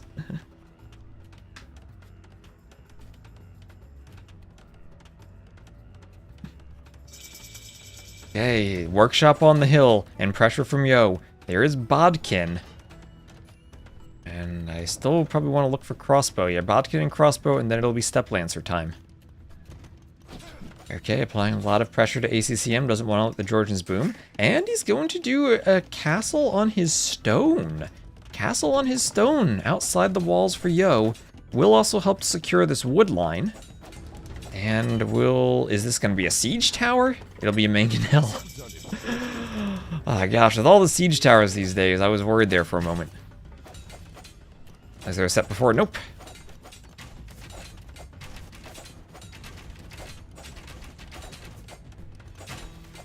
Yeah, idle for a reason. Most of the time. Good castle spot. Well, if he could get a forward castle here, that'd be crazy good for him. It would force ACCM onto only the back stone. I wonder if he'll mine the stone after the TC. That could be a crazy play. Mining stone to go for forward castle Mangudai. Again, Mangudai, I think the Georgians do struggle against them, even though Mangudai usually are a slower unit. We do have a cav archer on the way. Cav archer supplementing the crossbows. Game needs to be insanely messy for them to idle for no reason. That's true. Sometimes it does get insanely messy. Hills come forward, they'll hit the TC. Bunch of skirms inside of it.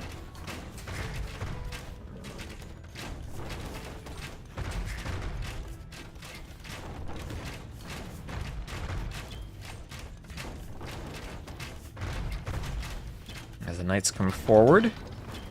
And some knights come from behind, so ACCM taking a fight. He will have the hill. He will have the hill. The skirms pop out of the TC after the mangonels are dealt with. Will the mangonel get a hit on the skirms? It will not. They dodge, and the knights push back this pressure. A camel comes forward from Yo. Everything here being crossbowed down so far, but the crossbows will die themselves. Camels can still be scary. The monk can be scary, but the skirms will make a dive for the monk. So will the knights. Knights trying to surround the remaining crossbows and camels, and that was an amazing fight for ACCM. Yo still with the score lead. He will still have 3 TCs, 3 forward TCs. Those will be risky with Georgian knights on the field.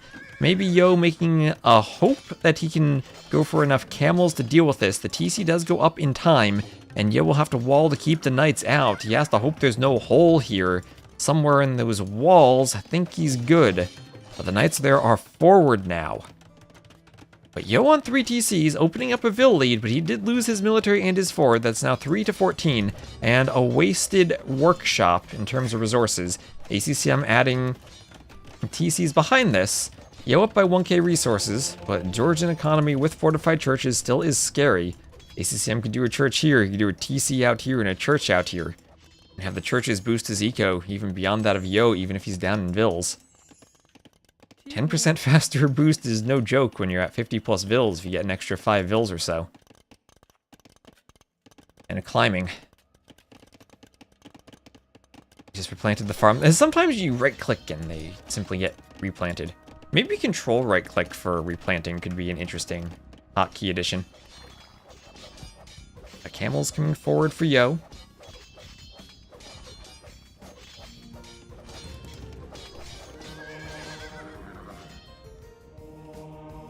Monks want conversions.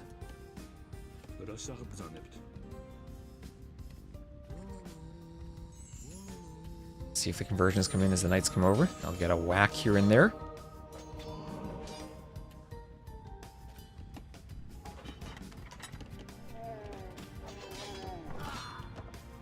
Monks getting hit.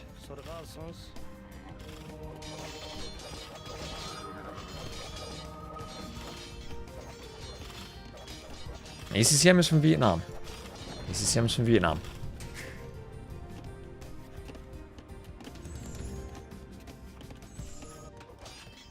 Over on the side, a house going up as Cav Archers try to keep the knights out.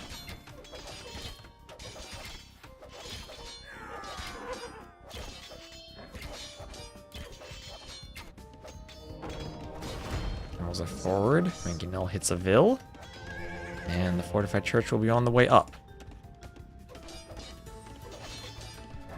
So more defenses at the front, but church forward, not necessarily on the eco. I guess it will probably cover, I don't think capture rate shows that. We'll cover the gold and the stone. We'll have a church in the back, another church on the stone. Churches everywhere. But Yo's still pulling ahead. He's up by a good 15 villager lead. And we'll have a defensive castle, defensive on the hill between his 2 forward golds and his stone. Securing the front of his map. Needs to be careful about over chopping. Might need some stone walls there, but has stone walled up the side of his base already. We'll have access to another gold on the back, and as I said, 1 relic for him. And also a 2nd relic by his TC. But feels like 3 to 2 relics based on the map positioning in favor of ACCM, who also has the churches out for picking them up through monks and has 2 behind his walls already. And Mangadai production building and Mangadai production started. Yo opening up a very good eco lead.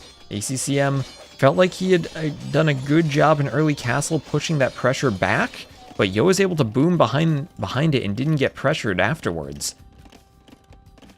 ACCM might need to play a really long game with the Georgians now, staying on only 2 TCs and not having the villager count.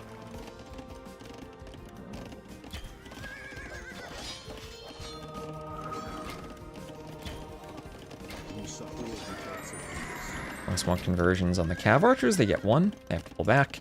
And we'll have Iron Casting on the way for ACCM.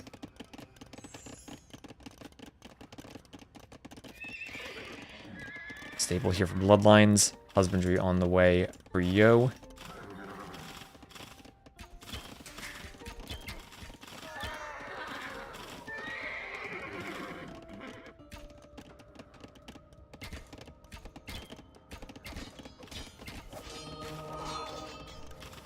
Monks go down. Camels still hoover around.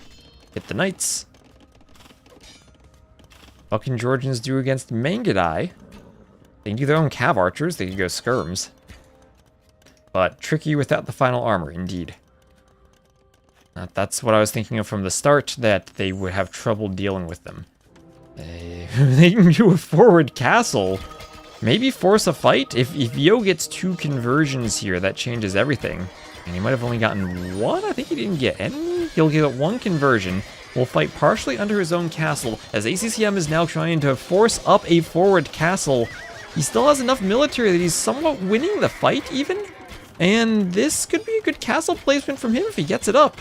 He will force Yo to engage, lose most of his army and his camels, and he can keep dancing with the knights. Can't really engage the Mangudai underneath that castle, but it does give him forward position. Yo will market his way up.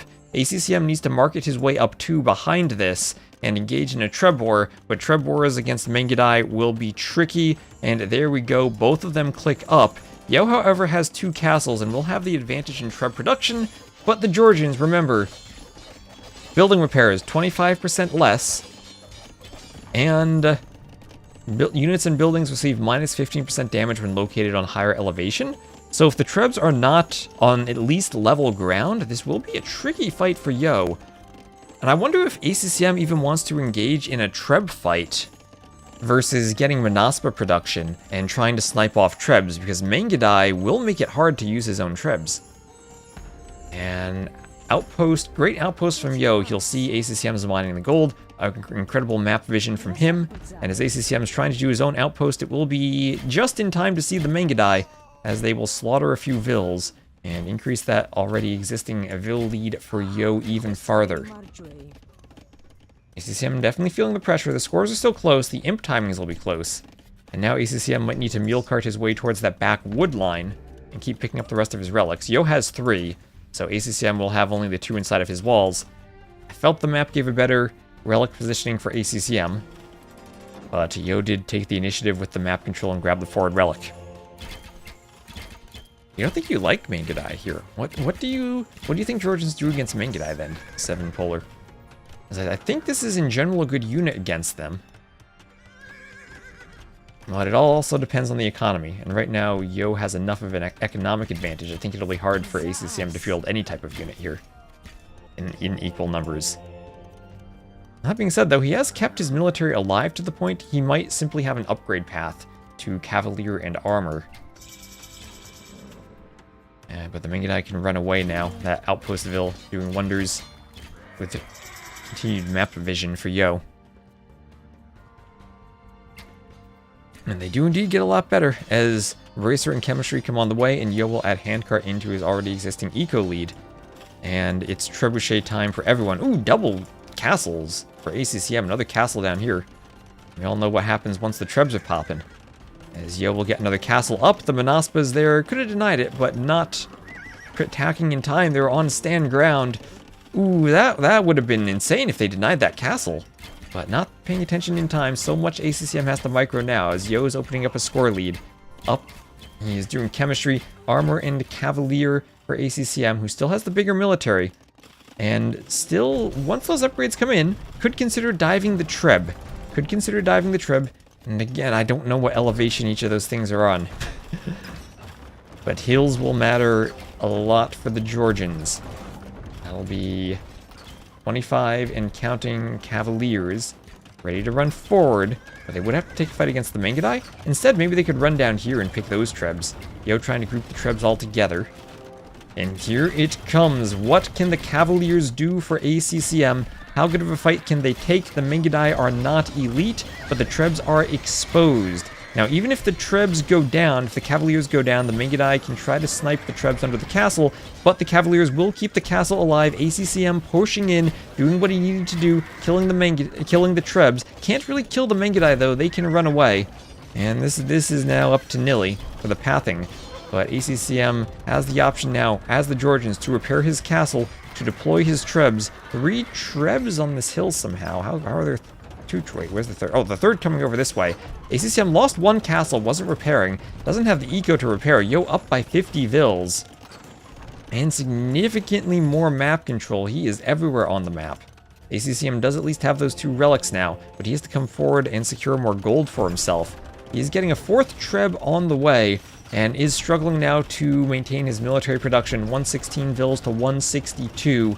The Trebs are taking down the castle, but Yo with lots of repairs. He has, what, there, 9 repair vills. Alright, that will not hold up to 4 Trebs. As that castle goes down, and this TC could be next, and that'll affect Yo's gold control, but he's already moved out to the neutral golds on the map, so as he's pressured at the front, he will still have gold access. ACCM pushing forward, but no trash unit, no skirmishers, nothing that can really dive the Mangudai as Yo walls his trebuchets in the rear and cleans this army. He loses the TC, but keeps 2 trebs alive, or does he, as the Cavaliers get in at the back? Bills try to repair, Mangudais try to stop, and they will. There's the GG from ACCM, and Yo goes up 4-3, looking like the old baseball 2-3-2 World Series home field advantage. We'll have Yo opens up a nice lead. ACCM tries to make a comeback, but Yo kept his top 3 Civ picks for the final 3 games, lost that Fire Lancer mirror, but holds on with Mongols against the Georgians. Well done from him. A tricky map to play with the forward golds, but manages the Treb War with a much better economy to hold map control while winning the Treb War. You could imagine this going the other way, where the Georgians have fortified churches throughout their eco and are spamming hussars everywhere. But GG. Rare early call there. I don't think that was early for ACCM, at least from our point of view. It's a 40 vil difference. And look at his resources. He has no military yet. That's 28-16 for someone against Yo, who is continuing to produce with extra castles. I think that's a well-timed call there for him. And well done for Yo. He will advance. Great set from the 2 of them. And Yo will head on, perhaps expectedly, to be in the top 4. Great showing from ACCM, though. Georgians not quite enough against some of the other very top-tier civs. That's the feeling I've gotten. Georgians are very good, but maybe not compared to the other top civs. So hope you all enjoyed that. If you're on YouTube, let me know if the stream quality is okay, or if we're dropping or anything. YouTube is telling me the bitrate is lower than normal, but as long as it's okay, we're okay. That's not your ACCM. That's not ACCM waiting for a 5k score difference. But next up will be Hera versus Hearttt.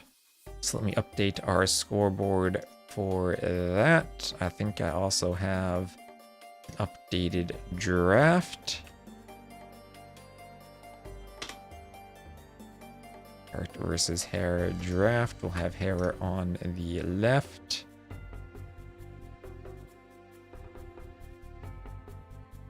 And update our scoreboard. Hera versus Hearttt.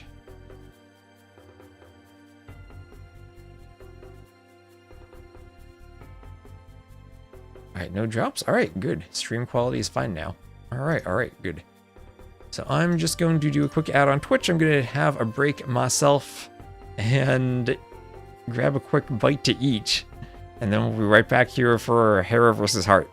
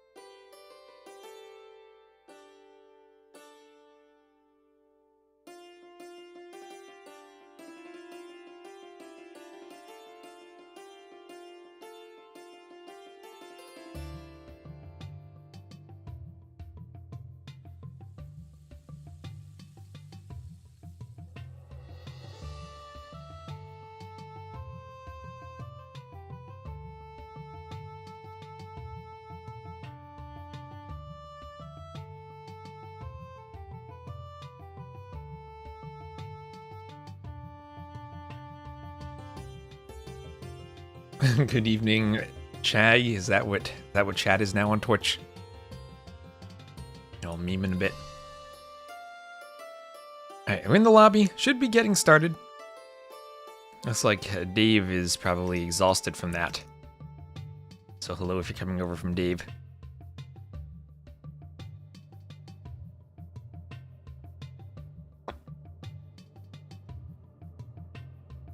Hello, the best little sub. How you doing?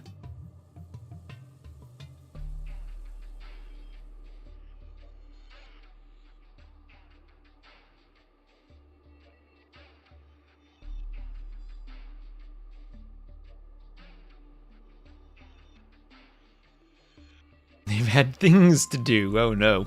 Orlando had things to do too.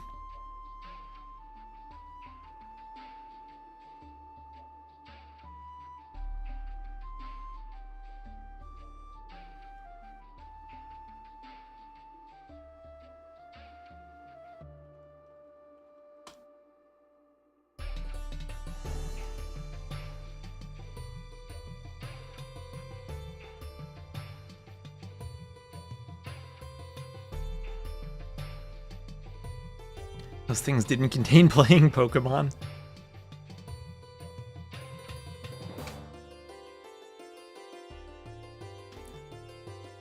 Well behaved outside of Dave's and Danny's chat. Yeah, so when I'm done here, I actually have things to do, and those things are map scripting. Also fixing cabinets in the kitchen. So some things for Twist to do tonight too. Also fixing apparently the stability of the YouTube stream. And it seems like that's leveled out, so hopefully we're good there. I would love to bump the bitrate up a tiny bit more. Actually by over 10k more, but that's beside the point. One day we'll get fiber internet. We need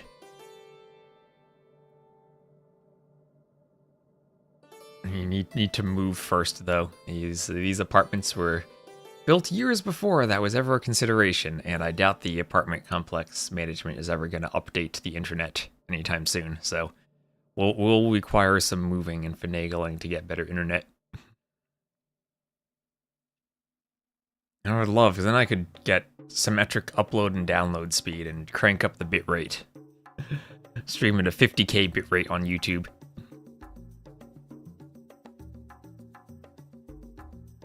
Hearttt take more than one game? This is one of the tougher matchups for Hearttt. I think Hearttt would have much preferred to face Viper or Yo than Hera in the brackets. He did, of course, win over Doubt, but that is Doubt. Hope the move goes smoothly. I need to figure where that's going to be first, though. Hopefully somewhere warmer with better internet. Now, those are the two requirements for me. Warm with fiber internet being the #1 requirement. Hearttt does have a better elo than Hera. Hera dropped a bit on the 1v1 ladder from his 3k plus heights. He's a smidge under 2k7 now. Hearttt over 2k9.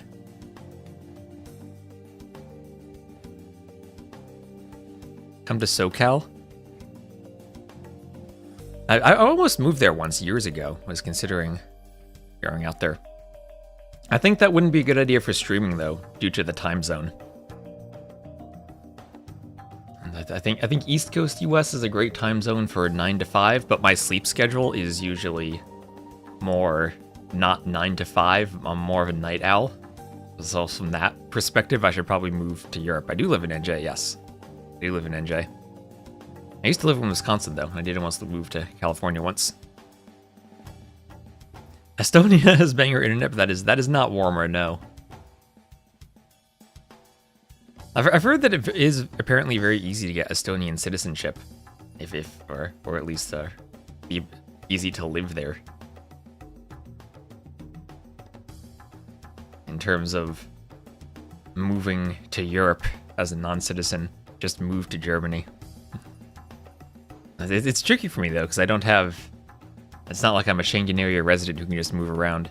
Not good internet in NJ. I would have good internet if I lived somewhere else here in NJ, But New Jersey itself is fairly an expensive place to live, as most of the state is a suburb of New York City or of Philadelphia, or along the coastline on the beach. The Germans, I have not heard good things from Germans about their internet, though. Oh, Hera dropped. Did he drop? I was queued on the lobby. Looks like they're still in the lobby. See, the game didn't launch and I missed it. That happens sometimes to me too. Good old TYDE moments. It looks like it's not starting yet. We're at countries. That's true. Norway would be fun, but cold. Viper made it work up north of Tromso. We have the East Asian set, and now we have the South American set. Yes. From one DLC to the next. I bet on these games. We don't do channel point betting here. We do not condone gambling. Cold and dark half of the year. I think it's cold the entire year. Doesn't it just get up to maybe the 70s over the summer in southern Norway?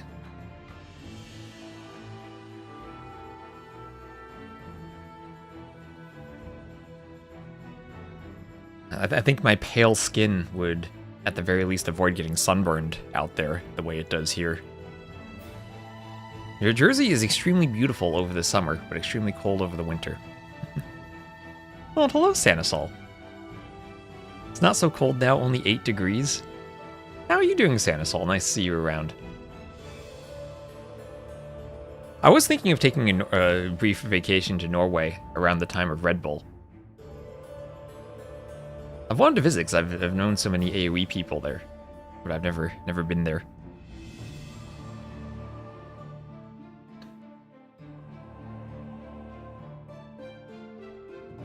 Hello, Lexi. How you doing? Hello, hello. Are these players still? I still see them in the lobby. I don't think they've launched yet. Hoping I haven't missed anything from the games. Hope Saracen's the next civ to be split. Honestly, I don't really like the splitting of civs. I think, as I was saying earlier, I like that how AoE 2 civs cover a variety of regions, because it's a good thing when civs can be played in different ways. If you remember the original Into China scenario with the Mongols, the Chinese were used 4 different ways with 4 different unit compositions.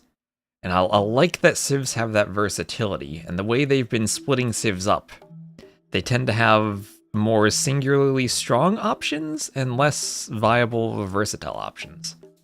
I don't like splitting from that perspective. But I like things staying the way they are. Nations with the best international internet are the countries on the Atlantic that speak English. Tell that to the United States. Should they be played in different ways?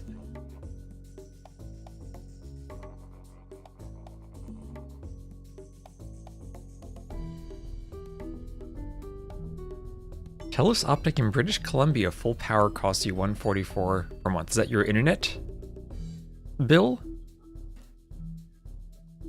My internet bill, I think, is $50 to $60 a month.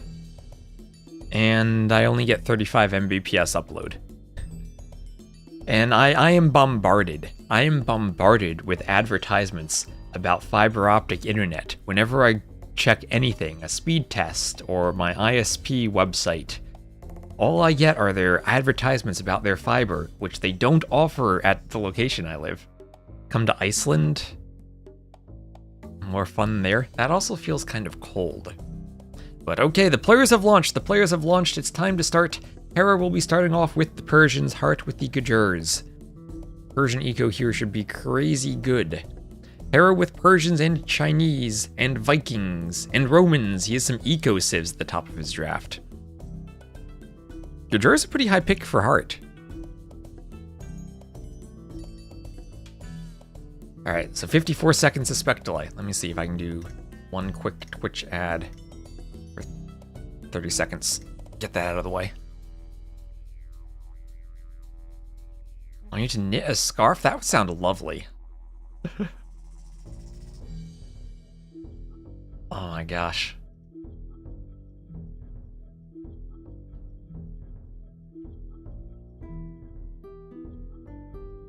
Isn't too much colder than my average Midwestern town. I have lived in the Midwest before, and it has been very cold.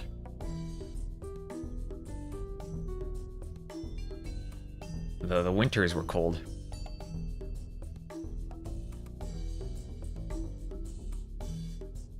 I mean, historically speaking, I don't think they threw scimitars from camels. But oh man, scarves do sound warm and lovely.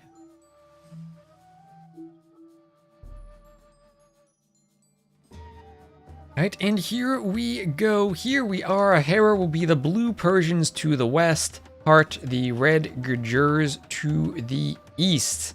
Immediately, he will have forward barriers, which is awkward for the Gajurs, needing to put the mill there and keep their sheep in there.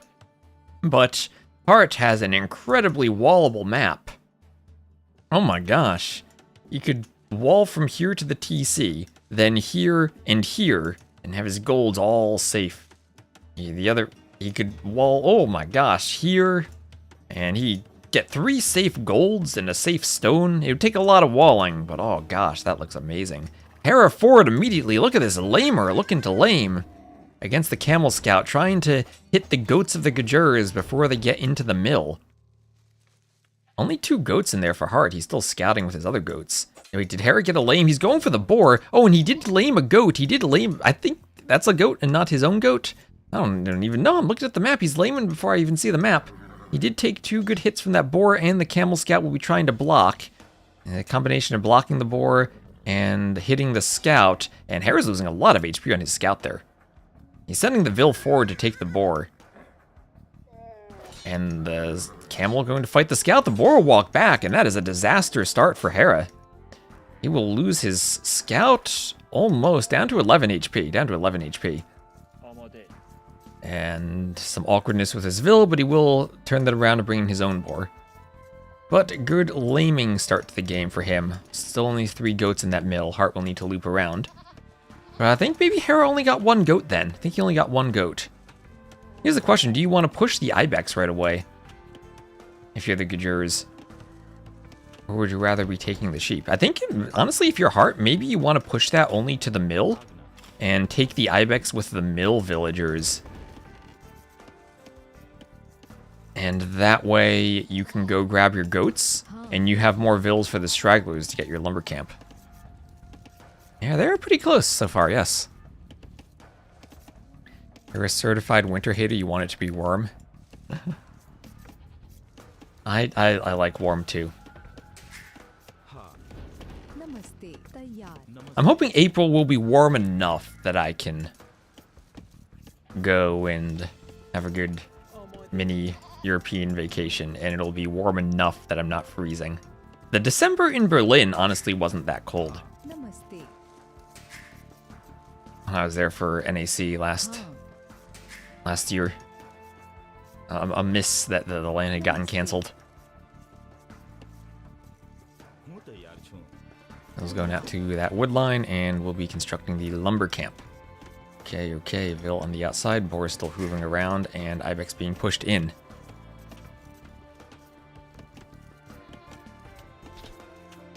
And Vil's far Ibex push from Hera. Not getting it all the way to the TC. Interesting from him. This doesn't feel like the cleanest Dark Age. He has a few animals decaying at the same time. The Ibex is far. The second boar is a bit late. And that'll probably affect his uptiming. Doesn't look like he'll be able to go up yet. And next boar in for Hearttt, but considering he was lamed and recovered, I think this is a better timing for him. So both players probably not going to have that quick, clean uptiming you usually expect from them. We even see Hera starting to pull ahead a bit as the Persians doing loom. And 19 pop up. Will he be able to click? Maybe there's enough coverage of that boar he will be able to. It will be a bit close. We'll see if he gets a tiny bit of idle time if he doesn't add another Vil. Oh, no, he's good. He's good. Perfectly calculated from him. All right, that works out. That works out. Never mind. Same thing from Hearttt. He is up 1 second of idle time from him as he works on the click up. And we'll be chopping those vills free. And by the looks of it, maybe this will be a Scout's Mirror from both these players. Hera's map, I think the same thing as Hearttt. If he gets a big wall up, he'll be safe, but it takes a big wall. And he doesn't have the nice double wood line gold that Hearttt has. Hearttt can go straight to the TC.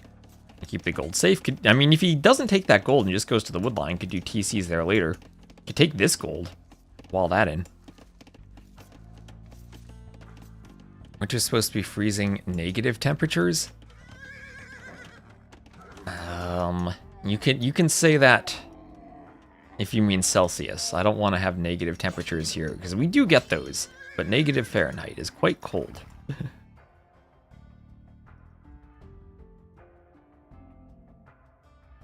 Austria and Australia have very different temperatures, yes.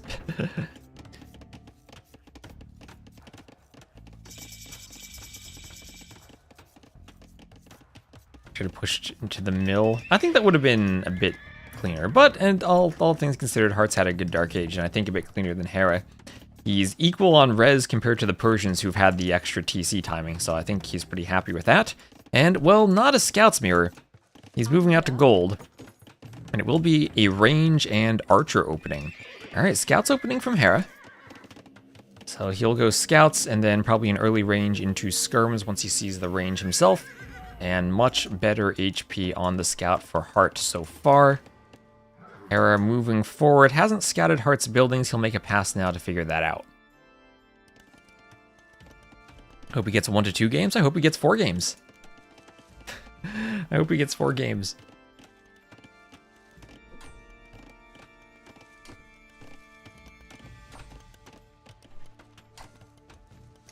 Hera with double the idle TC time, 2 seconds to 1.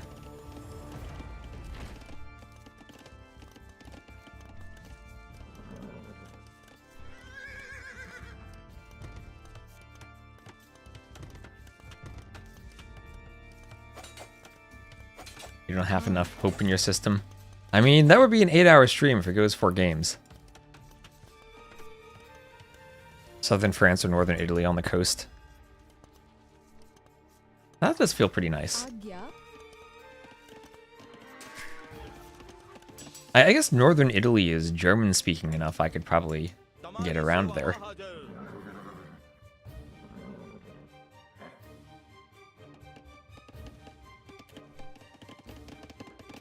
Yeah, GG from the double idle time. No, Hearttt now, he is a bit more idle time. Oop, we have a pause. Okay, I'm afraid that my internet's dropping. It's just a pause. Paused by Hera.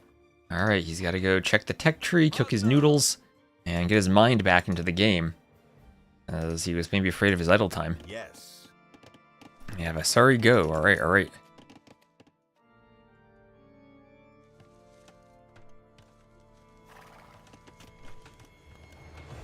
Not near the coast. Okay, fair enough. Yep, minus 40, they're equal. Ooh, okay, the archers after the pause, lagging a bit. Let's try to get this caught up to real time. Clutching on the way for Hearttt.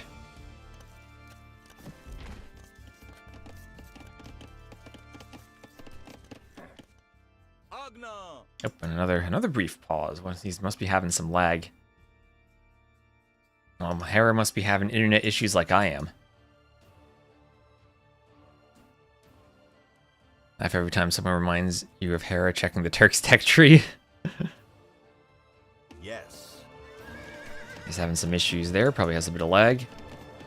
I know what that's like. Fletching on the way for Hearttt.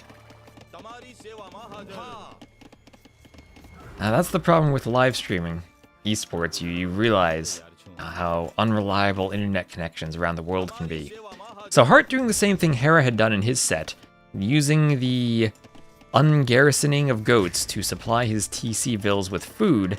That'll delay his need for farms for a while and let him get a clean click-up time or a nice transition to scouts and have an archer scout mass.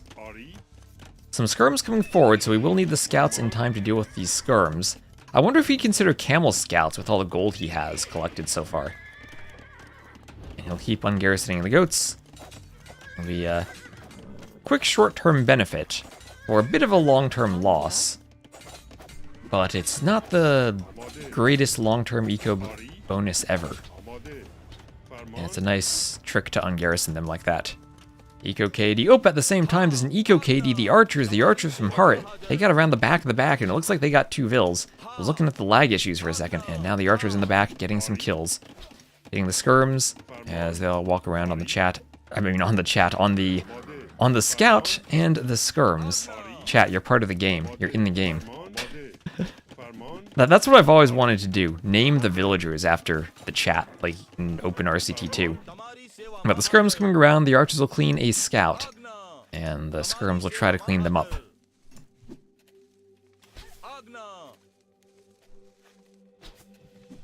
Getting some hits on the archers. Hera with now 14 times shorter idle TC. 42 divisible by 3. I love knowing factors. That's 3 times 14. فرمان. Oh, Hera getting some more idle time though. Almost 7 times difference. فرمان. So scouts coming forward hitting skirms. Scouts and archers versus scouts and skirms. Scouts doing a bit of a slide on their pathing there. Is that a new thing? I feel like I've seen that today. And not as much before. The slide pathing. Yeah, those 2 archers were very valuable. For Hearttt, no doubt about it. And he's ahead in eco, even with 2 vills though. Now, that Persian TC, crazy good, and the idle TC time coming back to haunt him. That's tough, making that scout transition, even with some of the goats that were ungarrisoned. He'll need to refurbish his walls there. And take a fight, scouts and archers, and he's fighting the way he wants to, with the archers in the back so the skirms can't hit them. That's exactly the way Hearttt wants to take a fight. Armor on the scouts for Hera. Forced to invest into that. Oop, even my game's lagging now.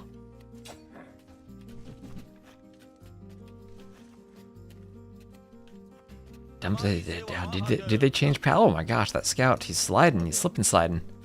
In place. آماده. آری. فرمان. Oh man, I still miss that user patch pathing. That 1999 unchanged pathing. آماده. فرمان. آماده. آری.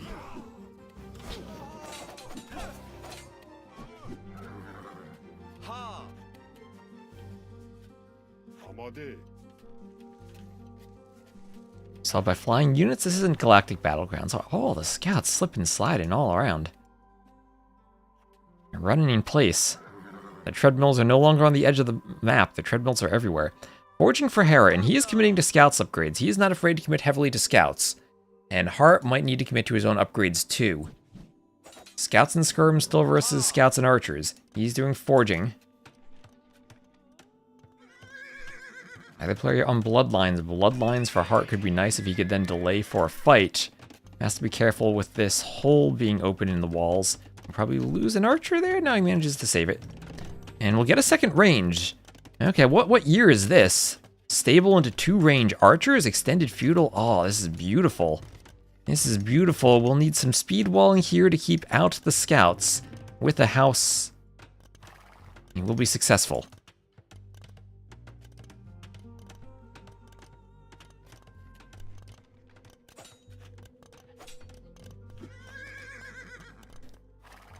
Scouts and archers still around the front of the walls. Archers still hoovering around. آری. And the skirms come in. Skirms come in, but hard to fight with the scouts there. Wheelbarrow there for Hera, and he's thinking of clicking up, but Hearttt in a position to click up. His farms might be idled a bit at the front, but he is ahead in res collected. There he goes up to the castle age, and has a good number of archers to be turning into crossbows. The hard thing will be dealing with skirms, but maybe a few Shravamtriders, maybe even going pure camel now. Could be a play for him on the way up, starting to add in camel scouts. And that's exactly what he'll do. So he'll have camels to deal with the forward scouts at the start, and full metal zim go. Hearttt cheering. Hello, hello. Thank you for the cheer.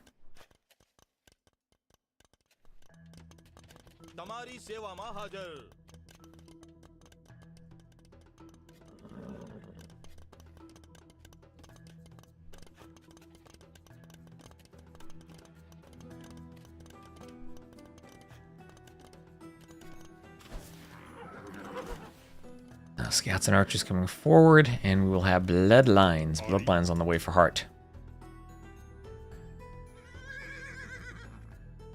Lots of TC idle time for both. They're playing like the old Huns Wars. Love the old Huns Wars. But Persians only 1 vil ahead. Well, 1 vil plus wheelbarrow. So actually pretty far ahead. Bloodlines there, armor on the way for Hearttt, doing his upgrades. Hera adding a tower to his woodline and his gold. Wants to stop this army from breaking in. But it will immediately have camels. Hearttt needs to make sure he doesn't take a bad fight with archers before upgrades.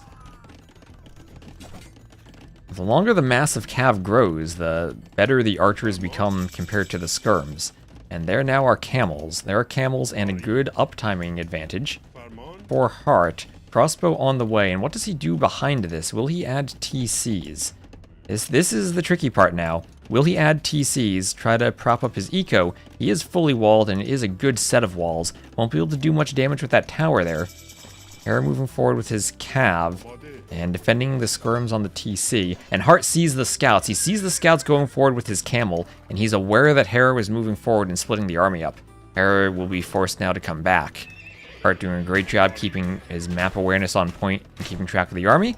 Hera adding in some archers now, doing Bodkin, and he will add a university in the back, so it will be a university for him. Getting ready to go archer units now with double ranges as the Persians. Elite skirm on the way, and horse collar Bodkin for Hearttt. And still looking for the next move, the next composition for Hearttt. Alright, said now stay at home. It's not even pathing, just units freezing, running to random places, and vills idling. That is what we're seeing, a lot of vills dancing in place. Elite skirm Bodkin there for Hera, but Hearttt has more military numbers. There's a ton of crossbows. And camels.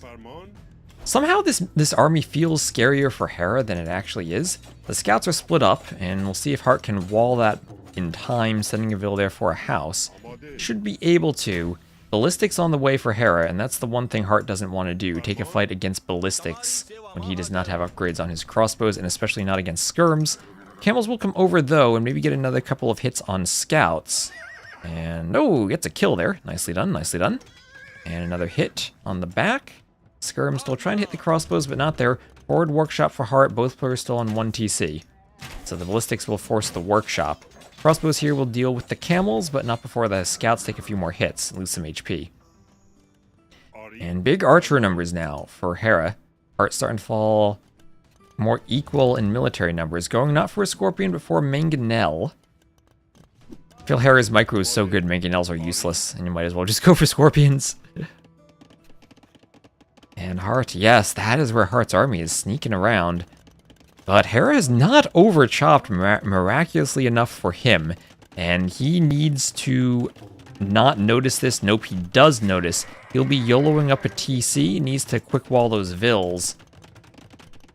And maybe Hearttt can do some damage here. Hera not walling. He's trying to break in over here with the skirms, but he's not walling. Ooh, he just walls in time, but not enough. But I think he will get the TC up. Hearttt might get a vil pick. No, he's not. He's going to get away. He'll get away. Have to run around. Almost did some damage there. Hearttt has 1 spear. It looks like Hera is trying to find his army. He's defending with Mangonels now. Hera's starting to pull ahead in eco. That Persian eco, you get ahead for free, and now he gets a second TC. And Hearttt needs to run his military away. Hearttt might be making too many different kinds of units. Spears, camels, scouts, crossbows, Mangonels, Shravamtriders. This is where I think things are very tricky for the Gajurs. Their Castle Age army composition really isn't that good.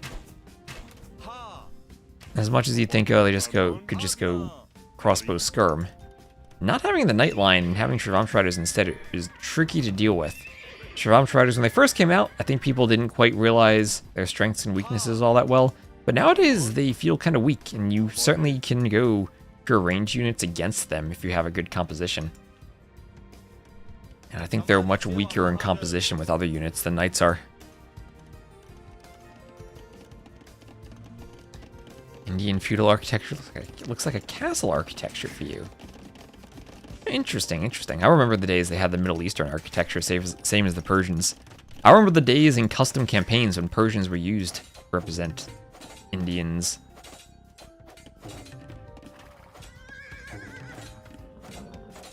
And in that very early Tamerlane campaign, Mongols versus Persians. That was the Siege of Delhi. Okay, Hearttt needs to be careful with his walling here. And he gets a couple of scouts. Hera not quite paying attention. And Hearttt destroys the palisade, but keeps himself safe. Mangonel engaged against the crossbows. Somehow, I feel like this just means advantage Hera. If Hearttt has a Mangonel somehow. Look at all the HP that just went down. Barely even gets a shot. Handcart on the way for Hera. And he'll split nicely. And all those crossbows will be trapped with some skirms on the way. There's a Vil. There's a Shravamshrider. Ballistics now done for Hearttt. But he has managed to keep pace in Vils at least with the Persian player. But still super far behind in eco. Man, those Persian TCs are so smooth even with all the idle time.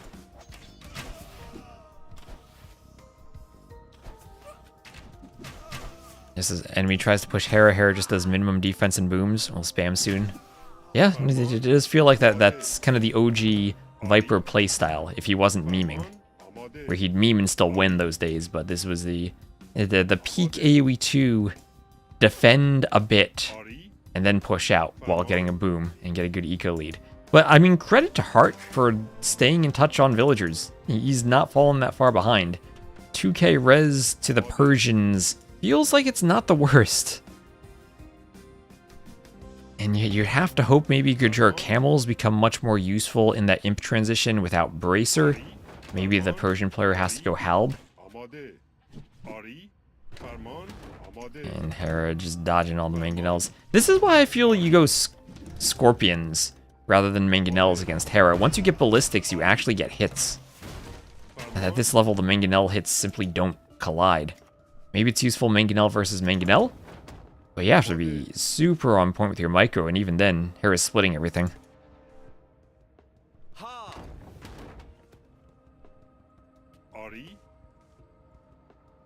And he's even going for a 4th TC, securing more gold. So 4 TCs and a bigger boom for Hera as he's getting close to going up to Imp.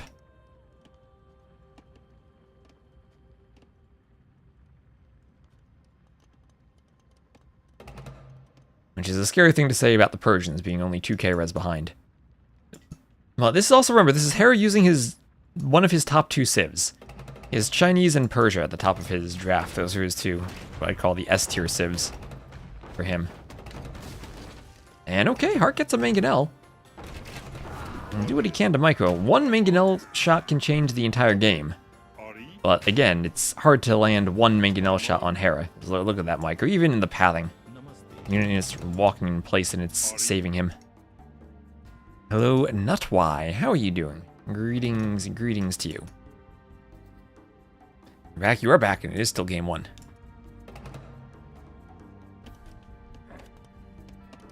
Camel hitting a Shravamshrider as the rider has to run away.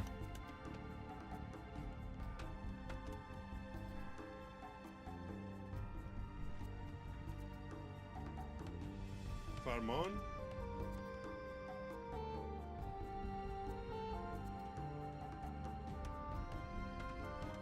And wheelbarrow on the way for Hearttt. You have faith. I'm still hoping. I'm still pulling for Hearttt. Hera will claim some map control with that castle. Is that enough Vils for a castle? It's only 7 Vils, and Hearttt has some army heading right there. Okay, crossbow, 1 shot on a... Oh, no, Hera turns around. He turns around. Not going to take that. Hearttt wants his own castle there. He has 2 Mangonels on the way. Oh my gosh, could he Mangonel the castle foundation? Oh, he has 4 Mangonels, 4-2. No Bracer for Hera, no Arbalest for him. So unless he does chemistry, he's not going to have an imp power spike on the crossbows. Hearttt still staying in the castle age. Now he's 4k res behind. Chemistry on the way, but that'll be the only bonus for the crossbows there. Hearttt trying to take in more forward castle location. Honestly, would have maybe wanted to keep it there for purposes of staving off tribs. But he's only down by about 10 eco. Not even 10 vils. Huge res collected. Man, the Persian res collected is crazy. I'm so glad we get that stat and capture to see how insane some of these eco bonuses are. There's a mangonel shot. There's a mangonel shot. Finally, finally, we have what Hearttt needed, the mangonel shot. And he's going to get another decent one. And the castle will go up. He's up to imp himself. Tell me this castle doesn't still get denied after that mangonel shot. Oh my gosh, does this get denied? 94%. The Vils are building 97, 98, 98.15%, and it gets denied, and Hearttt calls the GG. Oh my gosh, he got the mangonel shot he needed, but then he couldn't finish the castle.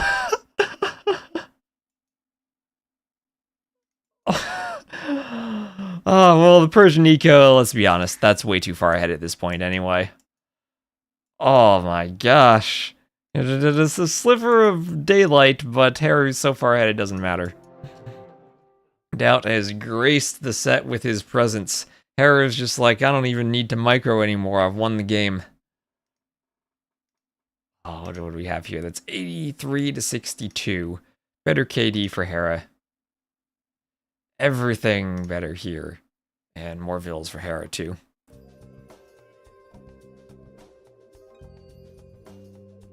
I was holding pretty well for a while, but I feel like holding versus Persians are not enough these days. But no surprise Hera would win with the Persians there. And Hearttt will clear Gajuras off of his draft.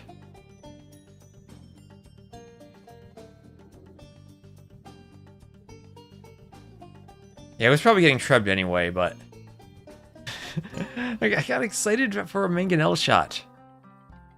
There's always a hard civ matchup for Hearttt. True that. Yeah, but I don't see them in the lobby right now. Maybe Hera needing to go try to fix some of his lag issues.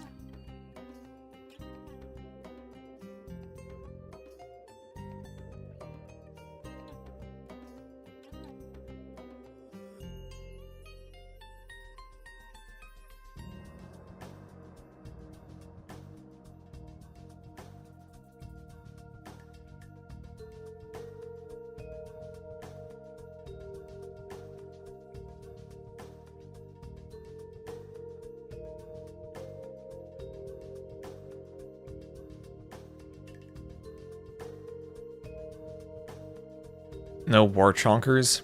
And that's true, we didn't see the war elephants like we did in ACCM's game earlier.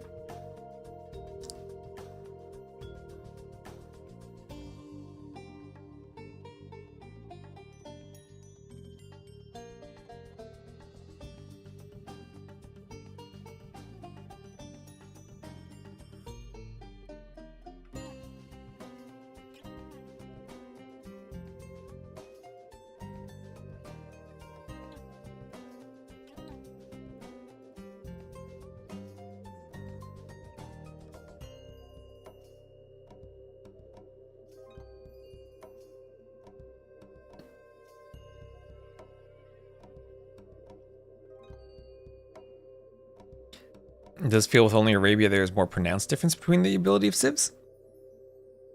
That's a weird thing, where when we have hybrid maps, I feel we've had power creep in hybrid map civ ability, to the point where we have tons of good options, but you also would see more pronounced differences if you had to play lower tier maps on hybrid against the Japanese Lithuanians of the world.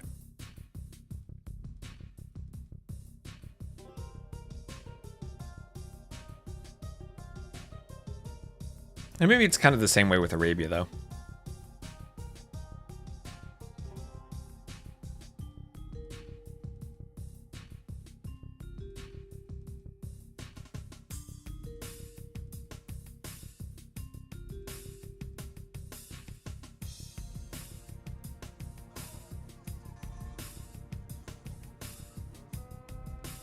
I still don't see them in a lobby somewhere. We have no announcements here.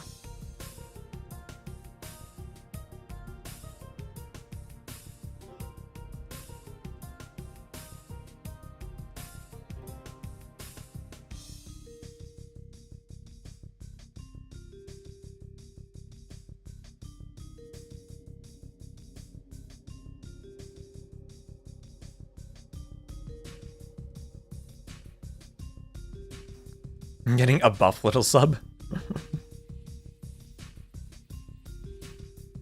You gotta hit the gym for that.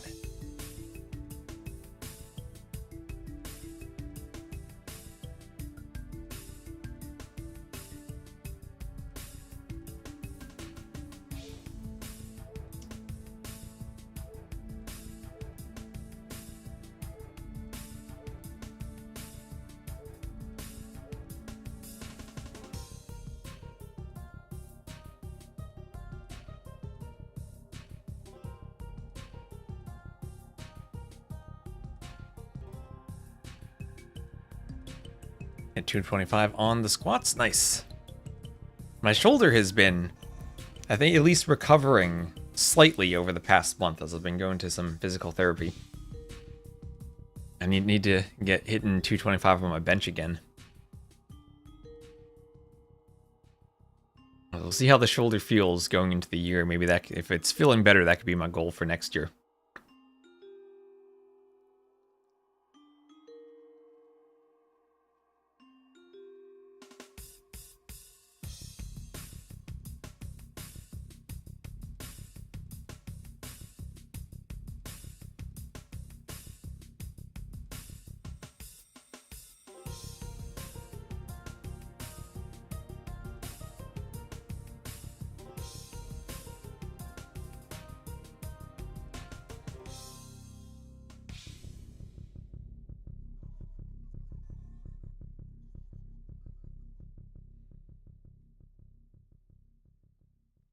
No Britons or Aztecs. I wonder if we're ever going to see Britons on Arabia again. You're still waiting for your cyborg body parts? Waiting to play Cyberpunk IRL?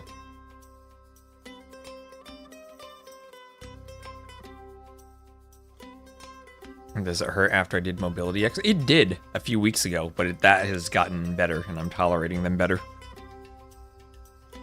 Oh, the game started? The game has started.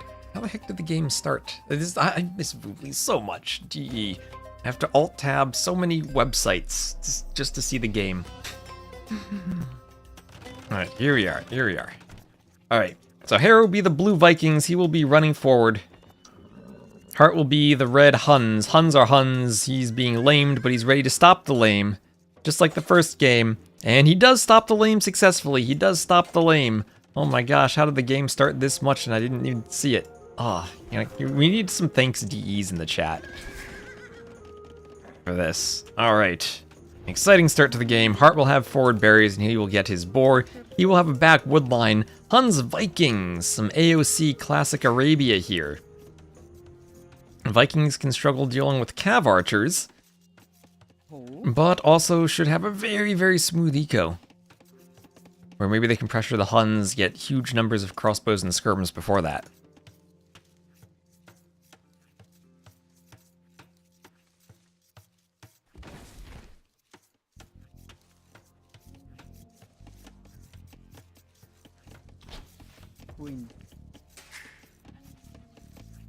Now, Nilly's not in charge of the balance, just the pathing. Or the multiplayer system. The lobby system. Honestly, what would have been better than having Nilly deal with the pathing would have been having someone specialized to improve the lobby system and the ranked system. And the whole not being able to search for things.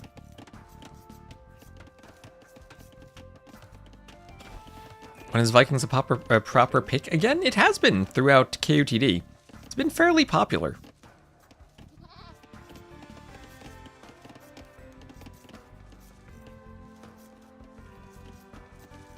Why is he in charge of pathing? I have no idea. I don't believe he has any programming skills.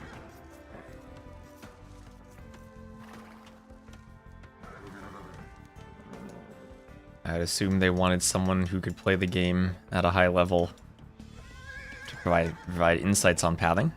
Well, I don't know what exactly he does. Or how he would interface with a programming team. Or even who does the programming.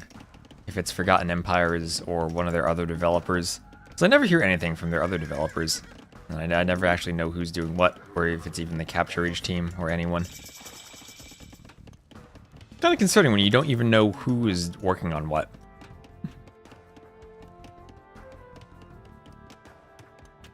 That stuff could go south very quickly. Oh yeah, yeah. It's like when you have like your car that has an app that you have to subscribe to start it. For the remote start. That's what would totally happen with cyborg things. You'd have like an arm where like the arm features turn off. You stop your subscription.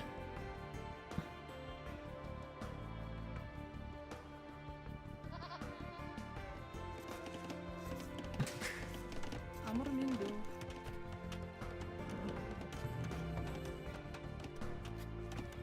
I don't think Trirem does any programming either. I think he just does balancing.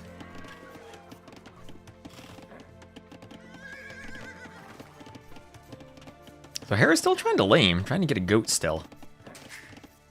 And Hearttt will be adding in farms right away, opening scouts as the Huns, going for a very quick range transition. Hera at home, opening for a range and adding in an archer. Forward farms for him too. So spear, archer, defense for Hera. Scouts forward for Hearttt.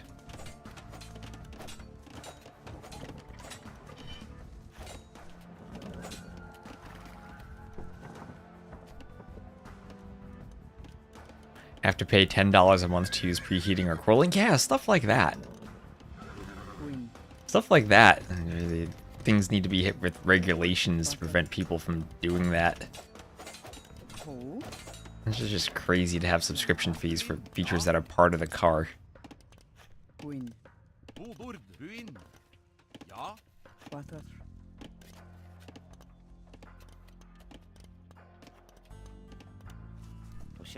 Skirms coming forward as more skirms come from the range.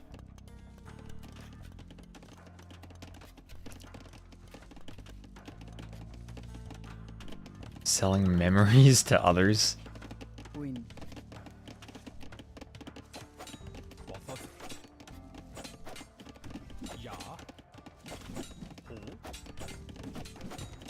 Who knows? Maybe that becomes a thing someday.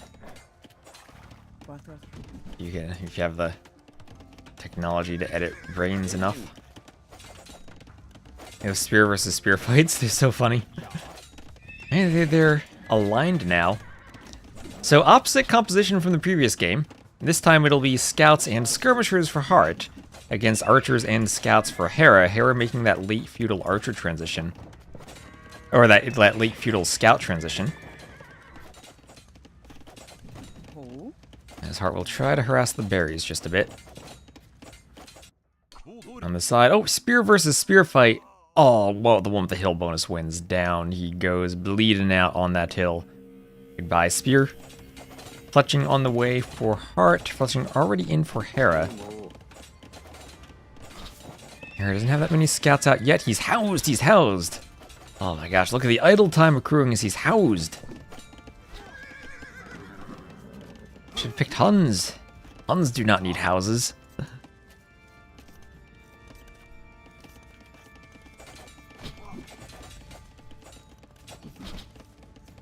Projects ads into people's dreams. Remember, Microsoft puts ads into Windows. Wouldn't be surprised to see that someday.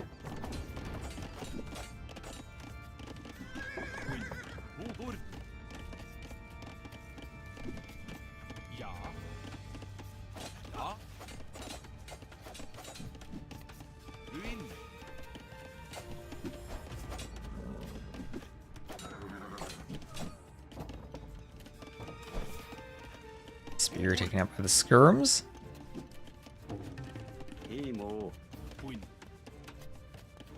And I'll go for the villagers still.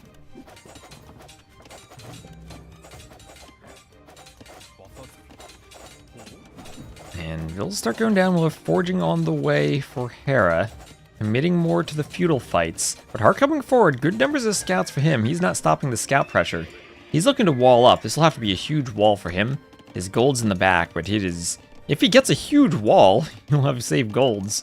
Needs to get some defenses now, though. Needs a few spears out to deal with Hera's scouts. He wants to stay forward. And this is tricky. He can never separate the skirms and the scouts, because then Hera brings his scouts back and cleans the skirms. So Hearttt needs to make sure that he keeps his army together. And even if he breaks in, has to be careful that he could get walled out. Hera not committing, though, to more walls, not committing to a tower right away. Will have to house wall quickly on the wood line. And now Heartt's got the archers pinned to the TC as he continues trying to move around the back of the base. Hera trying to add more and more scouts in. Has committed to forging. Does not have bloodlines as the Vikings. Forging on the way for Hearttt. This is where bloodlines, were it in, would be insane for Hearttt, but it's not. And the archers here against bloodlines less scouts will be good at picking them off still. Hearttt trying to camp the hill. He has vills out onto gold now, could be thinking about bloodlines. But that would be needing to wait a long time for a fight still. Hera looks like he wants to be poking at every moment he has to hit the skirms on the hill. Using the archers where he can. There is forging. Skirm's getting a good hit on the archers, but Hera keeps adding more and more scouts. 19 minutes and he's now up to, what's that, 7 scouts. He's still taking the fight. Archer is better against scouts than skirms are. And even with the hill bonus, the way Hera took the fight with the scouts, ended up winning, and now has Viking economy as Heartt's army is cleaned and it's 13-5 military for Hera. The skirms never really able to do much damage to the vills. Hera never panicking, using the TC to keep the archers alive. Hearttt could not take the fight. And now he's going for 3 ranges. But 3 ranges, he's not going to be up in time to produce from them. He'll need to keep adding in skirms or archers on the way up.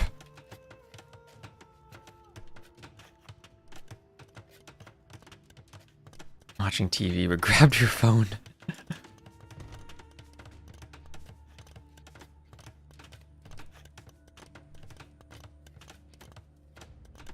It's over, Spear Mannequin. I have the high ground.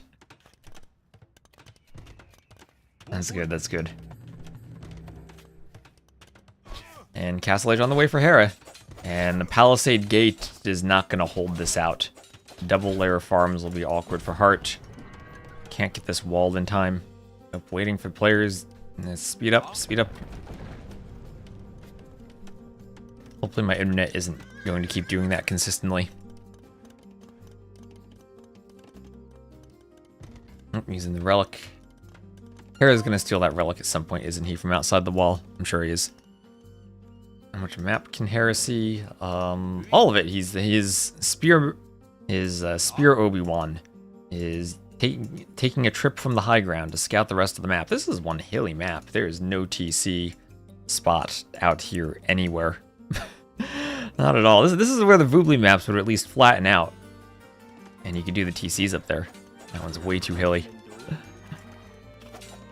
Way too slopey. So Hera did get in, and he will lose a few scouts, but he will sacrifice them to pick vills in the Castle Age transition. Probably not worried about keeping the scouts alive too much longer as the Vikings won't have bloodlines anyway. And we'll be adding in Horse Collar now as he gets up, and then we'll have Handcart for his economy. Second range for him. And we'll be going Skirm plus Archer. We'll see what upgrades he does. Bodkin and Elite Skirm. No crossbow yet. The archers are around on the side, but I don't think they have a way to get in yet. If they do get crossbow, then maybe they could sit atop the hill, break through a palisade, cause some mayhem. Heartt's gonna try to keep walling up.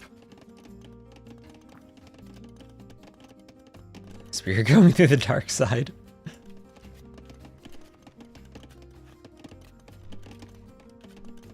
Not looking any effective here. I think it's gonna start pulling ahead now. Now that he has Handcart, this is where it really kicks in. Going 3 range elite skirms with a couple of knights. Great farming eco behind it.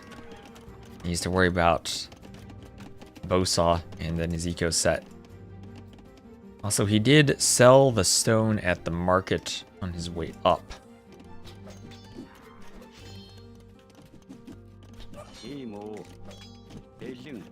So skirms will hit other skirms as the knight comes over. Knight comes around, and Heartt's still defending. But 500 more score for Hera, who has a great KD so far. Does this Hearttt have a hole somewhere he's not filling? What is he get some stone walls up? Okay. do an elite skirm himself. Moving forward, Knights and skirms, 1 TC still. University for him for ballistics. But ballistics already on the way for Hera, who feels a step ahead. Feels a step ahead. The Vikings, another civ. With their free wheelbarrow and handcart, feels like they get free eco for free. They simply get ahead without needing to do anything.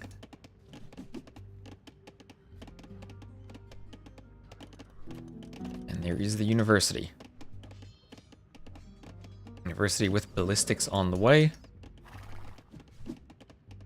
It gets fended off by the skirms. Here we'll have crossbow, as we do have an opening in the back for Hera now.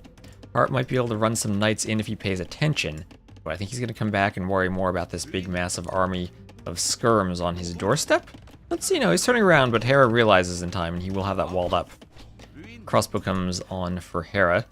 Ballistics now for Hearttt, who is stuck doing skirms himself. Trying to go skirm plus knight, but no bloodlines on the knights. So that makes it a bit awkward even to use them against the skirms. Only 1 armor, no bloodlines. Then let's go late though. I don't feel the Vikings actually have the worst late game against the Huns. If the Huns get to Tarkins, then maybe. Then that should counter all the archers and the lack of halb nicely. Well, that is expensive for the Huns though. Heavy cav archer can be a problem, but again, Vikings have fully upgraded skirms. Well, I guess not fully upgraded because of the thumb ring, but almost fully upgraded skirms. They should still be able to fight Hun cav archers decently, considering they lack their armor. I think the cav are generally the more pressing war, even though cav archers can at times be a tricky combination for Vikings. But Hera, 25 military to 11, that's exactly where he wants to be, as the Vikings more military.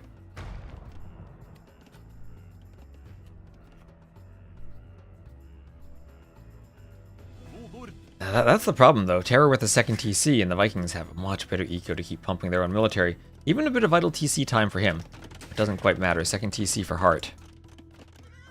And he will need to make something happen to bring this back. At least his Vil count's still the same. But his res collected is almost 2k behind again. It feels just like last game where Hearttt is treading water and keeping even on the villager count, but falling super far behind in economy. Second TC just now, but yeah, res collected difference 2k. Add in 5 vils to that difference. Crossbows go down, armor goes down, Mangonel comes over.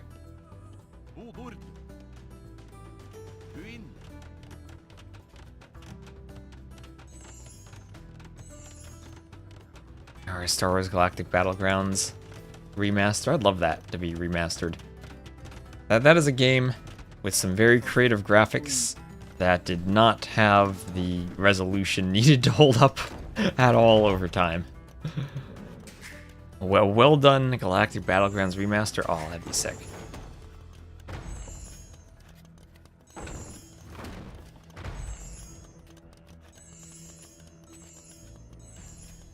Mangonel getting some shots on the TC as skirms come over. This is a bigger army now, moving around a bit still. Up comes to get some healing.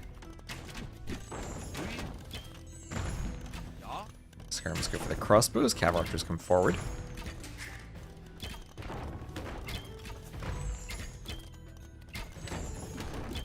And we'll have a Town Watch upgrade on the way for Hearttt.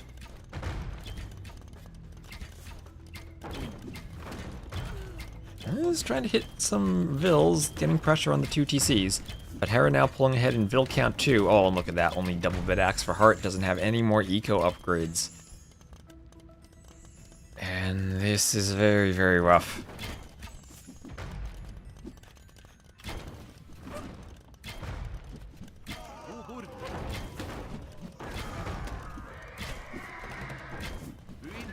And Hera tanks 1 Mangonel shot, takes a second Mangonel shot, tanks a third and a fourth. What is this? What is this? Is doubt microing for Hera? What is that? That's not what you see from Hera. I think it's just like the previous game though. He's so far ahead that you can take all the Mangonel shots he wants and it doesn't matter.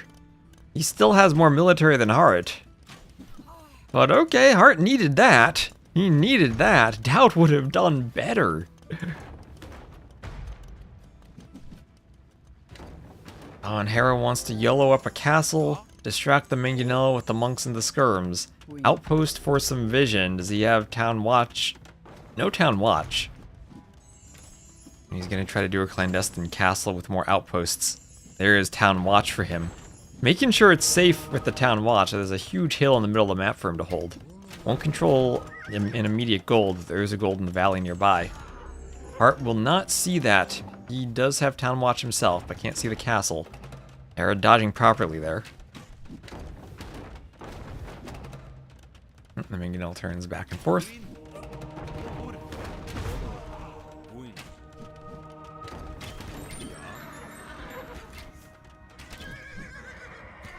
As the Cav Archer is down. Ooh, the skirms die. Hoşçakalsınız.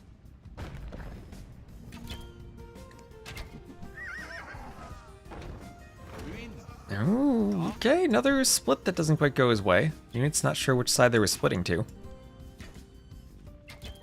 Oh, a bit of a raid in the back. A couple of knights getting to a stone. Nothing too big as Hera clicks up to Imp, and Hearttt still nowhere close.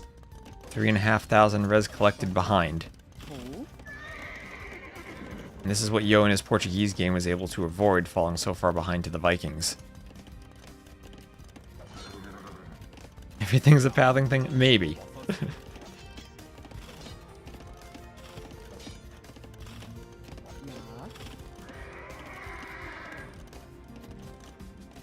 Still got renovation work. I have renovation work to do here. Also, I want to put a new door on. As I feel it's letting, I have a door that's letting too much outside cold air in the winter, and I need to put a new door on. I don't even know how to go about doing that. I mean, it's easy to take a door on and off on the hinges by itself, but I need to figure out the right type of insulation. Right place to buy a door. And get it to fit properly. So if anyone's a carpentry expert, I'm open to suggestions. But Hera, he is up. He is up. And not even the Mangonel shots of Hearttt could save him. Once again, is this GG once Imp comes in? I wonder, or is Hearttt gonna try to click up and play it himself? It would be incredibly impressive if Hearttt somehow were able to get up and then find a way to win this game.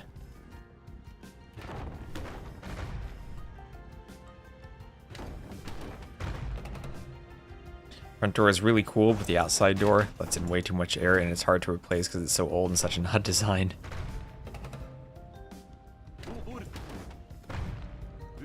I don't have the problem of the door being amazing. I have the problem of the door being very, very basic and cheap and old. It's meant to be an indoor door, but it's... Yeah, there's a GG on Imp. Connected to the outside. Unfortunately. So here we have 92 to 83 KD for Hera, and the Viking Eco ahead up to the Castle Age, and then ahead in the Castle Age. Had a great fight in Feudal where he cleaned the entire army, Scout Archer versus Scout Skirm, using the hill on the back of his base. Hearttt didn't have bloodlines and couldn't take that fight and lost everything and was behind since then, and against the Save of the Better Eco. I do have a curtain in front of the door, actually. Right now. And it still lets in cold air. So what do we have here? That is Vikings over the Huns. Hearttt not using his top civs. Might need to use them, actually, to fight Hera. But Hera with the 2-0 lead right at the start, looking dangerous as we'd expect from him.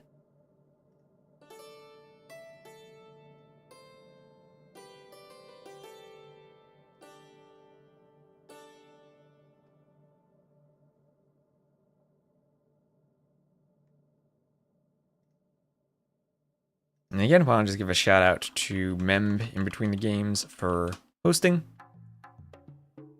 Go give him a follow if you're not already.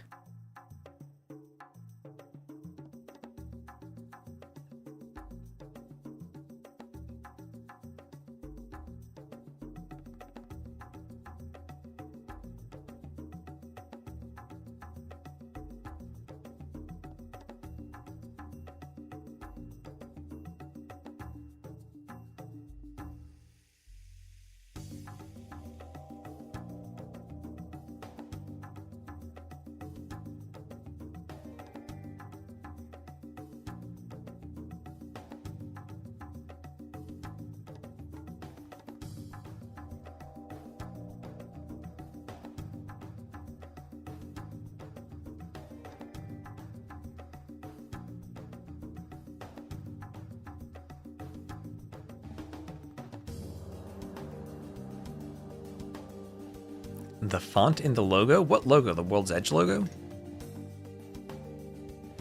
Alright, here we are, next game. Let's see if I joined this one in time. Almost did.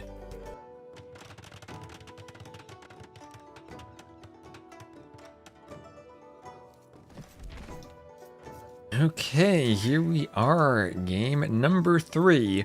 Hearttt going for the way, but Hera going for the Chinese. Looking to put a knife in the heart of his opponent by going up 3-0 here.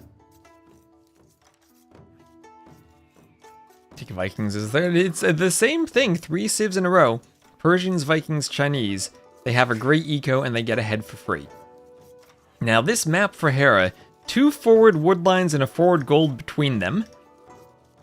That is awkward. Berries out here that can't be walled. And nothing to use for walls in the back of his base. Hearttt, though, essentially the same thing. Gold a bit farther back from the wood lines. He could kind of go from this wood line to here, this wood line to here, wall up the wood lines, and rely on the back berries. He has no wood in the back, though. Super far away to the back. Okay, I guess this is a 3 wood line Arabia, where Hera has 1, 2, 3 here. No way no way that's actually a player's 4th, I think.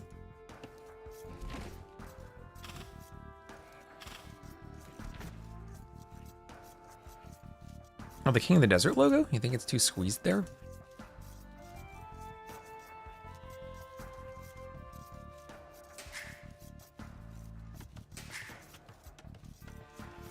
I think it's kind of weird to fit the rotating logo on.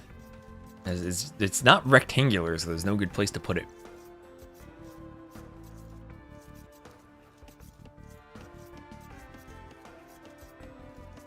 This is what you get if you want an aggressive map. Well, this is an interesting map. They'll have to figure it out. It won't just be a free, easy win for them. They'll have to figure it out. The rest of the sheep in the back for Hearttt, you should be able to find them. Looks like this is the individual Mouflon spawn, where they're spread out one at a time. Groups can be spread out like that. And we will have the Mouflon on its way in, as Hearttt will be shooting that boar with his TC, finishing it off with his Viddles there. Nicely done, nicely done. And that Mouflon still on its way in. And a couple of houses going up.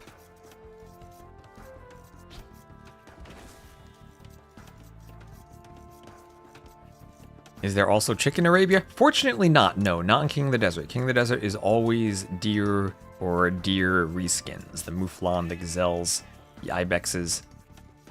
No chickens for this tournament. And honestly, it is very, very refreshing to see that. I'm okay with chickens for team games, where I think the straight archer scout play with deer pushing is the same thing you get every time.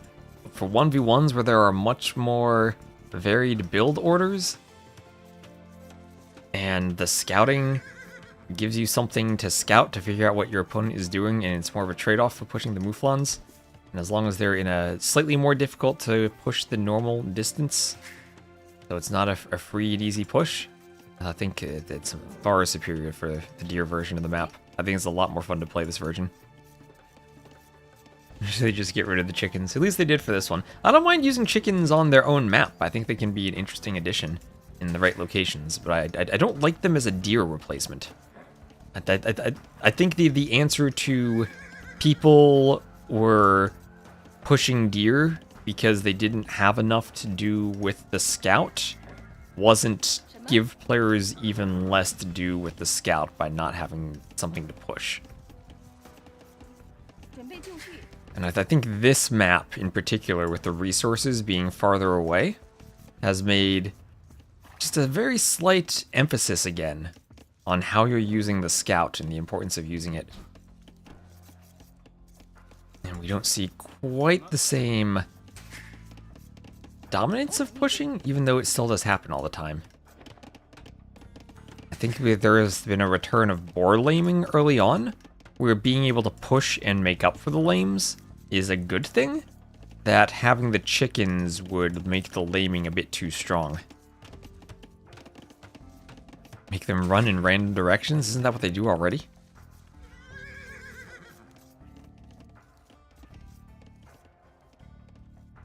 Door replacement rates you too. Fortunately, so far in the future, you can ignore it for now.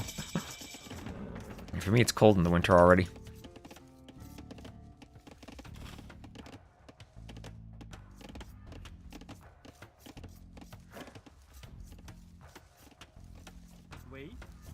And oh, actually, Hearttt, what is this? See, what is this? He pushed the deer and he missed his 2 sheep.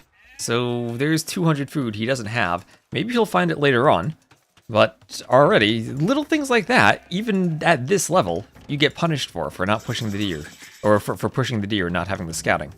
He'll be going for a range opening. And this is, I think, the worst case scenario. For scouts, you're adding in farms so early, you don't really care as much about the missing food. As ironic as that is, going for a food unit. Having the missing food doesn't hurt as much. For an archer opening, it does. And if Hera comes by and finds that, that's going to be pretty annoying for Hearttt. Hera can hide them in the corner or run them. Will he find them?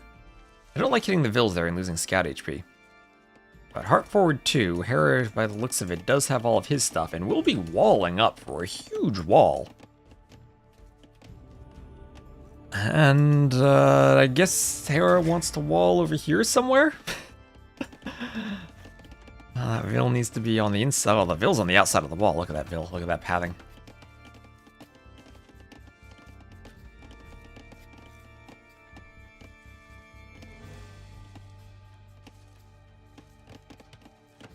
And horse collar on the way for Hearttt. So, main gold inside the wall. This gold, is that inside the wall or is this outside the wall? Part of me says the wall goes straight to the TC from these 2 wood lines, and this is actually outside the wall. At the very least, this is a very sensible wall. And more scouts for Hera, trying to keep room for his stragglers. Yeah, the main gold back there. Hearttt using the gold as part of the wall, and Hera coming forward for a range with the Chinese. That'll likely be for skirmishers. If he can control this hill, that will be nasty. The other gold is outside for Hearttt, and his third gold is super far to the west. No easy walls near that either.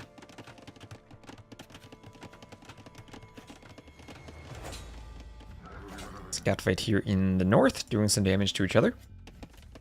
Scout has to run back.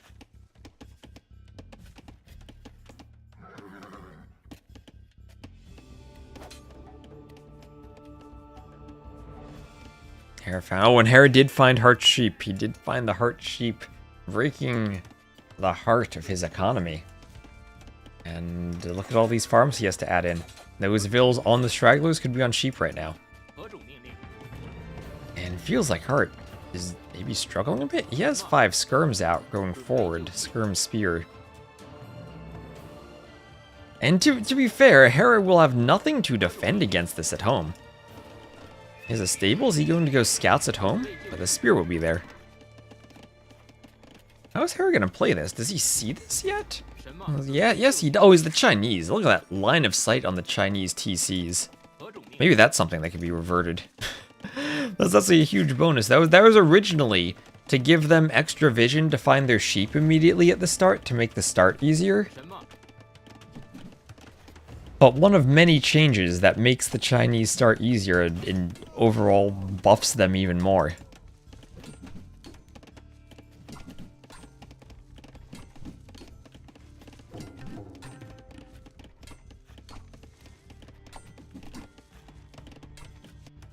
Around here, Hera with scouts hoovering around a bit. Still seeing Hearttt not on the gold, but coming forward with his own skirms. And nice quick walling from Hera. How does he do it? Oh, he gets the sheep back. He gets the sheep back. And he says, okay, Hearttt, you want to idle my farmers? Fine, I can take the sheep. You can use the vills to take the sheep. Look at that, the mid-feudal sheep paying off. The spear is also from Hearttt coming forward on the farms. That's because on the other side there is an engagement. Spears against scouts. Hera lost a couple of scouts, and he's diving the TC with his skirms. Well, will he take some arrow fire there? No, even with the buffs, TCs can't hit anything.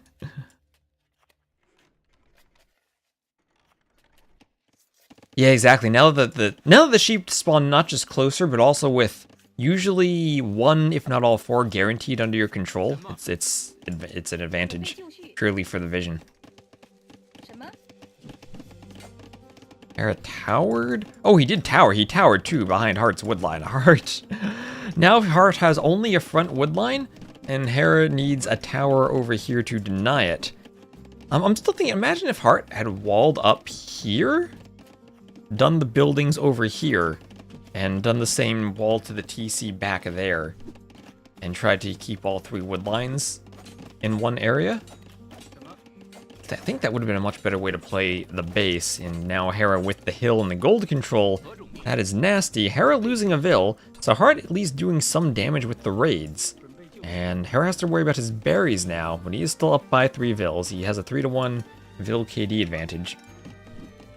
And not the worst idle time at this time, or at this point of the game for the Chinese. He made a defensive tower. 多种命令。 I mean, the best defense is a good offense. There's Town Watch for Heartt. That he can watch as his town dies. Hera with Micro on the hill. He has the high ground still. Out of the corner of my eye, I thought that rug was a chat message from Heartt. But it's just a rug. Oh, and here come the scouts. A couple of spears there. The scouts are low HP, but the spears will pick them off anyway. And the skirmers will all die to the scouts. Down they go. Down they go. 喂， Skirms over here, picking off Vils, picking off skirms. And the scout coming out for 准 Heartt. 备就绪。什么？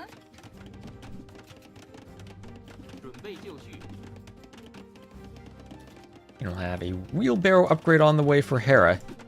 And we'll probably look to click up to the castle age after that. He's moving out to gold now. And how many farmers does he have? 21 farmers, soon to have wheelbarrow on his way up. When he's finished with that gold, with those berries, can reassign the Vils, wood or gold or whatever he wants. Doesn't have a market or a second, or he does have a second building, it's just forward. There he goes. He is the second building. It's just not in his base. Yeah, this does look so messy for Heartt.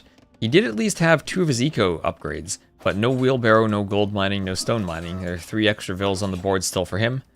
And Heartt coming forward with the spears, but the skirms are ready to pick them off. 2 go down right away, and this could be another great fight for Hera, as he will subtly try to take the hill advantage. Heartt running away, but where is he going to run to? Hera looking absolutely dominant. There is the GG. Hera goes up 3-0. He used his top 3 Civ picks, but he won with all of them. This is how Hera plays. That smooth eco approach. And not much to say there other than complete domination from Hera. Everything looking beautiful from him. And that's the Chinese over the way. Maybe Heartt goes Chinese now and Hera has to find a way to stop them? But 3-0 lead right at the start. That's exactly what Hera wants. 3-0 didn't have to go into any crazy civs or anything. Already into the next game, starting super fast. That was a fast game in itself. Time for a reverse sweep for Heartt.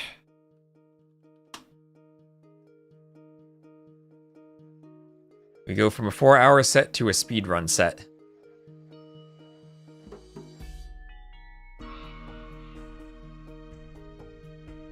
That's the counter pick for the Chinese. I genuinely have no idea. Maybe Romans? Try to get a good eco yourself with that 5% faster bonus. Would fit Hera's playstyle of getting ahead for free.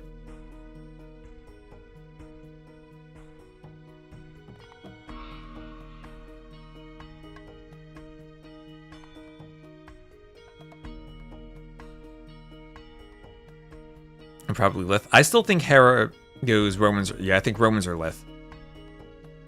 100 food plus the skirmishers feel like a good Hera civ too.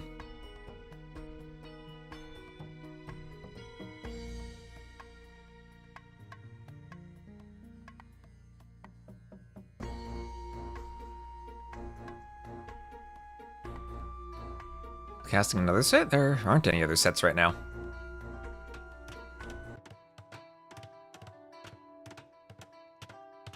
And okay, Hera as the blue Lithuanians to the west. Look at this map. Wall there, wall to the TC.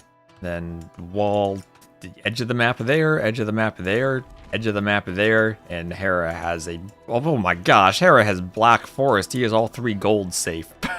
One wall there, one bit of wall there, and beautiful. And Lithuanians indeed. And he's going forward to lame. Try to be aggressive on a Hearttt. Sending the scout forward. He's sending a Vil forward. He sees the forward board. He's going to lame it with a Vil. Oh my gosh. What is this map from Hearttt? Where are these wood lines? Oh my gosh. Oh no. Is Hera going to get to the boar first? Oh, he might. He might. It's going to be close. Hearttt will win the race. Hera can gate it. Oh, he wanted. He's just going to lame a Mouflon then. We didn't see the other boar. If he had seen that boar, he could have gone for it. Early boar lore for the Chinese. That'll help get their eco running. Yeah, Hera using Viper's old map hacks. So we talked about Hera playing the peak Viper playstyle. Oh my gosh, look at that woodline. Of the boom, casually defend, and get small advantages that compound and snowball. Now he's using the map hacks too. Let's see if Chinese is auto win. Maybe he goes Fire Lancer Siege Tower. Maybe that's the auto win. But what the heck is this map? Oh look, he did find the other boar. He did find the other boar. Goodbye, boar.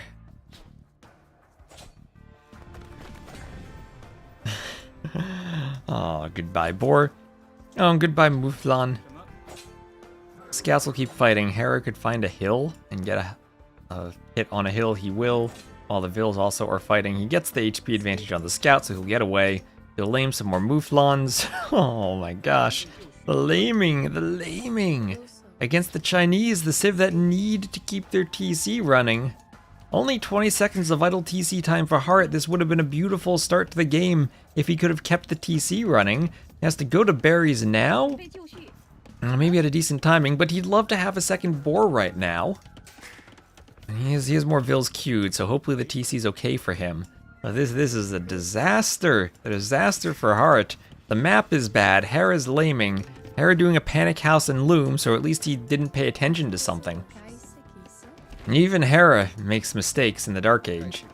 He's gonna lure both of his boars at the same time. Did find his goats at least. And pick them up with his scout. Where's his scout? Oh, his scout's in the back. There he goes. And Hera's getting ready to play Black Forest on this map. This is a crazy good map.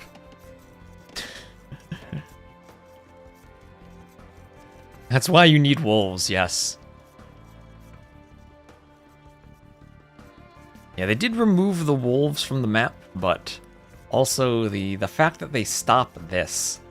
Maybe what you could do is you could give give militia more attack against wolves, while still making wolves effective against villagers, so that stuff like this doesn't happen.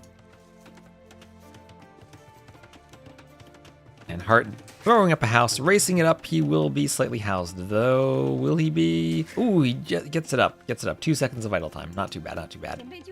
But he's Dark Age farming, long distance taking the boar. Oh, this is the disaster. Add too many wolves, then the Armenian Spear Rush becomes a thing. Oh, look, Feudal Age on the way for Hera. Remember when the Chinese should have a good eco? Yeah. Does the 100 starting res apply to the res collected in Capture Age? I think not.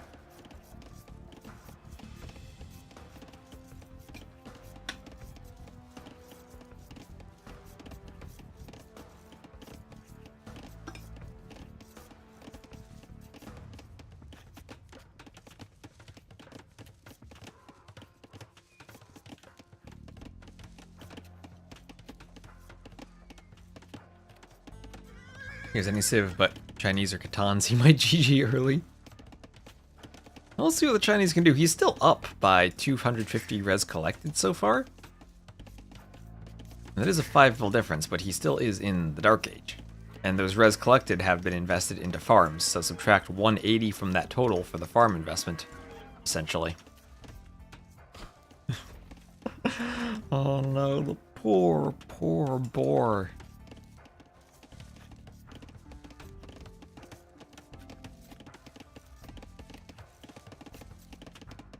If he got lamed like that, he'd TC douche him. Up, Hera's up to feudal. He will run away from the scout now. Might be walled in, but he'll do just Hera things with the scout probably.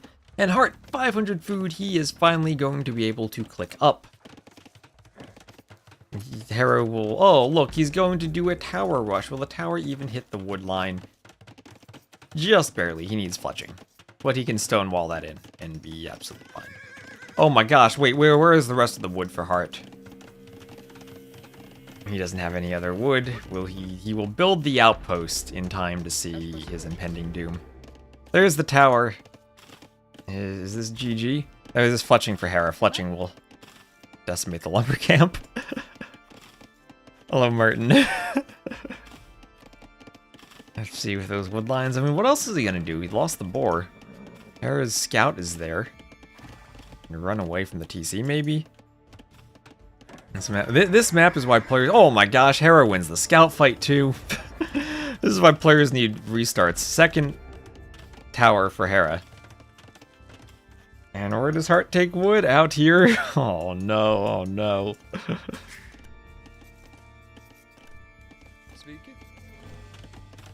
Well, Hera picked the right... Oh, he's gonna kill a Vil too? Okay, no. At least he doesn't get the Vil. That would have been the icing on the cake.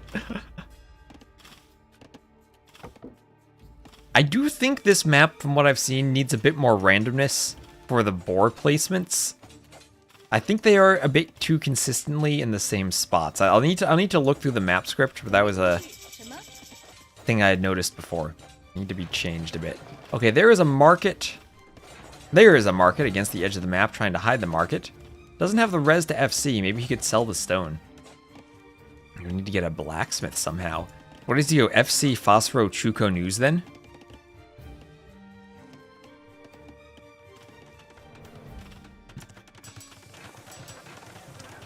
Well, Hera felt like he had 3 huge civ advantages in the first 3 games, and then had a huge map advantage this game, and then compounded that with the lame deciding to go forward and lame the Chinese. So, is lame the Chinese the way to play? Maybe it is. Maybe Hera was just like, I'll win against Hearttt no matter what, let's go. That stone is exposed. I'll see. Hera's already trushed not just the wood line, but one of the stones, and almost one of the golds, too. Oh, there's the Castle Age. And where are these Vils going? To a gold mine. Well, Hearttt will take his economy out in the middle of the map. And at least he's not giving us an early GG. But this is the biggest advantage Hera's had in any game so far. Yeah, all that stone that you can't sell, 197, because of that outpost he partially made earlier. Yeah, Castle Age on the way, but Hera's on stone 2 for more of a trust. Can do defensive towers should the need arise. Oh, and he can do even more aggressive towers. Has to be... It has to be the Fire Lancers, right? It has to be Barracks and Fire Lancers. And you can't fight them with Scouts. What do you fight them with if you're in Feudal? If Hearttt wins this with Fire Lancers, that's going to be crazy. So Siege Tower Lancer. There is a Barracks. There's an outpost. So Hera has to know that's coming by now. You can't be expecting anything else. Here's a fresh scout. I would say he could do defensive towers around his base, but even then, the siege towers would be a way of stopping that. So forward scout comes here. And that's true, you need resources to do Lancers in a siege workshop, and right now Hearttt does not have the resources to do them. At least he will fight the Vils that were going to trush his next wood line. But the scouts are getting in there, Spear comes forward. There's the Castle Age, and here come the Fire Lancers. So are Fire Lancers a free win? Free enough that Hera is in the Feudal Age, make no mistake about it, Hera is in the Feudal Age. with the trushing he had done. And how does he get to the castle age? I don't know. It is Hearttt. Is Hearttt going to win this game? And in the interview with Hera yesterday, he was complaining about the Fire Lancers. And honestly, if the economy didn't look like this, I'd say, yeah, Heartt's gonna do it. He needs 1 siege tower, and then Fire Lancers, and then what does Hera do? He can't wall his base. And even if he did, the siege tower would be a siege tower. 准备就绪。 Forging on the way for the scouts, he's going to try to be as annoying against those vills as he possibly can be. Fire Lancer on its way for. Oh gosh, look at that ricochet on the hill. They fire 3 bullets in their charge attack. Chinese Fire Lancers OP. Remember, they move faster, 5% faster.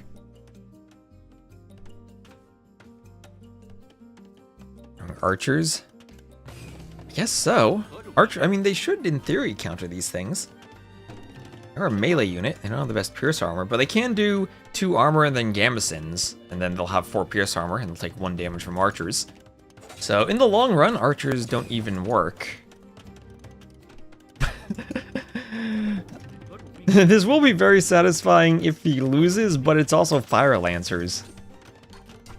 I mean, Hera has also used his 3 best civs, so maybe the reverse sweep could be a possibility. Here come the archers. Here come the archers over the vills from Hera have found the clandestine mining camp. Oh, he's losing a couple of vills though. Look, Hearttt is ahead in Eco KD now. Look at that. What are the scouts going to do against the Fire Lancers? Nothing. Why do we need 2 workshops? I don't know, but the one in the back is just there for 什么？ bad scenery. And, well, what do we have here? It can't be... It has to be a Scorpion, right? It can't be a straight siege tower against all those scouts. Oh my gosh, there's enough scouts to kill the Fire Lancers. Okay, maybe they don't have all their armor upgrades yet that they need. Ram to clear towers or a Mangonel to clear towers at home. That could be a play, but then I guess he gets a gold and a wood line back. Unless Hearttt has 3 more. Unless he also has Koreans, Jurchens, and Vietnamese. 准备就绪。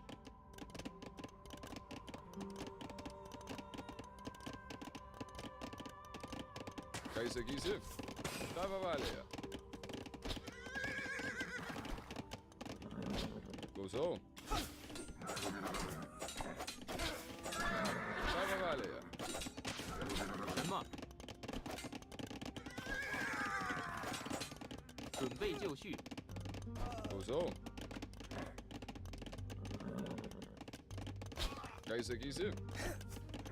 Okay, there it is, the siege tower.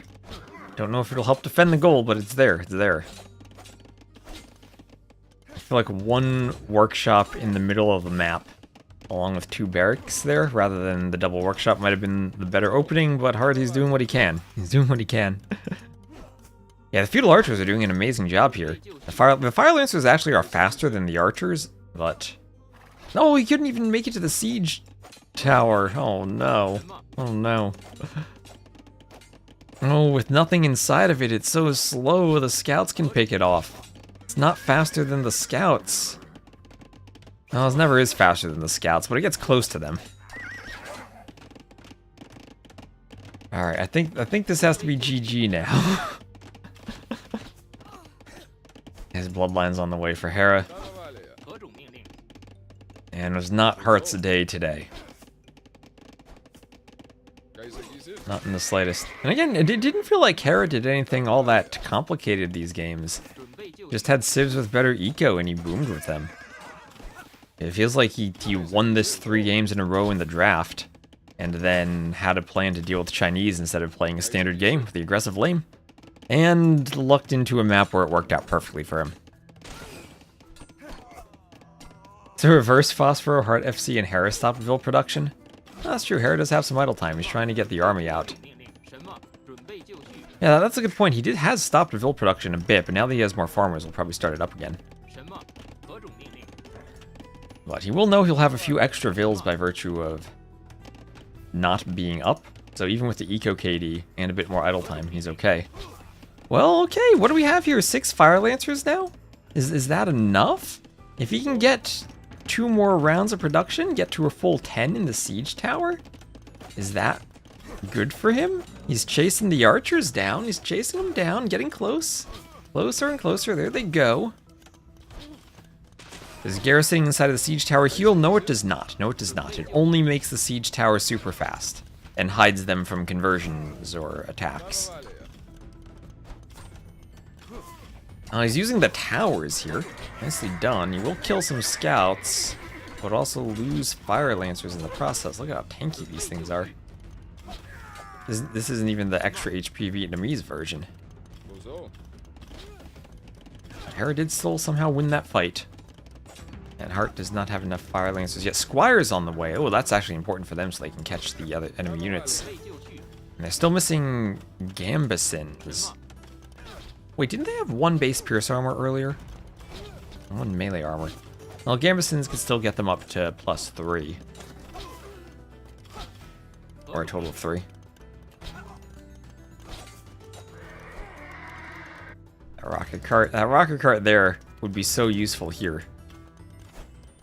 What is Hera doing with all that stone? He's saving for a castle. Let's see how many relics on the map. It is a 1, 2, 3, 4, 5 relic map, and it feels like 4 of them spawned next to Hearttt. And there's the market. Oh, he's selling the stone to go up. That's what he's doing.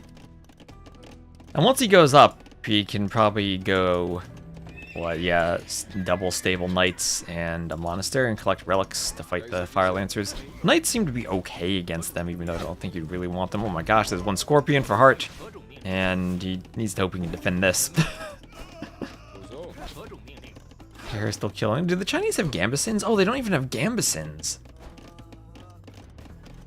Okay, so no more pierce armor for the fire lancers. Maybe feudal archers are the way to deal with Chinese fire lancers if they don't have scorpions out.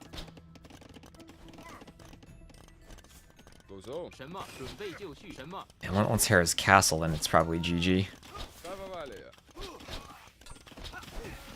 As the lancer goes down, the siege tower still rolls around. Civils will start being killed down here. What is this mayhem of a game? The funny thing was how it actually felt like Hearttt might have still had a chance after that start.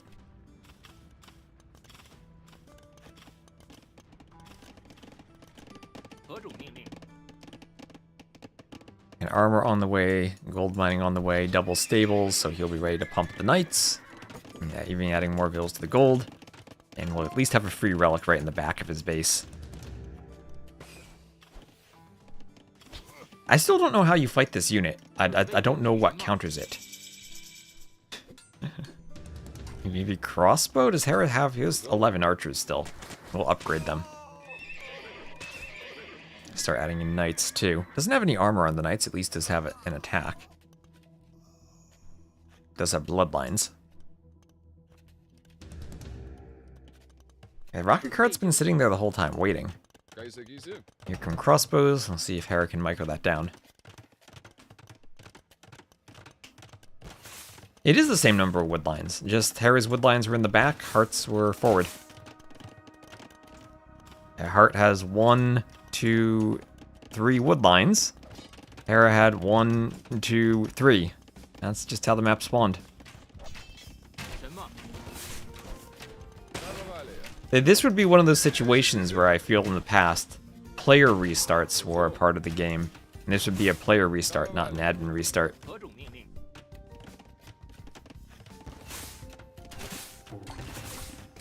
But not a thing anymore. I do kind of wish they'd be a thing.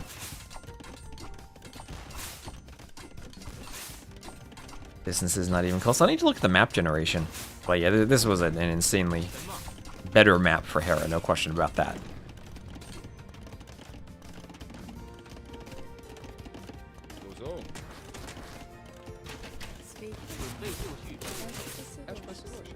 It very clearly is a better map for Hera, but it's the type of thing I'd still consider acceptable. Maybe some players have different opinions there. I tend to have more preferences for randomization of stuff. And this is still not as extreme as some of the old AOC with maps I'd have seen, so from that perspective I'm okay with it. But it certainly is unfair. Look, I didn't see the Lewis one.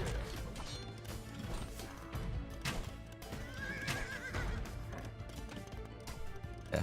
Hyper random was a weird thing because that was basically a Civ matchup. You saw the map and you saw the Civ matchup and you decided if you liked the Civ or not, and then called the re. And as soon as one player called a re, it was the other player. Oh, I remembered we have restarts, and then everyone called other re's back to back to back.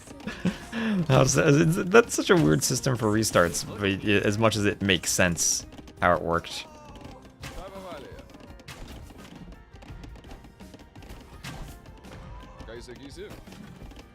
Yeah, I do kind of miss player restarts. I like them as a thing because you could have more randomness in the maps.